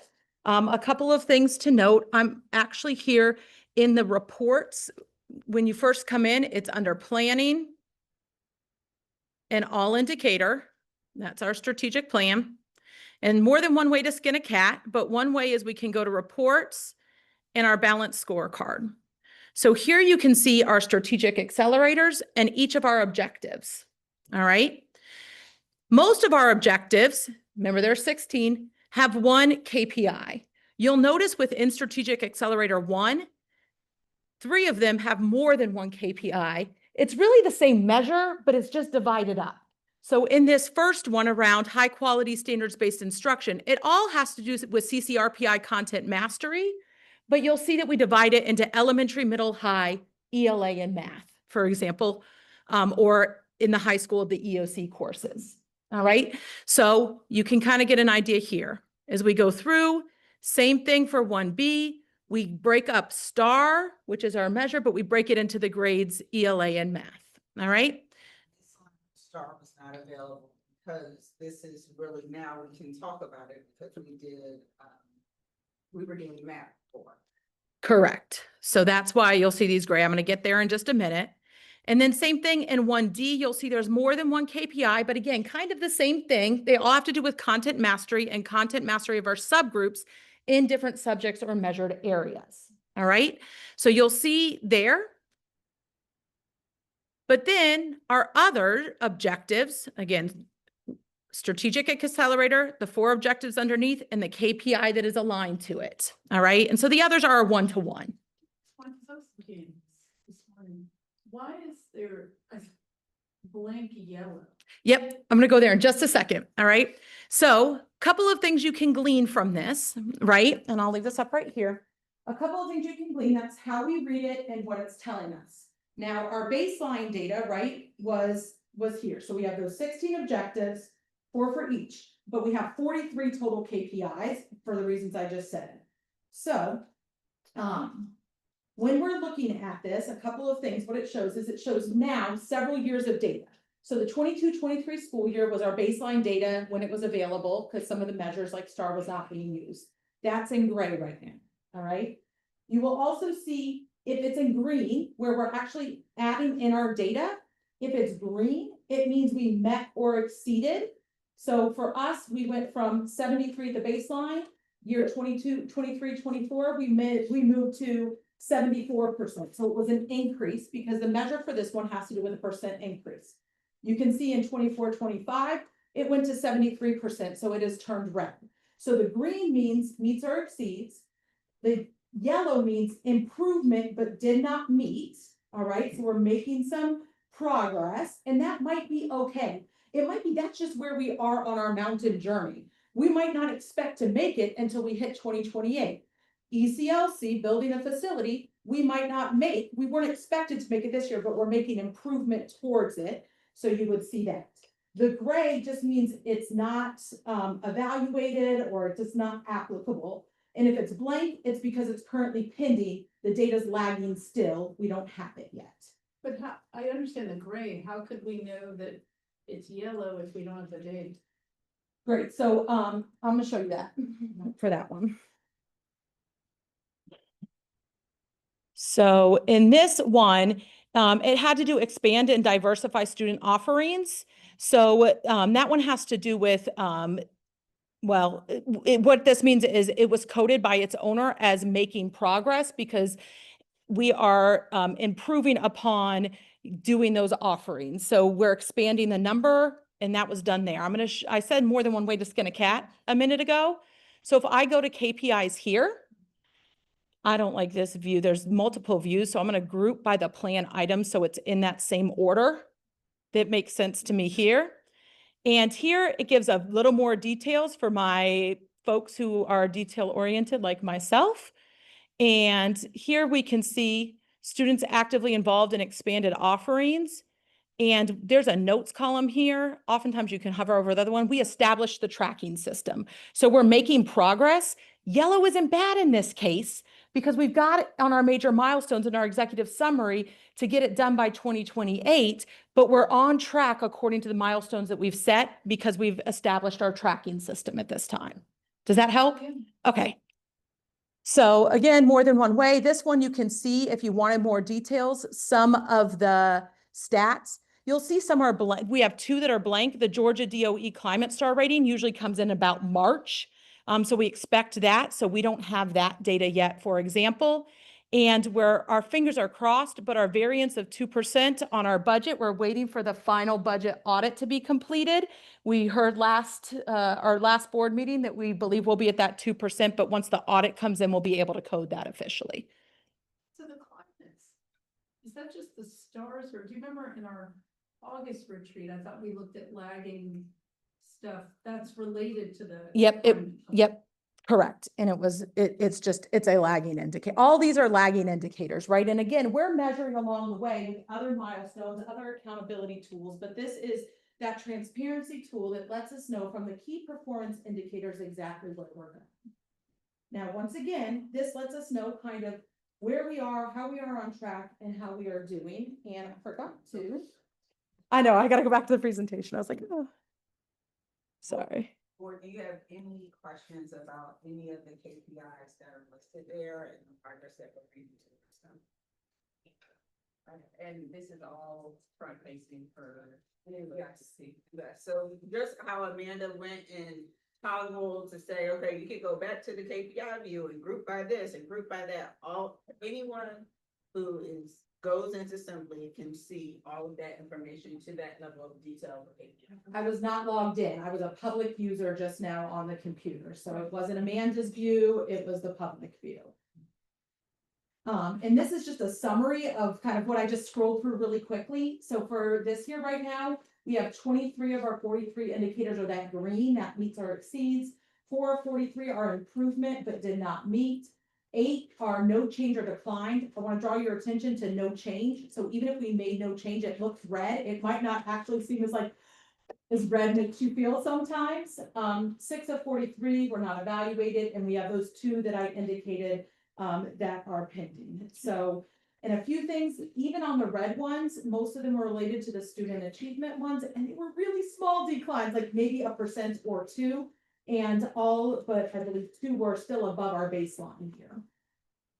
I think for me though, and tell me if I'm wrong, looking at the student achievement stuff, at the high school level, the American Lit EOC is really the only data point for writing, right? The US history EOC doesn't have writing. The biology, so to me that is kind of important because it's the only test, I believe, that measures student writing across the board, right? Like you got IB, you got your AP kids. Yeah, it's the KPI that we've identified for that particular event or standards. Yeah. All right, so we're using this to monitor. So, one of the things we need to be aware of is anytime that, as we're monitoring, we're doing, if a project is in danger of not meeting that 2028, of course, we would want to have conversations around our KPIs and where are we and what adjustments do we need to make in order to ensure that we can carry out that strategic plan within the 5 years as indicated. So I think you asked a great question before, like, are there any questions about, the current KPIs, anything that might need to be addressed with our progress or anything? All right. One last thing.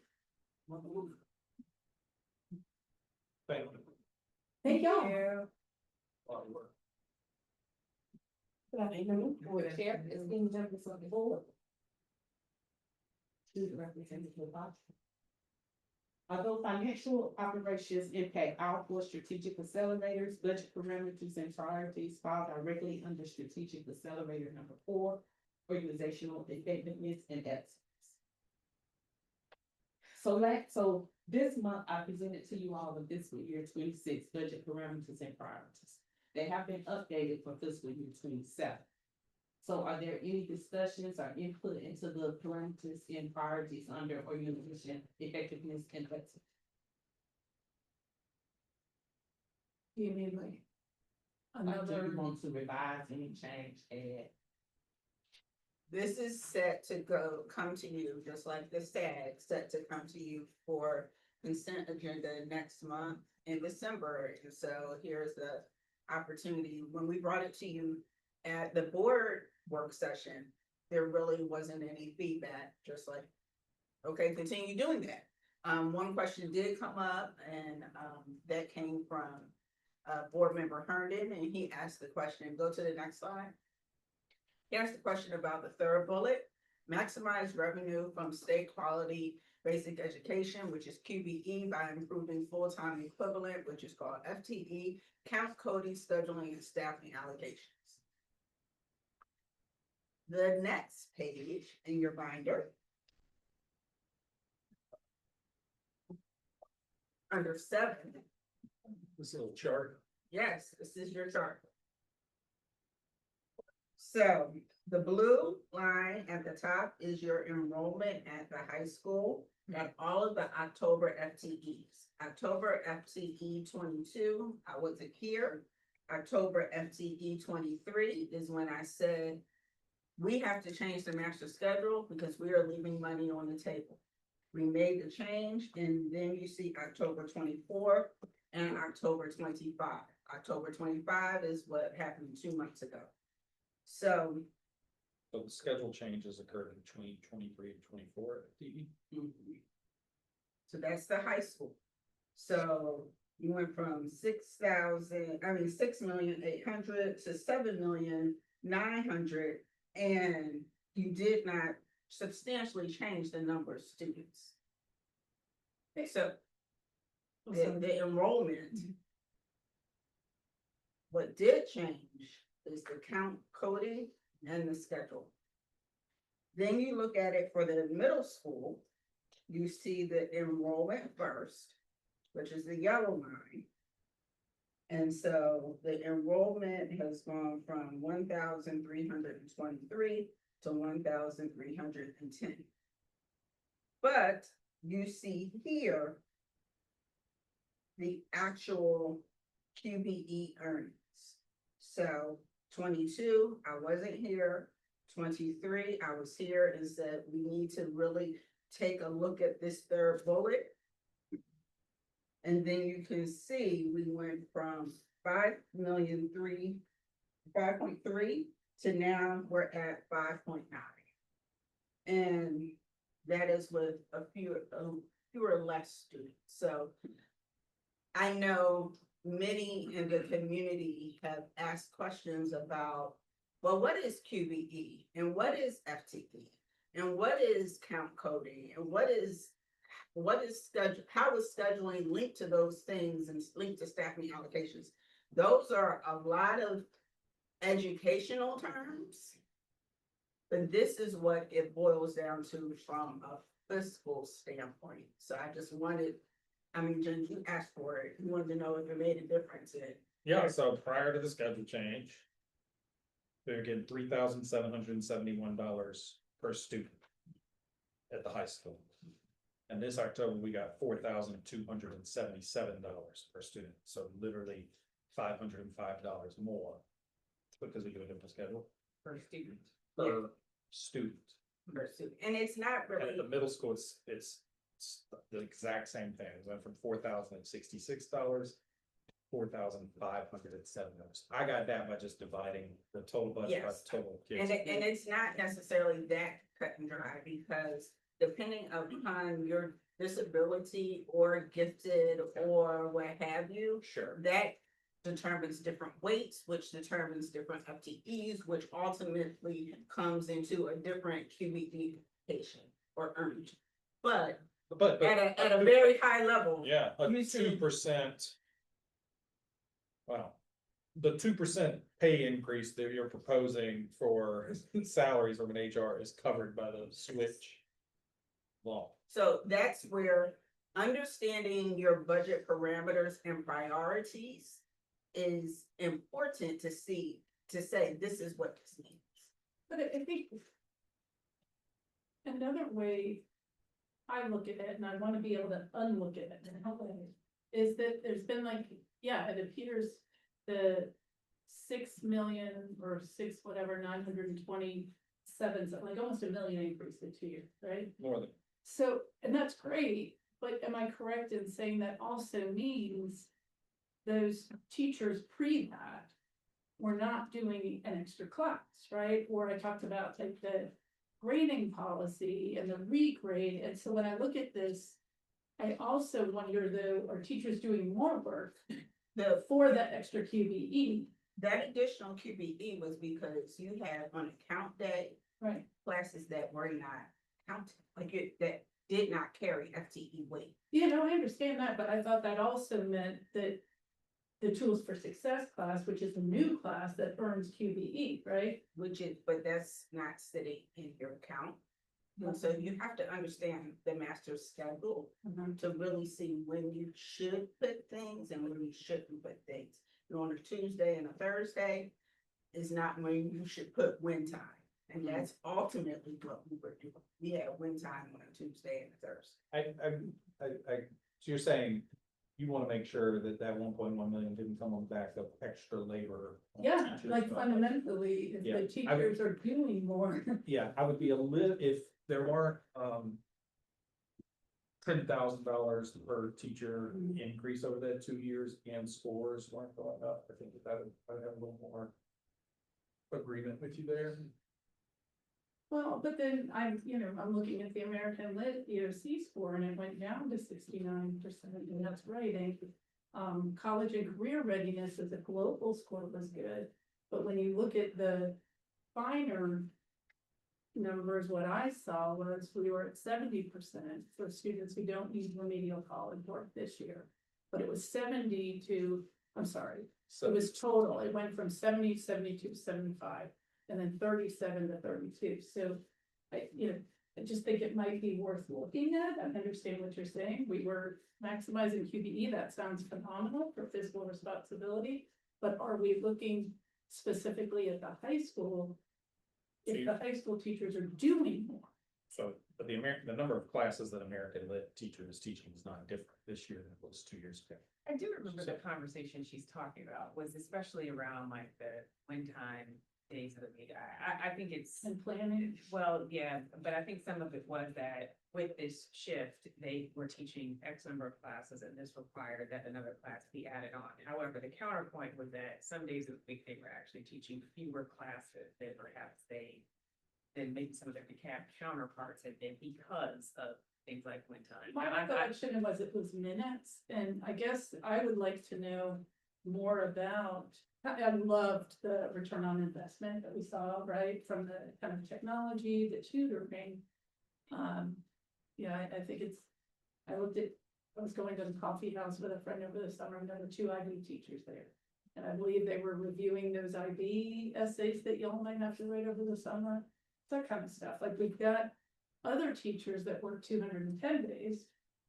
And they're not bound to the same kind of school schedule, right?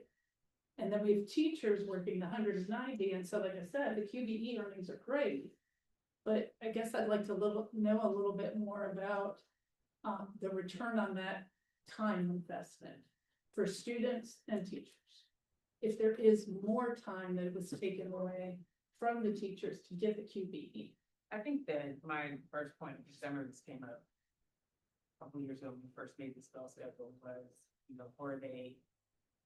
did they not have enough classes on their schedule some block days anyway? I think that was some of the starting points that, especially with when wind time kind of hung over from the pandemic, did they not have enough total, like you're saying, class minutes over the day that they should have had?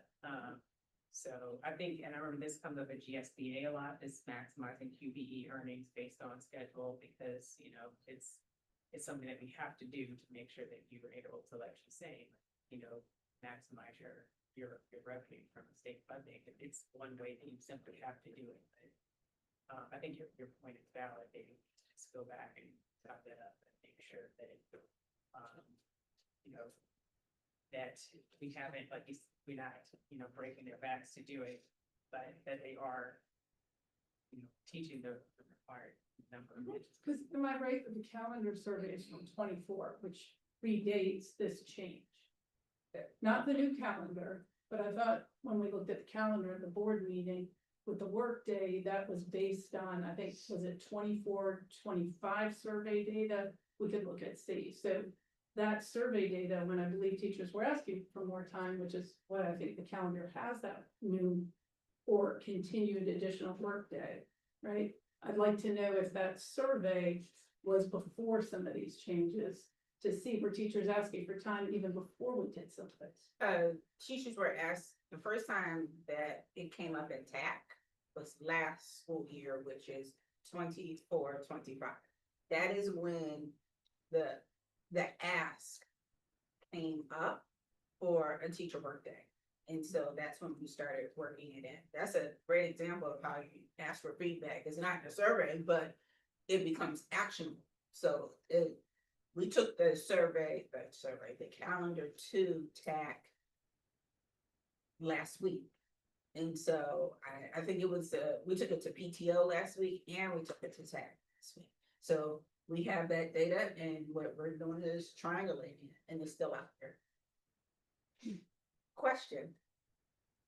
These parameters, do you want to change? So look at the first slide. This is the second slide.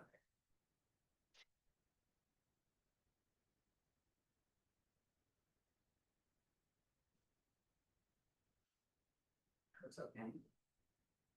It's funny to me that some of them are against each other.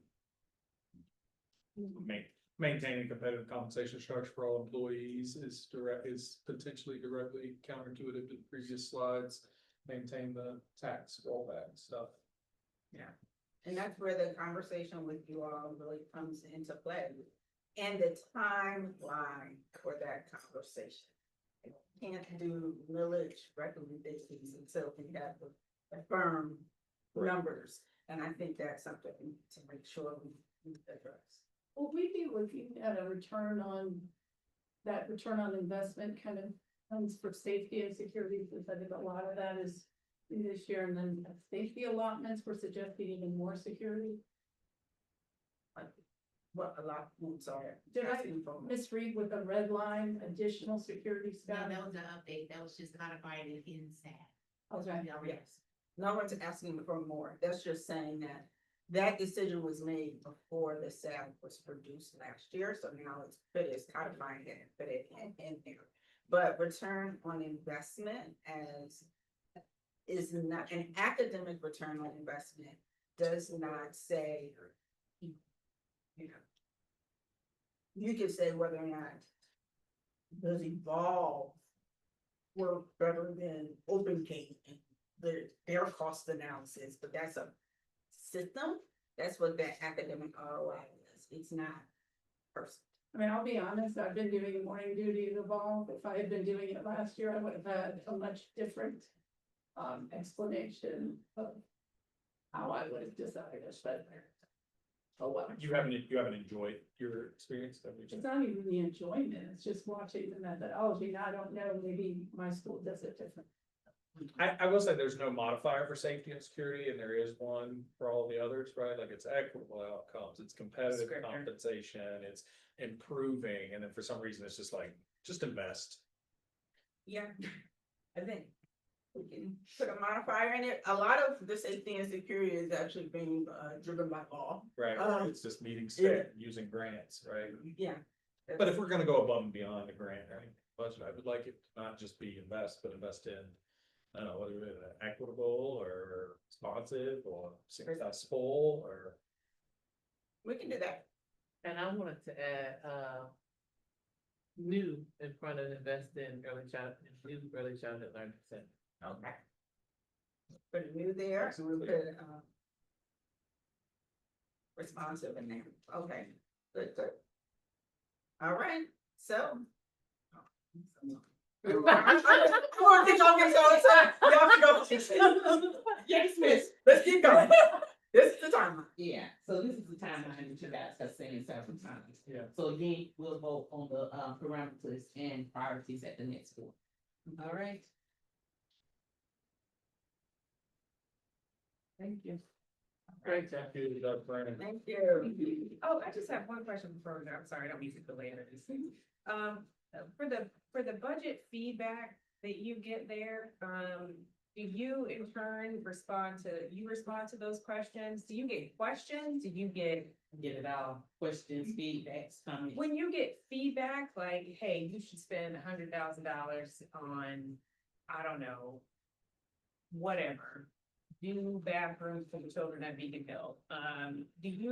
When you get stuff like that, do you send that on to Dr. Whitaker? When do you decide that some of those things need to be highlighted for the board to see as we plan the budget? So I send a monthly copy to you. So, yeah, I get that, but do you, I'm trying to As far figure as out the how you, responses. yeah, If Dr. Wood and I work together because she looks at feedback. okay.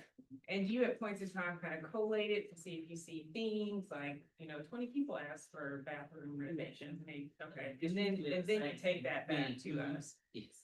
Okay, got it, okay, I just wanted, thank you. You're welcome. Is that it? Okay. Thank you for attending our retreat. Our next Board of Education meeting will take place on December 9th, 2025 at the Wilson Center. There being no further business, this meeting is adjourned at 5:15 p.m.